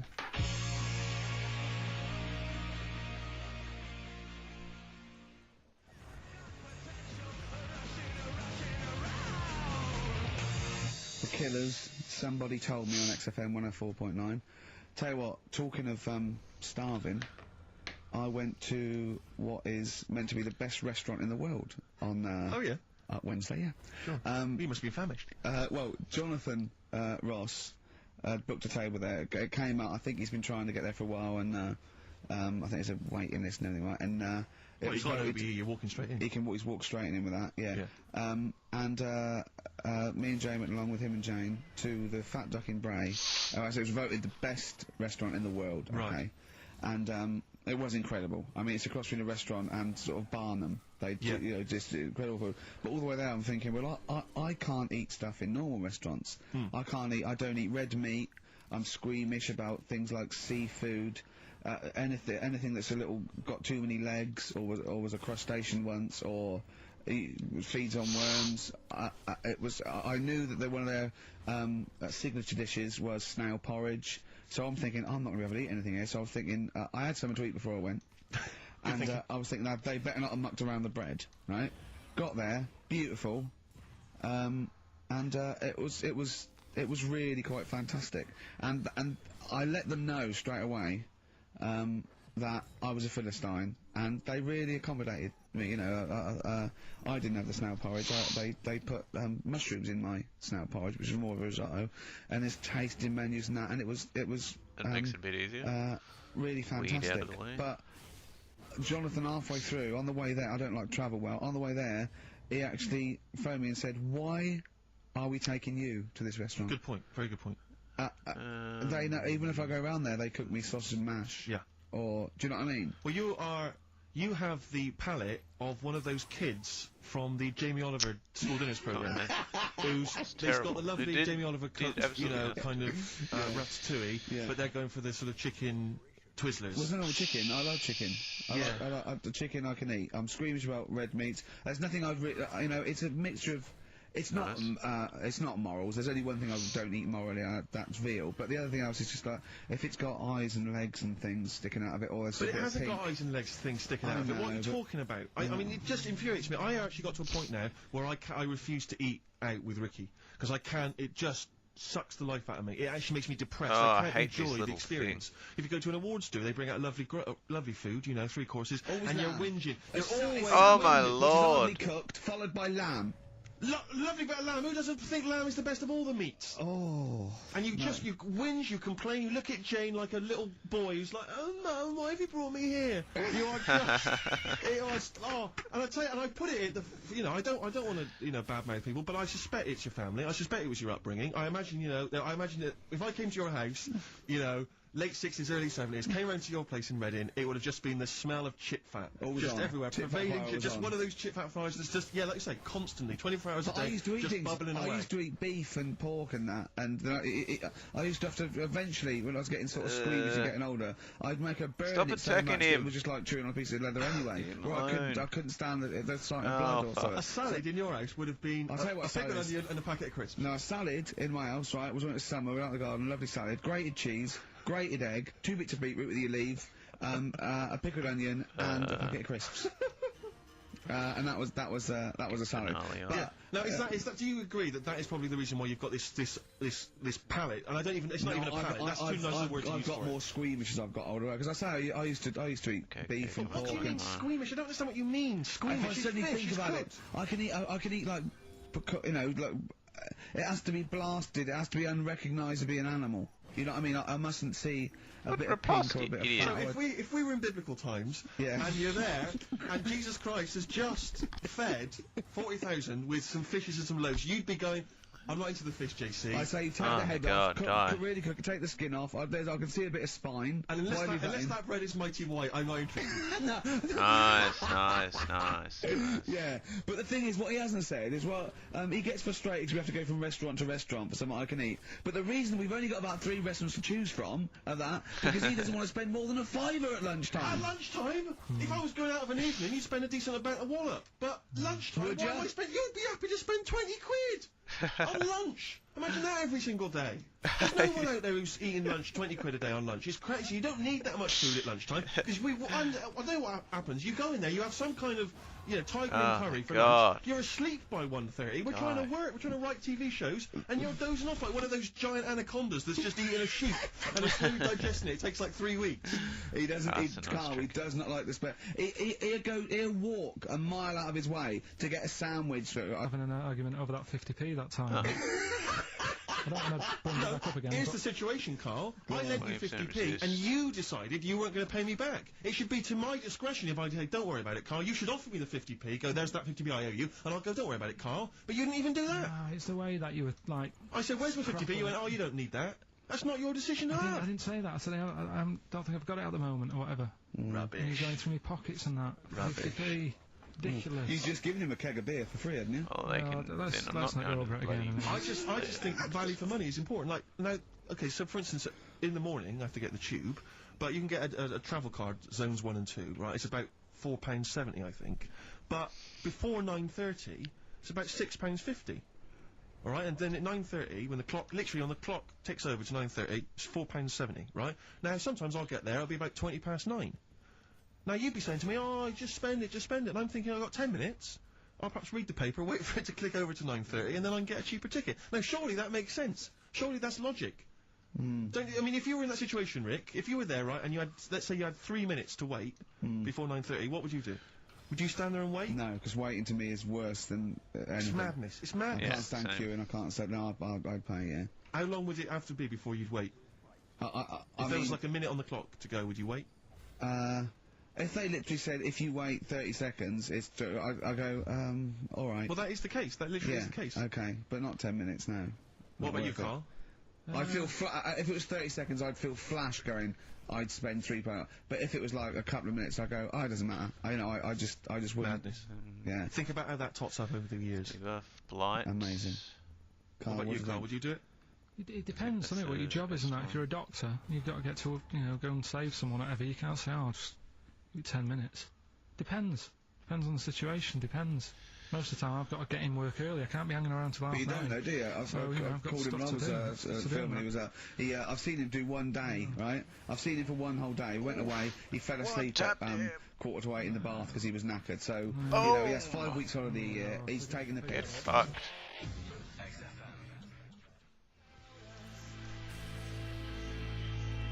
Feeder, pushing the senses.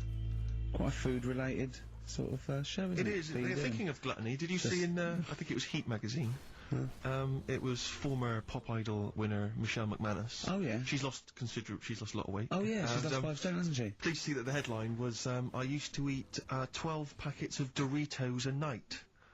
At night. 12 packets of Doritos. I just like the idea that you've got to 11 packets, and you're thinking, one more will do still it. a bit peckish. One more will do it. Yeah. Yeah. Oh, unbelievable. But someone sent in a couple of odds and ends news stories, you know, they've gleaned off the web. And apparently, Britain's fattest family have shed 23 stone. Jesus. One of them died. Between the 5 of them, oh come on. Between the 5 of them, the Phillips family from Worcester weighed more than 100 stone. Jesus. Well, how many are there though? They spent 5 of them, and they spent £300 a week on food. An evening meal consisted of an all-you-can-eat Chinese buffet and another ice cream stop at McDonald's. The mum, she was generally happy, like Carl is, but she said she used to get upset when she couldn't buy clothes for her kids because the shops didn't stock anything above XXXXXL. It says here, it says Mitchell, 13, was the heaviest of the 3, weighing at 27 stone. By the age of 4, he was Britain's fattest toddler, weighing 10 stone. Is that competition still going? He broke 5 bikes. He broke 5 bikes by buckling the wheels. Oh, that's I know you're always a fan embarrassing, of fat kids, Carl. Chasing an ice cream van. Yeah. But the bike just fell apart. Yeah. Who knows? Wow. Maybe now he's on that nude bike ride, you know, because he's lost some weight. Oh, that would be painful, wouldn't it? that would If be one of them extraordinary. buckles. Yeah. Well, I've got another food-related item here. Now, Carl, I got a little email via my agent sent from someone here. Okay, sent from someone at XFM. Okay, and I won't say it was. She just said, I thought this might be good for Ricky to use on Saturday, and obviously what happened is Suzanne has sent you an email in the week. It was Wednesday, and you've returned it, but I think you've returned it to the wrong email address. You returned it to someone here who, of course, immediately forwarded it to my agent for ridicule on the show. Don't panic, it's nothing that bad. Okay, it's an email from Suzanne talking about your tea that night. Was Suzanne out on Wednesday night? Was the an England game or something? Yeah. So you were alone. You were home alone, were you, Wednesday night? Yeah. Did you enjoy your meal? Was it a quiche? Go on. Right. Alright. Suzanne, to Carl. Take the quiche and put it on the baking tray. Cook for 30 minutes on 190. Take lettuce and put on plate. Take 3 tomatoes, wash and chop into quarters. Place on lettuce. Take an avocado, chop in half. Remove the stone. Peel skin and slice. Place on salad. Put salt and pepper on, and a dribble of olive and balsamic vinegar dressing. Right? In brackets, small bottle behind the cafetiere. Right, in case he's reaching for bleach. Yeah. That's it. Ah, Get crap. everything else away. Right? Then sprinkle a smidge of parmesan Oh, on top. fuck it. Remove quiche from oven, Stupid cut into cannon. quarters, and put on plate. Eat. Oh, wow. Does she have to do that every single time? She's like... No, it's just that I'm not that good at cooking, right? And to be honest, that was a lot of hard work. I didn't bother warming it up. And I did without the avocado. Why? Too much messing about. He didn't even do that with instructions. It was too much. But, yeah, I'm not that good at cooking. And Did that, you genuinely... That's not cooking, though, is it, Carl? That's heating up a slicing. quiche. That's cooking it is making the quiche. Yeah, but I'm just. So, could you have figured that out if she had left that note for you? Why did she have to tell you what the olive oil and balsamic vinegar was? Because I've put sort of cooking oil on my food once, and I said, right, it's a bit. It's ever since, right, years ago. I'm gonna die! Years ago. Oh God, they're leaving Mr. Magoo at home! It was ever since I put sausages in the toaster. That, What do you mean? I nearly set the flat on fire.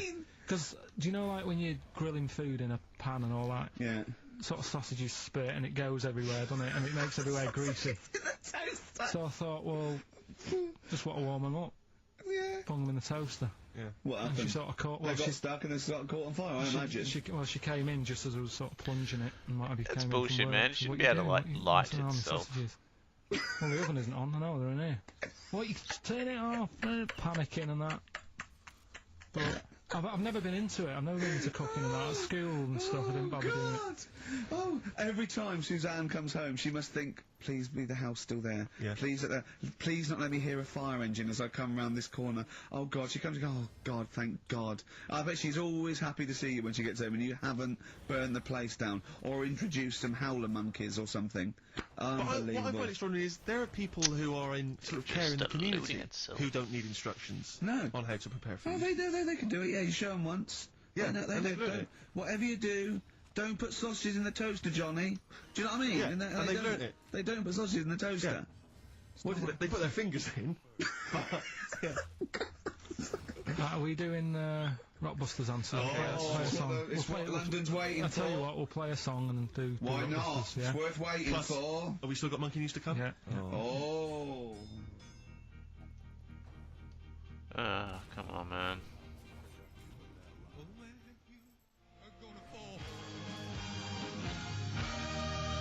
Roxy Music with the old Dylan classic Hard Rains on XFM 104.9. Mixing it up, just mixing it up, mixing and matching. We've got Neil Young, we've got a bit of Roxy Music, we don't care, do But we? then we're right bang up to date with some of the latest tracks from Feeder and the like, so... Yeah, big time. But, it's what they're waiting for, it's the Rockbuster dancers. That's right. Right. Okay, give us the clue, give us the answer. Right then, first one. Hurry up, because we haven't got long for Monkey News. Don't worry about it, don't worry about it. First one. There's a vehicle over there that's It's changed? selling kebabs. Oh, it's changed, go on. Initial D. Yeah, what is it? That was Donovan. Okay. Alright, yeah, okay. Yeah. That Good. worked. I'll give you that. Yeah. Second That's a one. real clue. Well, they got it. Like they always do, so they're always real clues. Second one. You're asked if you want that bit of the egg, right? You think about it. Then you decide against it. I think I know this one. What was the initial again? Y-O. Is this, John Lennon's That was wife, unfortunate. Yoko Ono? Yeah, that's I right. think that was her name, Yoko Ono, was it? Yeah, it's Yoko No. That was, It was Yoko No. No, you've got it wrong. You're thinking about it. You're asked if you want a bit of the egg. Yeah. You go, yolk. You think about it. Oh no. Oh, so you say it twice, you stutter. So No, it's no, Yoke, no. Yoke, oh no. No, you did it No, her wrong. name's Yoko Ono, though. Yeah, Yoko Yeah. Ono. Listen to the clue again. Okay, no. Listen to the clue. So what you say is, do you want this bit of the egg? You think, oh, the other bit. No. Yolk, oh no. That's Yolk, right. oh no. Yolk, oh no. Yolk, oh, no. Oh, yolk. Yeah, go on, brilliant. Yeah, okay, yeah, Yolk, oh no, yeah, go on. Yeah. Next, yeah. And the last one was, Next. I don't think this burger will catch on. That was initial M. Yeah. McFly. Right? So, there's your three clues. There's your thing. Won't catch on. Well, who'd want to eat that? You know what I mean? It's like a Mac burger or whatever. Mac chicken. McFly. Don't want one. Put it back. We'll have a chicken. Right? So who's got the three then? Well done to Ian Shillham from Mansfield, who's got all those answers right amazingly. And he wins all those great prizes, including Ladder 49, starring Joaquin Phoenix and John Travolta, which I don't think anyone's ever seen. There's 49 of them. So. And he wins that, but he also goes forward, as you say, to the big draw, which will come up at the end of It's our little to run. win the signed Homer saying, I like Carl 'cause he's stupid like me, and you can see Matt Groening drawing that to know it's real on rickygervais.com, and you can win that, and a signed Nigel Tufnell poster. Brilliant.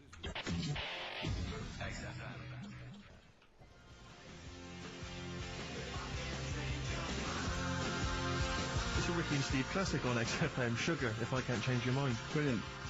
So listen, it's time, isn't it? We've only got a few minutes left, so you better play the jingle. Oh, chimpanzee that. Monkey News. So Monkey News, if you've only just started listening to the show. Oh, you poor fool. Monkey News is where Carl reports for us all the latest monkey activity. A headline or a word or someone he overheard in a pub and then totally embellishes it and makes it ridiculous and impossible. He believes it though. He believes every word he's saying. Let me say that before when you hear this, whatever it is, I haven't heard it, twaddle, remember, Carl totally believes it. Go on. Right, so anyway, right, I think it's in LA this happened. Right. I think. Why does he think? So these people are in a restaurant having a lovely meal. There's one of them short and hairy, but totally covered from top to bottom in a spacesuit, so he didn't know it was a monkey. It's not one of the customers, one of the waiters? So they're having a lovely dinner, probably one of the best sort of dinners they've had, right?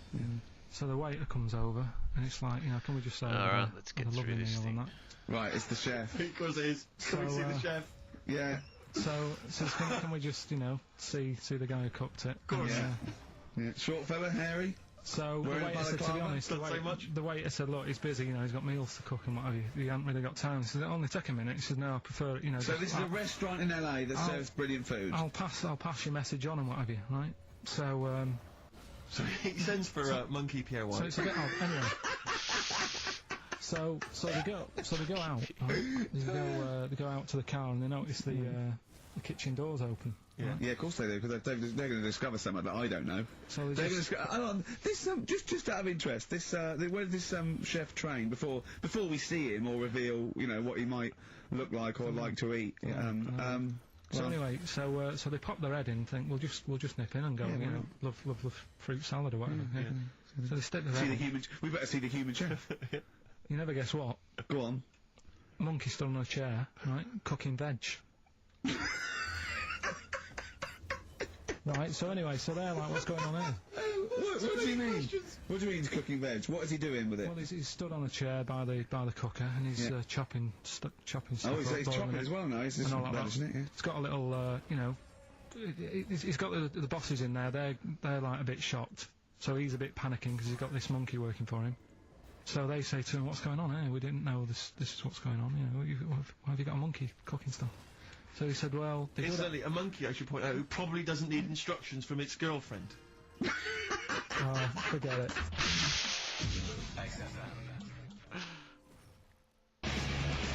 Oh, come on. 14. Bullshit. Foo Fighters, Best of You on XFM 104.9. I'm Ricky Gervais, with me. Are you Steve fucking Merchant serious? And Carl Pilkington. Alright? Carl's had a bad week. I'm Oh, not God, he tries to rule out stress in his life, but he's had a bit too much stress this week, haven't you? One, a phone call from his mum, stressed him a little bit. Right. Something he said in a magazine about his auntie, came back to haunt him. Auntie Nora? Auntie Nora, yeah. Don't name her. Oh, she knows who she is. No. Okay, we won't name her, right? We'll just say it's the one who farted for 5 minutes and as he saw a skirt when he was young and found it like a split tennis ball. So it could be any of me aunties. That coming up, and also a bloke in Times Online, Chris Campling, did a review of the show, right, and basically said that Carl Pilkington is a creation of Gervais and Merchant. Well, if only that were the case. He said he started off saying he liked the show, very excited, said it was a good show. A lot of the jokes. I'm already questioning his critical faculties. Yeah, exactly. And basically said that we didn't contribute much, or seemingly didn't seem to contribute much, and we couldn't sort of like ad lib or anything. We just laughed at, particularly me, laughed at Carl Pilkington, who was coming up with some, you know, quite funny stuff. Right? But then he does a twist on it. He goes, but the thing is, we're the puppet masters. He's a created person. We've created the persona Carl Pilkington for our own amusement. Right. He bases this on simply that we talked about, what was it we talked about? The Chinese not aging well, and he heard him talk about that on my DVD. But clearly I say, Carl, remember when you were talking like that? It's a news, or remember in the week, and so he thinks it's all scripted now. Imagine if this show was scripted. I'd be ashamed. Yeah. If this show was scripted, I would send back the BAFTAs for the shows the actual shows we've written, and I would say... I'm not having a go at Chris Campling. He's nice about our other work. He likes The Office, and he likes my stand-up and everything, and he likes the show, but he's saying, because we're not spontaneous, we scripted this and invented Carl. So he's like, you know, we've invented another Gareth. If we had created Carl, I would not have squandered a character that good on this poxy radio station. Absolutely. Also, does he know that we spend about 3 months on half an hour script? So how long does 2 hours of dribble? But the main thing is, as if this could be scripted, it's dreadful. It's shocking. Or maybe this is scripted. Hang on, you've lost me now. Did we just check the script? Maybe Chris Campling does not exist. Maybe I've made him up. I don't know what to believe. See, the name doesn't wash with me. What was his name? Chris Campling. Sounds odd. That's something that I made up, isn't it? Campling's almost like a joke. It's almost like a gay name, isn't it? Oh, he's a Campling. See, I think this is scripted. Yeah. I think I've probably made this whole link up, and Carl is a creation. Campling, that's not a real name. I made it. I should have come up with something better. Yeah. Sorry.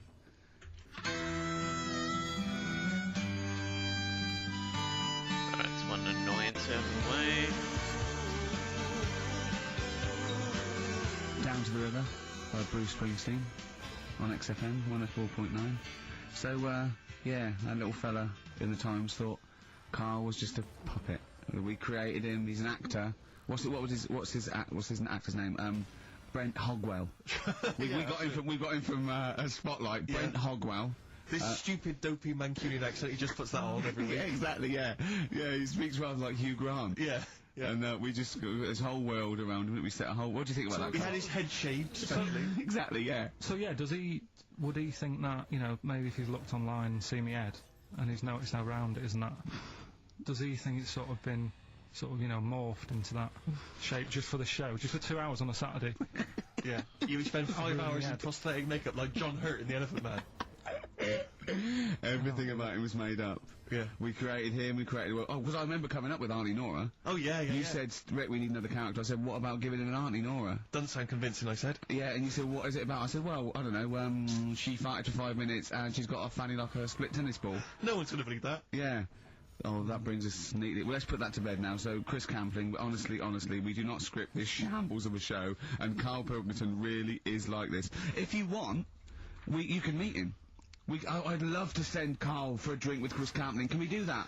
And then he'll eat his words. Chris, if you're listening, honestly, this isn't a stitch-up. As I say, I'm not having a go at you. It's a very well-written article. It's very, very fair. You're just complimenting on his grammar.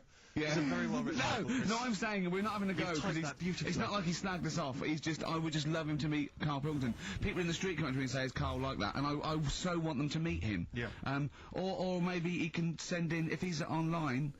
he can send in 5 subjects for Carl to talk about that we couldn't possibly know about, just so he knows that we just really do throw things at Carl, and that drivel comes out. Imagine if it was scripted. But anyway, so Chris Campling, or anyone who knows Chris online, get him to email us, and with 5 subjects that Carl can talk about. That's a good idea, isn't it, Carl? It is like, I'm the Elephant Man the way I'm being treated now. Just sort of like... I scripted that. I wrote that joke last night. Are you sure? Or was it yours? I don't know, Carl enters and says, I'm like the Elephant Man. Hang on, let me just check the credits on the script. I'll tell you what though, Steve, that I found out about the Elephant Man. I was talking to Ricky. What? You know, the only bit that was normal on him. Oh yeah, no, it was in the film. You know, the film, I was watching it one day, it was on, and I said, look, your favourite film's on. And it came to the bit where, he was being exhibited, and he was naked behind the screen to all the doctors. Go on, what did you say? And there's a bit where he goes, and strangely, the only thing that is normal are his genitals. They're untouched by this disease. They are totally normal. Right, what did you say? It's a bit annoying, isn't it? It's like the only bit that you'd want as an elephant. The only bit you'd want that was like an elephant. Yeah, no, I can see that. And he said, and he got the head. So other stressful things. So anyway, what's the Auntie Nora thing? Sorry, Auntie X. Auntie X. What did she... Yeah. Why is she upset? Well, he mentioned her in Zoo. He did this thing for Zoo magazine, and he mentioned about when he looked up her dress. She had by accident, remember? Suggesting you were going around looking up your only relatives' dresses in case they were... For people who've not heard Carl talk about this in the past, just explain quickly again what we're talking about. Right. He didn't want to talk about it at all. When I was a kid, right, Auntie Nora used to come round. Me auntie used to come round. As if there's any ambiguity now. Yeah. Me auntie used to come round and stay, right? And I'm sat on the floor watching the telly, right? She sat on the sofa with a caftan on. I turn round, right, and it was there. It was looking back at me, right? And we've mentioned this, and Ricky sort of said, what did it look like? And, you know, a split tennis ball came to mind. That's what we talked about, right? So anyway, Zoo magazine, when they did the interview... And she's the one that used to put a valance on everything, isn't it? Well, not everything, obviously. So anyway, so I've done this... So you did an interview in Zoo? Yeah, and like they said, you know, do you... Again, it was like, you know, do you plan stuff and do you worry about stuff when after you've done the show, you're worried you've upset anyone. And, you know, I was saying, really, I forget people are listening. And, you know, we're just having a chat with mates and that. I said, but now and again, I do worry, when I'm on my way home from the show and that, and I'm thinking about what we've talked about. And I was saying, you know, the Auntie Nora incident. Yeah. Incident! Like Watergate! Yeah. And, anyway, so this was in there, right? And I was saying in the magazine, you know, but I think I got away with it. She doesn't listen to the show, but, you know, and I don't think she reads Zoo magazine, so... She's more of a nuts woman. Sure, yeah. So, anyway, so my mum calls up the other week, right, and she goes, wish you wouldn't, you know, talk about Auntie Nora and that. And, I was like, oh, so how do you know about that? She goes, well, one of your cousins have called us up and said they've read the article about it. So, so yeah, that's why we don't want to talk about it, really. So he stitched you up. So do you know what Auntie X has made of this? Do you know if she was upset or not? Well, she doesn't know about it. Because, I mean, maybe she's always thought it looked like a split tennis ball. Maybe you're just in sync, you know, because you're relatives and stuff. Maybe she knew instantly. Even if you hadn't named her, she'd have thought, hang on, I farted for 5 minutes once. Yeah, that's not going to be ambiguous, is it? If you hear like someone who farted for 5 minutes and's got found like a split tennis ball, you're going to go, I wonder if he means me. Yeah. You're going to remember that. Or Auntie Jackie. It could be Auntie Jackie. Oh, God. And he got in trouble, you know, last week when he was going to the wedding. Let's talk about that in a bit. Okay. Yeah. Is that a Cure? I love it. In Between Days, XFM 104.9, Ricky Gervais, Steve Richard, Carl Wilkins.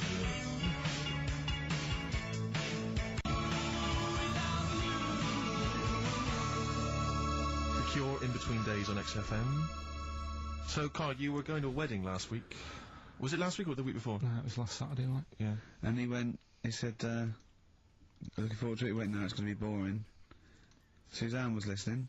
Knows that the couple were taping the show, so she had to get in there before you, didn't she? She went up to him and said, look, when you're whistling back to the show and he says it's going to be boring, he didn't mean you, he meant weddings in general. I love the fact she has to run round and clean up after him. It's great, isn't it?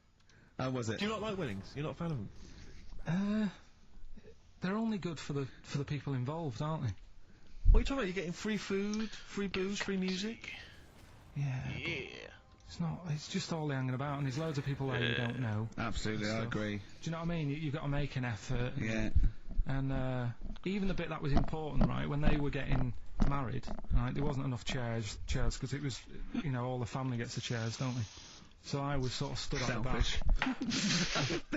Stood at the back of that watching, and, I couldn't hear what was going on, because a woman was breastfeeding the baby. Oh! But what? How loud was this baby guzzling away? You couldn't hear what was going on. So it was slurping and that, and she was like, I just thought, how hungry is it? Could it not have waited? Because you've all got to wait for the buffet or whatever later. I know. But also just in this. Well, there was two, wasn't there? Why didn't you? The only thing that annoys me with weddings is the gift. Is the gift thing. Because, like, you buy these gifts, right, you spend a little bit of money, maybe, you know, I like to be a little bit lavish if I go to a wedding. Oh. Well, no, come on, you get a gift, right, you package You're it having a up. laugh. And I don't know about you, Rick, but I like to see the response. When I give a gift to someone, I want to see the feedback from that. You know, this is very much. You know, I want to see what it is that's Jane bought on you know, and put my name to it. Yeah. Because sometimes I think, oh, thanks for the. I go, oh, no worries, no worries. But you know, certainly, I mean, we've talked about it before, but certainly, you know, it's the amount of money spent and the amount of time given to the gift should be correlated by the amount of the response you get. Absolutely. If I give a book token, a shrug is fine. But if I give, you know, a sizable, I want them to be showing it to friends. If it's a bar, I want them to show it to the barman. You want to go, look what Steve Merchant got me. He's the greatest man in the world. Yeah, exactly. Yeah. You go to a wedding, you turn up with a gift. You could have spent, you know, upwards of £15 on it. You turn up, you walk in, you say, "Excuse me, where's the bride and groom? I want to give them this gift." And some bloke, normally the brother-in-law, says, "Oh no, the brother-in-law's mate." Yeah, sorry, they're too busy to see you right now. Just stick the gift on this big table with all the other ones. Yeah. And they'll get back to you in a week. It may be 6 to 8 weeks after the honeymoon. They maybe write you a note. They won't thank you personally. They'll write you a note. It'll be a general thank you. It's your name in different type. Yeah, but it might have some vague reference to, you know, to what you did, but it won't really be personalised. Yeah. The set of mugs, again, will be in different type. Exactly. Thank you, Steve Merchant, for your wonderful gift. We love mugs. Yeah, yours. Yeah, exactly. and a photocopied signature. Exactly, yeah. Yeah, it's not right, is it? Oh dear. And also, of course, as well, if there's a baby involved, you know, perhaps they had a kid out of wedlock, and that's why they're getting married. There's normally the little baby signature as well. Like the baby signed it. For Paul and Sharon and little Billy. He's Ben these days. Ben. I reckon. What do you think, Carl? How was the wedding, by the way? Did you buy a gift? Suzanne sorted something out. Yeah. What? I don't know. Oh, actually, no. We're going away. Having a week away. With them. Well, that's your gift. Yeah. What we're going away. No, we're going away to Cornwall or something, and yeah, that's it. We've sort of paid for a place to stay, and coming along and that. And their gift is to spend a week with you in a confined space. They'll love it. They'll have a great time and that. Will they? Yeah, it's fine. Can I get a pen? I'm making a note of how many times you say "and that" during today's show, and so far there's 3. I've noticed 3. I'm just gonna just make a note because I think we can have a competition here. If you can predict how many times he's going to say "and that," the closest one wins some of the crap DVDs that we've got on offer. Hold on, tell me we've got ladder 49. Definitely.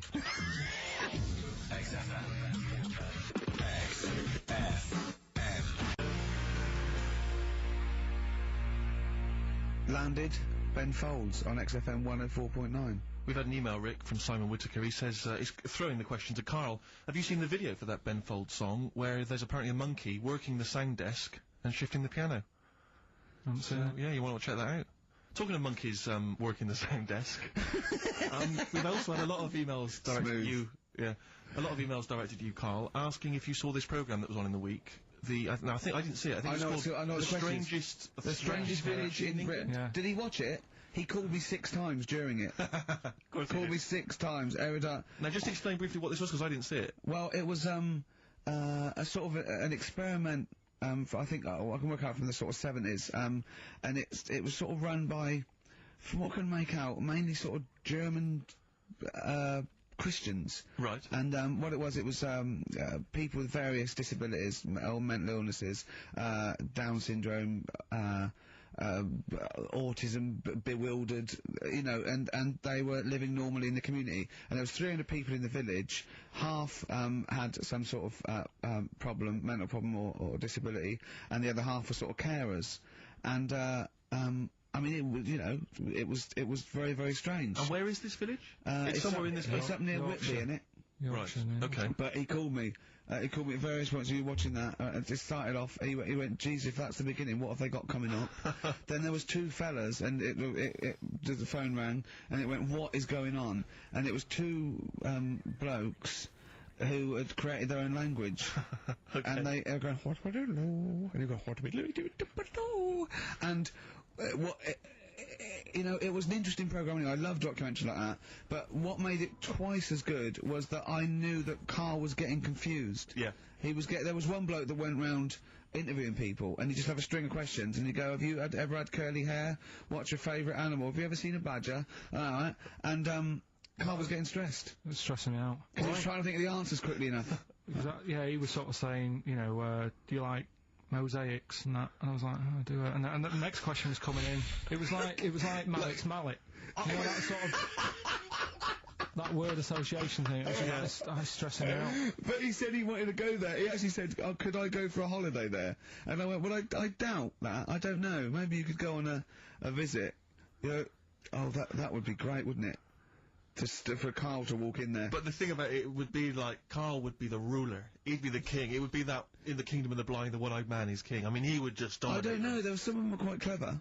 Really? Yeah, I don't think he'd, I think he'd probably be average. Yeah. I don't think he'd... Okay, he'd stand in. No, I don't think he'd shine. Because a lot of them were quite good at some things, weren't they?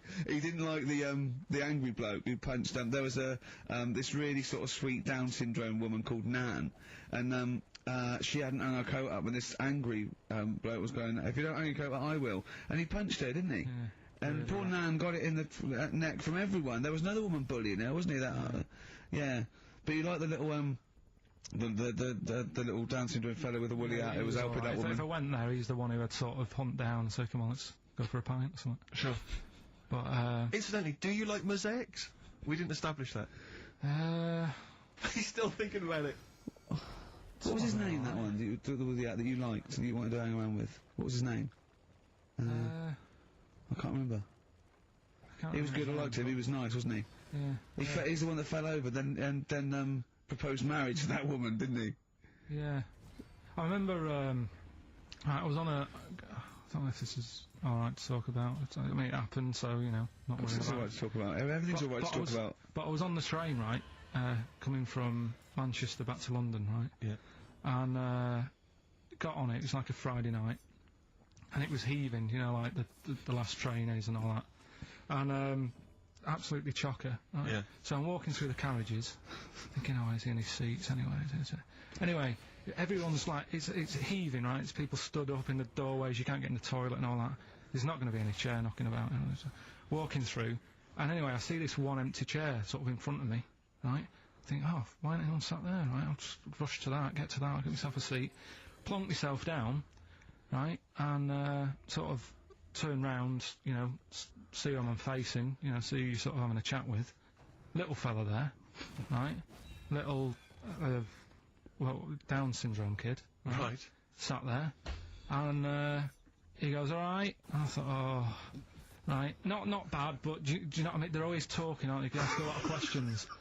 Right, so I was like, oh, here we go, 2.5 hours. And I couldn't get up because the thing is, that's obvious. Sure. Right? So that's like mean. I never want to be mean, do you know what I mean? No. At the end of the day. So anyway, so I think, I know, I'll go to sleep. Clever. Right, so I shut my eyes, and he leaves me alone and all that. So then, my phone goes, and I think, right, what do I do? Do I ignore it? Or do I open my eyes and see what it is? Anyway, I open my eyes, it's Ricky calling about something. About nothing, probably, actually thinking about it. It wasn't even worth answering, right? So anyway, but I'm awake now, aren't I? So he's like, hello? And I'm like, alright, mate. And he says, you're muscly.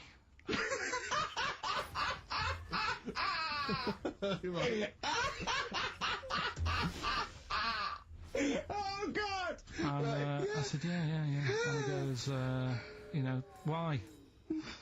So I said, no, just Dan. It's, again, stressing me out, because I'm thinking, why am I muscly? I don't go to the gym. And, you know, I mean, I'm not muscly, I'm in good shape and that. Well. So then, he wants an arm wrestle.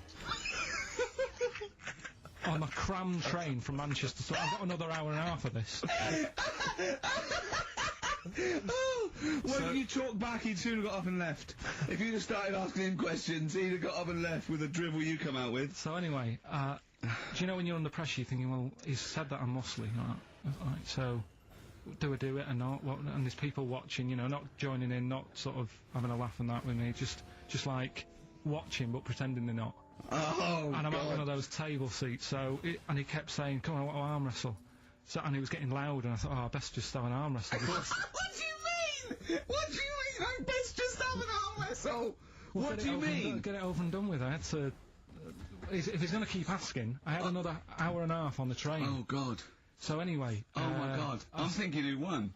Well, I'm thinking, were people putting bets on? How was it working? It was stopped, and just as well, really. It was stopped? Was it game? No, he was winning, I was struggling a bit, right? Yeah. And he was really, like, you know, taking my arm down, and then he sort of let go and started laughing. And I thought, thank God he let go, because I would have made, you know what I mean? If I lost that, everyone's in the train looking, and all the rest of it. It's suddenly serious to him that he's got to win this.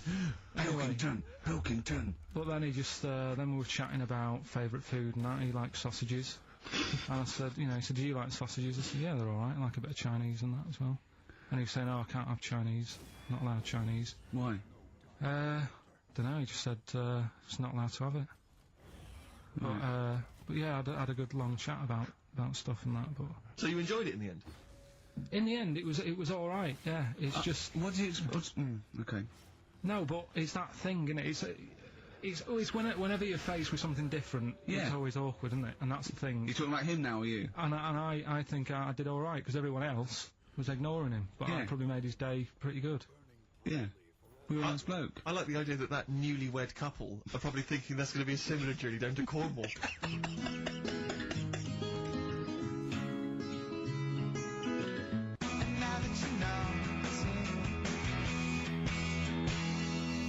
The magic numbers, forever lost. I was taken unawares because I opened that thing, what is it? The confectionery? Well, we were sort of doing it ironically, like people getting shameless plugs by giving us stuff, but then I opened it, and it's brilliant. It is brilliant. It's all retro stuff. It's got a curly-whirly, a fountain, sherbet fountain. I've just been eating a drumstick that I didn't quite finish in time. It's got some of those little cola bottles. That's Hope and Greenwood and their confectionery, which are available there, the perfect summer gift. Perhaps you've got to go to a wedding or barbecue party. We've got some rubbish to give away now, haven't we? We have indeed, yeah. If only we hadn't opened that, we could have thrown that in the mix. I know, no, it's too good to give away. It's time for Rockbusters, the quiz that no one looks forward to. And we've got, as usual, the bunch of CDs, DVDs, I should say, which... Just tell me we have got another copy of Ladder 49. Ladder 49's right here. That's Brilliant. in the mix, yeah. How many did they send you? Joaquin Phoenix, John Travolta, Ladder 49, the movie that no one's seen. Yeah. I've never met anyone who's seen it. But is owned by every single XFM listener. Exactly. Also in the mix, as I said before, we've got Priscilla, Queen of the Desert, which, if you haven't seen that on telly, I'd be very surprised. French and Saunders at the movie, the best of all the French and Saunders movie spoofs, which is, I think, on TV every single night. Yeah. It's a very gay giveaway so far, It's a very isn't good it? week. Well, this got one- Ladder this one- 49, the people in uniform. You've got Queen of the Desert and French and Saunders. Well, the gays love them. You know how much a fan of Chevy Chase. You know I love Chevy Chase. Yeah. Well, we've also got here National Lampoon's Christmas Vacation 2, which doesn't feature Chevy Chase. It was so bad, even Chevy wouldn't agree to be in it. So instead, Randy Quaid, who plays Cousin Eddie, it's him. Right. And on the back I notice it says special appearance by Eric Idle.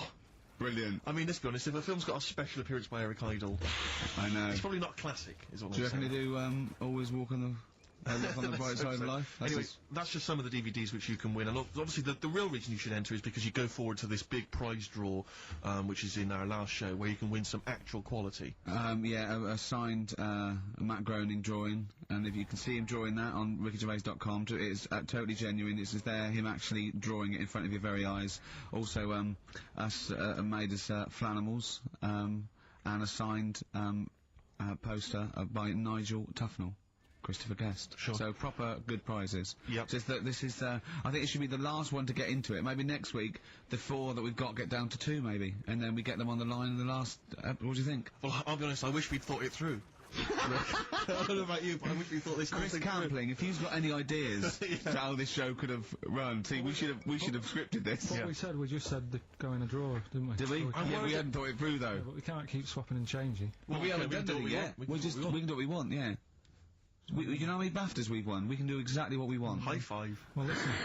Right, well, let's get down to business then. Let's get Right, down so to business. Rockbusters, let's explain briefly what this quiz is for those that have only just started listening to the show. It's basically, blockbusters. Well, you say that, Rick, but it's not, is it? I mean, that Blockbusters made sense. Yeah, This well, is this just is the incoherent thing. Carl thinks this is a cryptic clue, going, right, a fella is walking along and oh, look, there's the fish. What does that mean? Trout spinners. Some of them are hard because they've dug them all out. Some are hard because they don't make sense. No, but they've dug them all out because they're going to put them all on the website for people to play along with, and they came to me for the answers, and some of them are pretty tricky. I couldn't answer them. So I love that. Well, anyway, the only man that can outwit himself. Right then. So the first one then. Here we go. Why don't you borrow some land off Mr. Boardman or Mr. Laurel or Mr. Fletcher? All right. Why don't you borrow a little bit of land? Oh, it's changed already. Already changed. Already off changed. Mr. Boardman. Well, no, do it again and do it exactly the same each time. Do it again. Why don't you borrow some land off Mr. Boardman or Mr. Laurel or Mr. Fletcher if you need a bit of it? What's changing? Okay, and what are the initials? Right, LS. LS. LS, that's a band or an artist. Who am I talking about? Second one. I'm gonna sorry, he's got a sweet in his mouth. I'm gonna annoy those seabirds over there. Right. I'm going to annoy those seabirds over there. Oh, just those seabirds. It doesn't matter where they are. I'm gonna annoy them seabirds. I don't know what he's talking about anymore, Steve. Honestly. B is the initial. I love the fact that he was fascinated by the strangest village in Britain, but the stories he's told us about where he comes from, there's him going around with two fellas with big heads, webbed feet, a little pigeon-chested bloke, him on his grifter with Maggie pecking at him, his dad in the telephone box nicking groceries, and a horse in the house next door. I mean, how strange was his upbringing? And him hanging from his satchel. Unbelievable. There's another woman who I remembered. Actually, I'll tell you later. Go on, what? I'll tell you later about another woman who I remembered. What is it? Give us a teaser. It's just a woman who rode around on a three-wheeled bike with her husband in a basket. Right, I'll tell you that. Yeah. Right, and the final You don't get clip. teasers like that on any other radio That's a hell of station. a funeral service. Right, listen. Right, the final clue. What the Scouse fella said to the robber who he found in his house next to his vineyard. Oh, Jesus. What? Again? Right, so what the Scouse fella said Right, this is going to be a pronunciation thing. to the robber he found in his house. Oh, God, which was I've next to lost his- the will to live. I want to get in that woman's basket on the street. We'll just be driven round And for the rest of my life. the initials there, A.W. A.W. Who is it? Right. Well, Email in and that. should we have also on the text 83XFM? You can win Christmas, First one to get National all Lampoon's three. Christmas Vacation 2 and Ladder 49. Yeah, watch that man.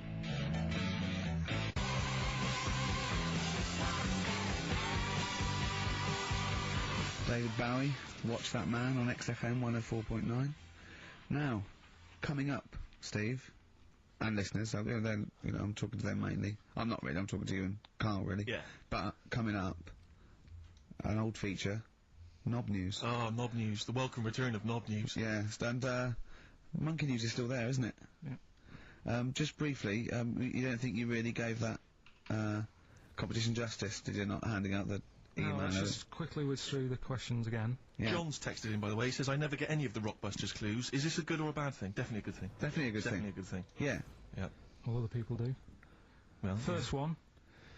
Why don't you borrow a bit of land off Mr. Boardman or Mr. Laurel or even Mr. Fletcher? Right. LS. Second one. I'm gonna annoy those seabirds. Right. Ooh. B. And the last one. What the Scouse fella said to the robber he found in his house next to his vineyard.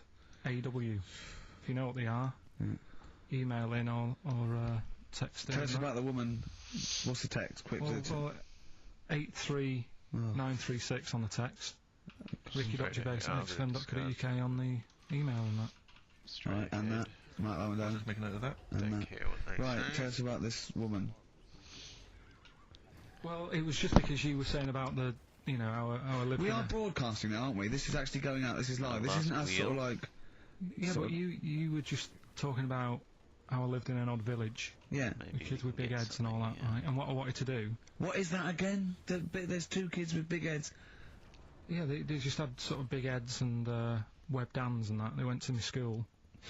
And when I spoke to my dad the other day, because I'm going to see my mum and dad tomorrow. Oh yeah. So I said, have we got any school photographs with the big-headed kids in? And he said, no, nobody bought those sort of school photos because they were in it, so it was always a bit ruined. But I said, well, no. No, he said sales would, because he obviously talked to other dads and stuff like that. And he just said, oh, no one bought them. But anyway, so... I would love them. Yeah. That's why I'd buy them. Yeah, but I wouldn't stand out, would I? If And it's on the that's mantelpiece. Yeah, well. So, but anyway, so I was talking about, When you say they had big heads, what do you mean? Do they look like someone from Doctor Who? They were just quite big. But they weren't related? No. So why did two blokes with big heads and webbed feet? I lived in a weird area. There was a chemical plant close by. Oh, this guy's out of order. I can't believe you've never told us that before. That explains a lot. Not just the freaks in your neighbourhood, but Well, there was loads of weird stuff going on. There was this, like I said, there was this woman who used to live in one of the council flats, right? And she had a three-wheeled sort of big. Yeah. What do you call it? Son. Three-wheeled son. He was the weirdest bloke we ever knew.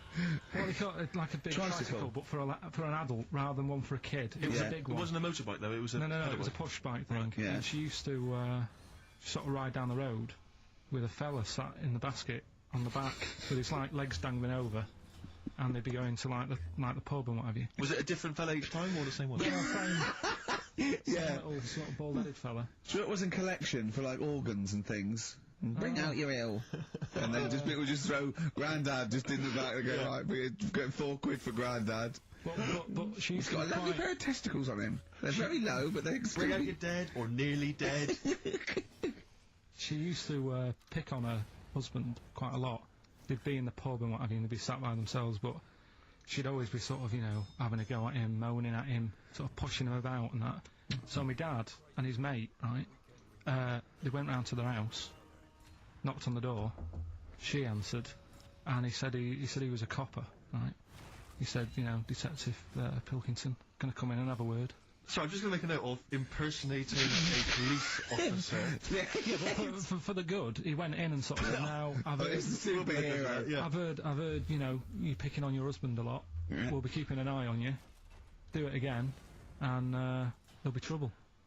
And she backed off after that. She was That's alright. good. And how was the husband? Was he still in the basket though? Was he allowed to ever sort of like ride up front with her? Or was he just always in the basket? He just, she'd sort of stopped picking on him in public places and stuff. That's good. Just you can't get done, can you, just for doing that? I think impersonating a police officer. Well, is you a criminal probably did. offence. There was no gain. I think you can't impersonate a police officer full stop. But I think they'd probably be lenient on him that he was, you know. But let's face it. It's, you know, he's not going to be caught because why would anyone know about it? It's not like his son's going to say it on a radio station, is it? And stitch him right up. Is this something you did generally? Kind of a little bit of like vigilante work?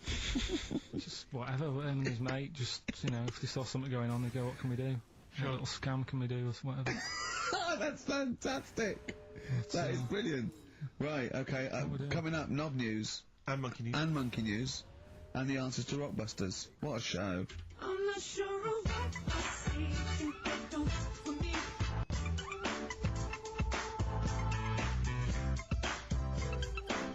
Signs on XFM by Snoop Doggy Dogg and Justin Timberlake and a bunch of other people. Ricky Gervais, Steve Merchant, Carl Pilkington. Sorry, I was just enjoying that Hope and Greenwood confectionery. Lovely. I wish I had something to wash that down with, Rick. Well, won't you have a glass of lovely Banrock Station red wine? Oh, lovely. It's barbecue friendly. Yeah, perfect. Good. So just keep sending stuff in. For Free stuff, please. Free Good, stuff. good stuff. Carl, what are we talking? What are we doing?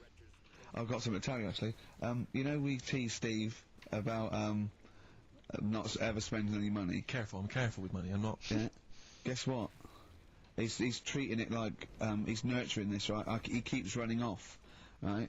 In the edit, he's having a suit made, and he wants it to be just right because I reckon he's forking out quite a lot. He's having a suit made. Think of that, him. Let me tell you this though. I don't want you thinking that I'm getting all flash with my cash. It's very hard to buy off the peg when you're 6'7". So you know it was a necessity. Carl, I don't want you thinking that this is the beginning of some new phase. Well, is everything you buy sort of made to measure? Or? No, I'm afraid if only I could afford it, mate. But no, I'm off the peg generally. But in so this what, instance- like properly done and that? Just Oh yeah. It's the full thing. The full works.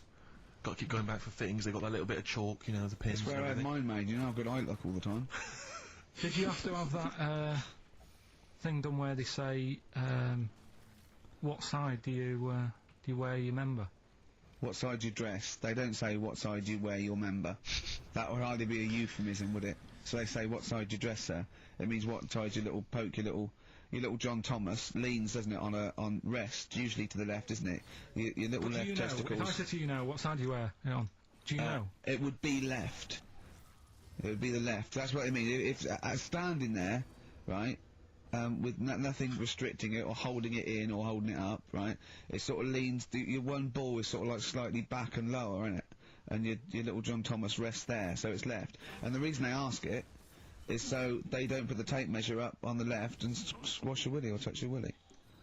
So it's nothing to do with like, well, you'll need a bit more room, of sort of more material on that side, or. Well, no, I don't think they compensate. It's just when they put when they stick that up into your groin, they don't want to come in contact with your. The thing is, I don't know what side I wear stuff on.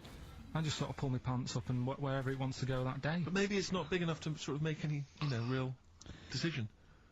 But like now, I'm sat here right with my jeans on. I don't know where I am. Well, that's clear from hearing you talk. No, but what I mean is, if a fella said to me, "What side are you? What side do you member on?" I'd go- Member. What is this the use of the word member suddenly? I'd go. Well, it's usually not appropriate, and also, I imagine in the old days they had big baggy pants and used to sort of like hang down, and now, you know, like with those stretchy boxers and briefs, it's sort of held up in a nice little, neat little parcel, isn't it? So it's probably not appropriate. It doesn't come in contact with your little snake. So, you know. Did you ever, have you ever heard that? Are you telling me a tailor has asked you that and you went, what do you mean, mate? No, I've never. I've not really had one made to measure. I had one made when I was a kid, but since then I've sort of bought a suit off the hook. But when you were saying about buying a suit, I know that question sort of crops up, and I don't know what the answer is. It just annoys me the way I don't know. There's no surprises anymore. Do you know what I mean? People know. What do you mean? He's going to go, right, I'm going to measure you now. Which side shall I measure? Go, well, pot luck, go and have a look.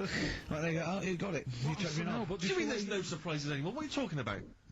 Everything you say is a surprise. Everything you say. Every opinion you have is a surprise to me. What I mean is, why aren't people just happy just to go, well, depends, doesn't it? I'll just pull the pants up wherever it wants to go. I'm happy. What do you mean? Why is this such a big issue? But Carl, when they ask you this question, they're not making a note of it somewhere. It's not statistical research to find out what the kind of common leaning is. It's a question so he doesn't touch it when he's using his tape measure. Just be careful. But he is being careful by asking the question. But what's wrong with him touching it anyway? If he's, I mean, it's only like a slight. Fair enough. But if he just sort of, knocks it a little bit, you can just go. Do that again? To me, it's the same as the prostate thing. It's just happening all over again. But the doctor doesn't go, oh, what side's your arse on, sir? Trying to avoid the arse. He wants to go, he knows where your arse is, and he's aiming for it, and he wants to get it up there. He's aiming for it for a good cause. This little fella's going, well, I've got to measure his leg. I don't want to touch the knob. I'll just ask him, sir, do you mind telling me where your cock is so I can avoid it? It's a big difference. But like I'm saying to you, I'd have to have a look first to let him know.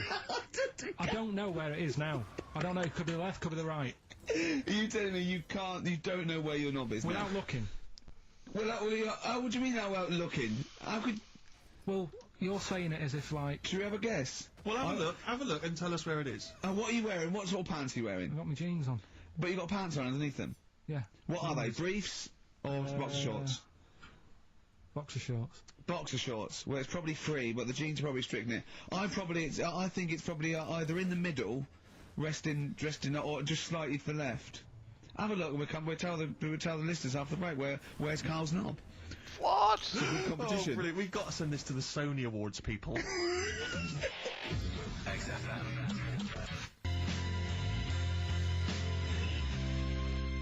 Run, Snow Patrol on XFM. Well, big question. Where was Carl's knob? That's what people have been hanging on for. Yeah. Where was it? Well, I can't believe people have been texting in. Hey, what, guessing where it is? People saying, is it in the middle? Is it in the left? Cost them 10p. Cost them 10p to find out. Just wait, I'm going to give out the answer. You don't win anything, right? Like, strike it lucky. Right, bottom or middle? Right. It was to the left. Oh! Yeah. I went with the right. That's annoying. See, I thought it would be to the left. If not, maybe if it was all scrunched up, sitting down in that right, it might just pop up to the middle. Just pop out, like, Well, next week we'll be finding out where yours is. Where's Ricky's bollocks? Right then, which leads us nicely into knob news. Oh, it's the welcome return of knob news. Right. Okay, it's very much like the news at 10. This, isn't it? I do a bong, or in this case a schlong. And he gives me the headlines, the knob news of the day. The big, where have you collected all this knob news? Was there a lot of knob news this week? It was mental this week.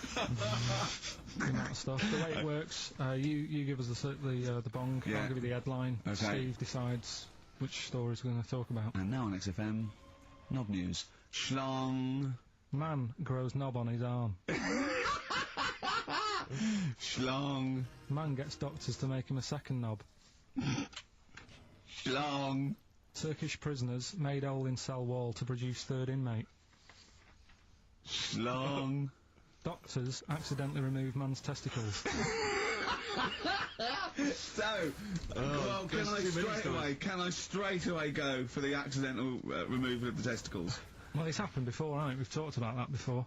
How does that, what did he go in for a tonsillitis? What are they called? Tonsillectomy. And he went in the wrong way. What are you talking about? How can they accidentally remove his testicles? It says, he didn't look at his folder, and the doctor said to the fella, "Oh, we've removed your testicles and we wanted to take out your prostate gland." So, come on. That's what happened. There's the story. This is what I mean. That's why I don't like going to the doctors. It happens, doesn't it? Because all these sort of it's when they say things like, "Oh, it's just we do loads of these operations." That's when they're not concentrating. Brilliant. Do you know what I mean? When they say it's procedure, that's like having a boring job die, every you day when fuck. you're not going to be concentrating. I prefer them to go, "This is a tricky one, this." I know what you mean. I sort of do know what you mean. You watch TV programmes about, like, you know, removing someone's second head or whatever, and there's like the best surgeons from all over the world. It's televised. They can't make a mistake. They can't go, "We took his legs off by mistake." Whereas the fella who's having a prostate's like, "Oh, do you want to do it? I'm sick of doing them." Yeah. And they're probably doing a crossword whilst writing it. Of course they are. I've seen that actually in operating theatres. They're doing a crossword. That's what I mean. Yeah. I was just examining some of the other knob news, Rick, a little bit more closely. Man gets doctors to make him a second penis. I'm sure we're all interested to know what happened there. Yeah. A German who persuaded doctors to give him a second penis has lost his wife after he showed her the result. Biker Michael Gruber lost his original penis in a motorbike accident, and doctors built him a second one using a mixture of skin, bone, and other tissues. Bone? Apparently, the penis worked so well that he was even able to father a child with his wife Bianca. But Gruber was still not happy and asked doctors to repeat the operation and build him a better organ, to which they agreed.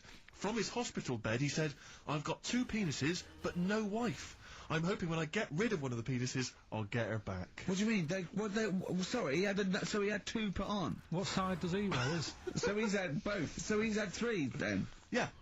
Yeah. This is probably the thing that happened with Hitler, when he had 1 ball, but he had 3 at one point, didn't he? So he just got one in the other ball, gave his mum one, and got the other one. Man grows penis on his arm. I mean, why people are constantly losing their penises around the world, I've no idea. But why on I didn't the realise it arm? was a bit... What do you mean why on the arm? It's just a graft, isn't it? Yeah, but put it on, like, your buttock or your side. Not you can't wear a short sleeve shirt. Why did they've done that before? I don't understand it. Why not just graph it onto the side of your leg or something where it's high up, close to where it should be? I don't know. To get it used to the environment, like when you were like released a duck into the wild. I've never understood that. If there's a doctor, again, you know, we had a doctor last time. If there's someone who can let us know why they put it on the arm. So they can keep an eye on it, presumably. He's not going to work with this knob on his arm. He's probably in a hospital bed and under examination. Right. So what do you think? They pop the knob on the arm, say, "Come back in 3 weeks." What do you do, by the way? "I'm a mechanic. Keep the knob, keep the long sleeve shirt," because the blokes go, "Why have you got a knob on your arm, mate?" What are you talking about? He doesn't go back to normal as a teacher. "Sir, what is it, Simpkins? You got a knob on your arm. No, don't worry about that. Do your maths." What do you think this bloke's walking around with a big knob coming out of his arm? Why on the arm? So they can keep an eye on it. So it's not... Well, if he's in bed, just get him to not put any undies on or whatever, and just have a little sly look at how it's going. Even in hospital, if you're in a shared, like, little hospital room, people going, "Oh, I've had heart problems, what's your problem?" He's there with his arm out. He's got his knob out! Yeah, but I don't think it counts as indecent exposure when they're grafting a knob on your arm, sticking that out of the bed. Imagine if he's driving, he's just got it out the window. People driving by. Yeah. At the end of the... Is that bloke giving me the finger?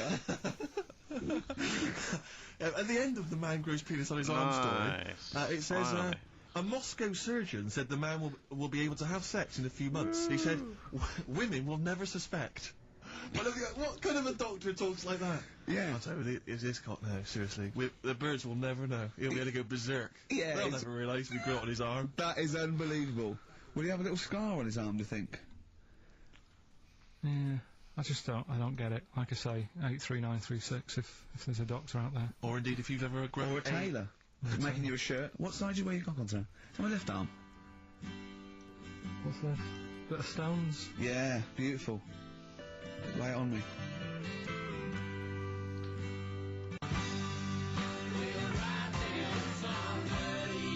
Wild Horses by the Rolling Stones on XFM 104.9. Well, I think the listening public would have enjoyed Knob News there. Oh. So, I mean, there was a lot of Knob News this week. I was surprised. You know, I would have thought it would be hard sometimes to get Knob News together, but... I would have thought it would have been part of a bigger news programme, but, I mean, I don't think we'd dedicate a whole, sort of, you know, like John Craven's news round. Yeah. A whole 5 minutes to knob-related news. Yeah. There was other news, was there, in the week at all? It wasn't just all knob-related, you didn't just research. No, they're the ones that sort of stand out. There was Christ on a crisp. Right, what's that? That's obviously a crisp that someone vaguely thinks looks a bit like Robert Powell. Yeah, what a load of twaddle, yeah. There was a bloke who can blow up balloons using his ears. What do you mean? Look at him. Just, well, it's all connected, isn't it? You know, you're just redirecting it, aren't you? Pointless, though, isn't it? It is pointless. No, I'm sort of downplaying it like it's no big deal, but it is pretty impressive. It's not. When was the last time you blew up a balloon? Oh, I don't know. That's what I mean. It's not needed. It's not impressive. That's what I mean. That's what. But you can say that about any form of sort of like bizarre entertainment. I don't think you have to hang yourself from hooks. But a lot of people go and see Jim Rose Circus. I mean, I wouldn't. I don't see the. But would you go and see that?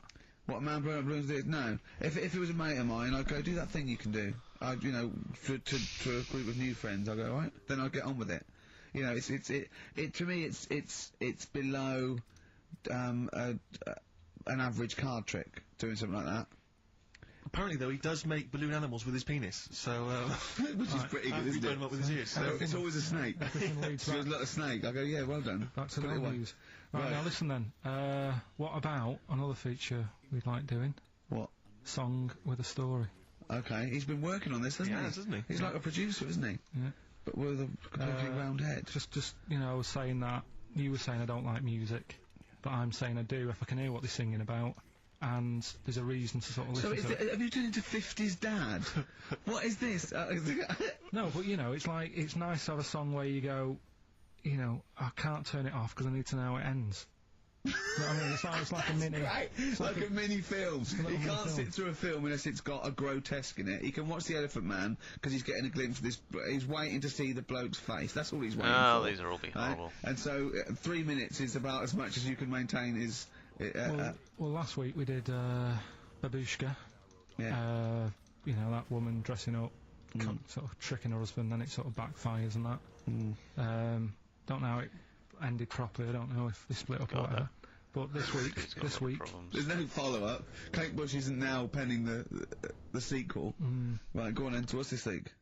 Pinball Wizard. Right. Okay. What's the story there? It's about this sort of deaf, dumb, and blind kid. Right. Who's good at pinball. That's it. See, I don't believe he would be good at pinball. But even if he is, it's a lot to give up, isn't it? Just for that. Well, he didn't give it up. No, but it's not like, well, you can't even say to him, oh, you know, a lot of bad news and that, but you're good at pinball. It's just a bit rubbish. I mean, does he even know he's playing pinball? Is what I'm saying. Do you know what I mean? And it's not hard, it's just moving the thing, you know, just hitting the buttons hard. Yeah. It's not like, you know, if he was good at Pac-Man or something, you go, oh, yeah. But... It wouldn't scan, would it? Well, I mean, what were they thinking of? What were the Who thinking of when they wrote this? Well, let's have a listen to it. But, you see, now, he's a Pac-Man wizard. It kind of works. Yeah. He's deaf, dumb, and blind, though. Yeah. That's pretty grim, isn't it? It's rubbish, isn't it? Well, don't say that. Oh, that's alright, I can't hear you. No, but it is like, it's just the worst, isn't it? I can't imagine what that would be like. It's pointless. Like being a tapeworm or something, isn't it? It's just...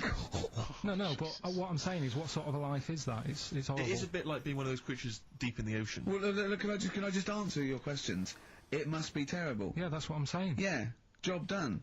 But would you want a song about it, and, you know, he's good at pinball? But it's not a real person. I mean, you were getting onto the realms of people with disabilities. But he is not a bloke that existed they sang a song about. Well, listen to it. Anyway, let's... Well, it's not a true story. I don't need to listen to it. Let's have a listen. Oh, okay.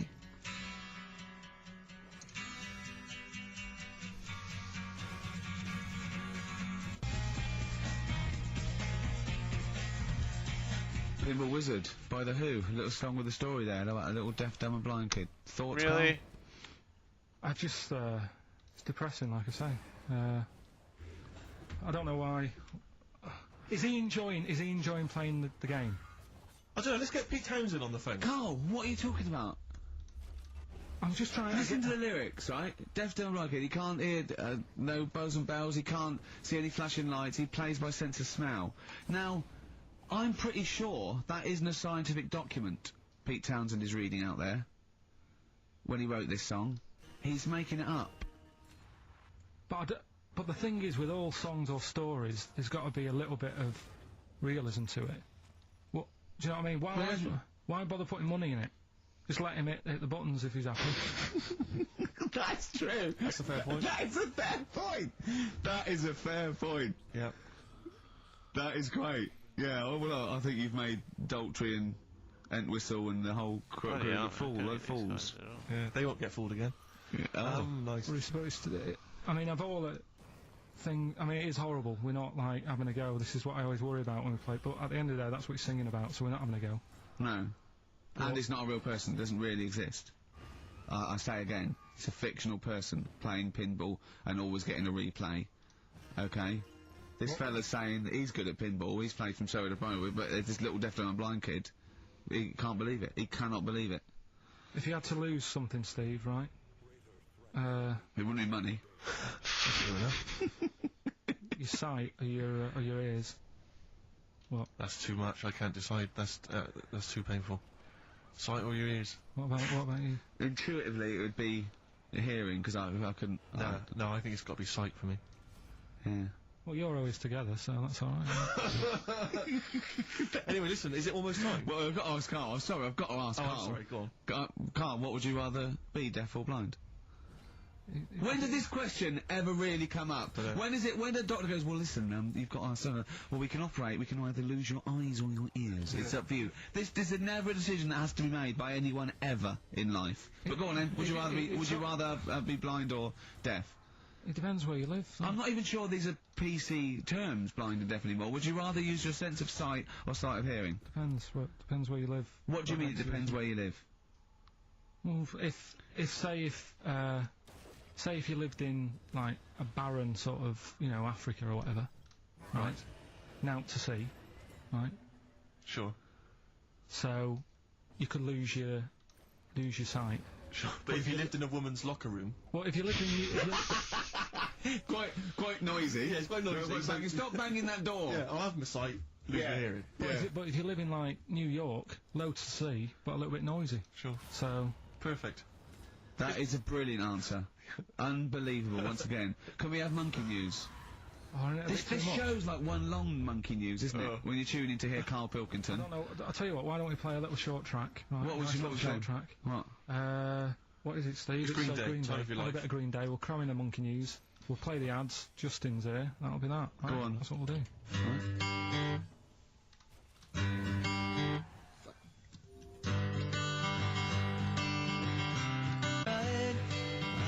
You had the time of your life. Green Day on XFM 104.9 with your HC Merchant Carl Pilkington. We need the answers quickly, Carl. Rockbusters. We're running out of time. We've got Rockbusters and monkey news to come in this fun-packed show. Give us the clues. Give us the answers. Right. The first one was, why don't you borrow a little bit of land off Mr. Boardman or Mr. Laurel or Mr. Fletcher? Go on then. Right. Sure. What am I getting at there? The initials were LS. Right. Lease a Stan's field. Right, because you're borrowing it, that's leasing it, it's Stan Boardman, Stan Laurel, and it's a field and that, isn't it? Second one, I'm gonna annoy those seabirds, that was B. What you doing when you're annoying a bird? You're bugging it. What's a seabird? A gull. Buggles. Right, bug gulls. I don't know where to start, mate. Right, don't worry about it. I don't know where to start. If we had more time, don't worry. I'd throw him out of a window. Right. What the Scouse fella said to the robber he found in his house next to his vineyard. Go on, that was A.W. That was A, me Winehouse. Right? A, me Winehouse. What? A, me Winehouse. What do you mean Winehouse? It's a vineyard, it's a cottage in a vineyard, so that's like a winehouse. Say it again, what was the clue again? Amy Winehouse. Well, yeah, but what do you mean? Amy.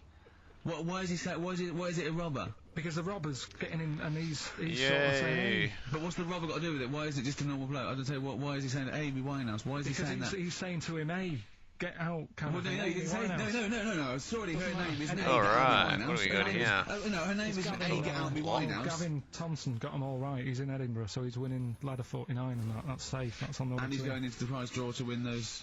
I mean, this better be a good monkey news, Carl. That's all I can say, because that was drivel. Amy Winehouse. Play the jingle. Oh, chimpanzee, that monkey news. Right. There's this monkey, right? Yeah.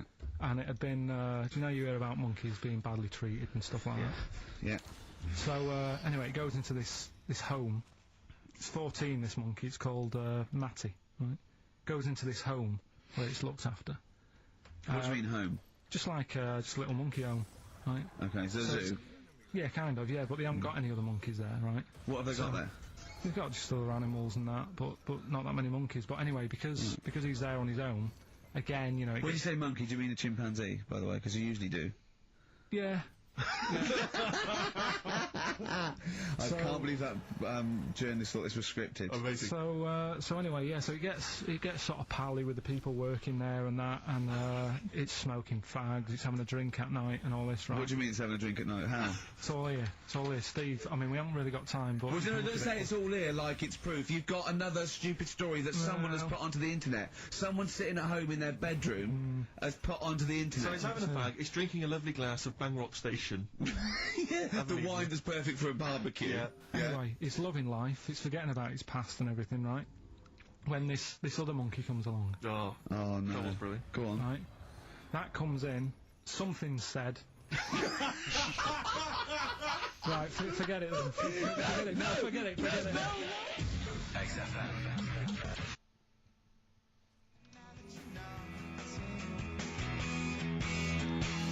Forever lost. The magic numbers, and the magic number is 104.9. Oh. XFM. I'm Ricky Gervais, with me, Steve Merchant and Carl Pilkington. Right, 2 more shows. Till we're off air for, I don't know how long. Is that 2 more including this one? Yeah, no. 2 more after yeah, no. No, it's right, this is one, and then there's another one. Right, 2 and more that's shows. the last one, there's Okay, 2 right. more shows, yeah. Including this one. We're starting now. Starting now. If I'd have said this at the end, it might have been ambiguous, That was but I've said wise. at the beginning, there's 2 hours, that's a whole show, Right. so there's 2 more shows. 2 more shows including this one? Yes, well, Okay. obviously. So 1 more show after It's this only one. 1:05. After this show, 1 more. Yeah, one more, yeah. Next week there's 1 more show, that makes 2 altogether. Oh, no, it's only 1 more show. Good night. Okay. Now, it better be a good one, Carl. Have we got, Rockbusters? Yeah. To win those prizes? Check. Have we got Monkey News? Check. Is it a real Monkey News, or is it something that's slightly made up that you... What? Always is. Check. Okay, Knob News? Yeah, we've got a bit of knob news, yeah. I'm worried that Knob News, because it's only about penises, is a little bit sexist. Have we got any fanny facts? Can we sort that out for next week? I don't want to alienate our female audience. Welcome to Minge London. I don't know the good, damage, I'm glad bro. that's that. Well, brilliant. We've got a song with a story? Yeah, doing that. What is it? I don't want to sort of tell you what it is yet, because the song isn't that great, do you know what I mean? It's not a song that's like an XFM song, but every time I hear it on, say, like, Magic or whatever, yeah, I have an argument. 105.4. Yeah, I have an argument with Suzanne that, you know, what I think it's about, and she says, don't be stupid, it's not about that, and I'll say, no, it is. And so we're gonna decide who's right. Yeah. Well, I don't know what song you're talking about, and I don't know what the argument is, but Suzanne's right. Definitely. No doubt about it. Yeah. We'll have a listen, but I'm hoping that once people sort of listen to it again with my thoughts every time Well, I this hear it, song sums up what people should think of you. It's don't believe a word. Alright? That's the sort of links I'm capable of. If that doesn't bag us as Sony, then nothing will.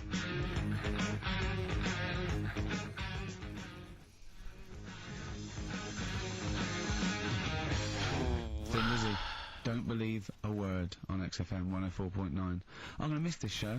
It's been good. You might be the only one. No, well, you know, so we'll come back again. Yeah, we've got a lot to do over the next few months, but maybe for Christmas or just after. But I still call Carl every day anyway. Oh, sure. I called him a couple of days ago. Of course you do. And I went, it was the weekend, I went, what are you doing? He went, oh, just in Regent's Park and that. I went, what are you doing? He said, just going for... He went, oh, Jesus. I went, what? He went, a caterpillar just fell out of the sky. I went, what? He went, a caterpillar just fell out of the sky. God, it's there, it's wriggling around. I went, sure a bird didn't just drop it? He looked at it and went, oh yeah. There's a bird. Of course he did. Yeah. For a moment, he thought caterpillars were raining from the sky. I thought I was in Chicken Licking. Yeah. Unbelievable. Why did you think a caterpillar had fallen out of the sky? I don't know, it just startled me a bit. I love carving stuff. I like the idea of him straight on the phone to Trevor McDonald. Look, Trevor, there's caterpillars, insects falling out of the sky. They're falling out of the sky now. Put it on the news, quick. You sure there wasn't a bird? Oh, there was a bird. Yeah, sorry, Trev. Bye. But it was after, like, I hung up the phone and that from you. I sort of... Oh, you're gonna be kidding me, bro. I imagine him cross-legged, just in front of it. But do you know what? Because Oh, of his give me a shape, crit the shape there, of his man. head, and his sort of IQ, I bet the caterpillar was thinking, Mama. Yeah. Do you know what I mean? It's unbelievable. Go on. It was sort of running about all over the place, right, Steve? So the caterpillars have loads of feet and that, don't they? Well, they have 6 legs. They're actually larvae of insects. They have 6 legs, but they have little sucker things to hold on to the back of cabbages and that. No, they've got more than that. They've got, I'll tell you, they've got 6 true legs. Trust me. Trust me, I'm a scientist. And you were thinking what, Carl? Well, but they've got little pods. They've got little pseudo pod legs and little suckers. Yeah. But it was running about like everywhere, right? Mental, but sort of running off to the left, and then it sort of went back to where it was. Then back, went right and what have you. And I'm just thinking, whoever gave them the legs, right? What's the point if they don't know where they're going and that? Do you know what I mean? If you can get about... Imagine that sentence. Did you hear that sentence? Can we play that sentence back? No, I don't think we can. Imagine who gave him that legs. Whoever gave him them legs, what's the point if they don't know where they're going and that? And that. Always and that. And that, but maybe you just, to be fair to the caterpillar, with all its legs, okay, and you know where it's going, it had just been plucked from its house by a bird, shot up into the sky, and then dropped from 80 feet, hitting the ground. Onto the head of a weird, bold-shaved monkey. It was probably concussed. Yeah, it's one of them things again now. But it still knew more about the world than you. How does that make you feel?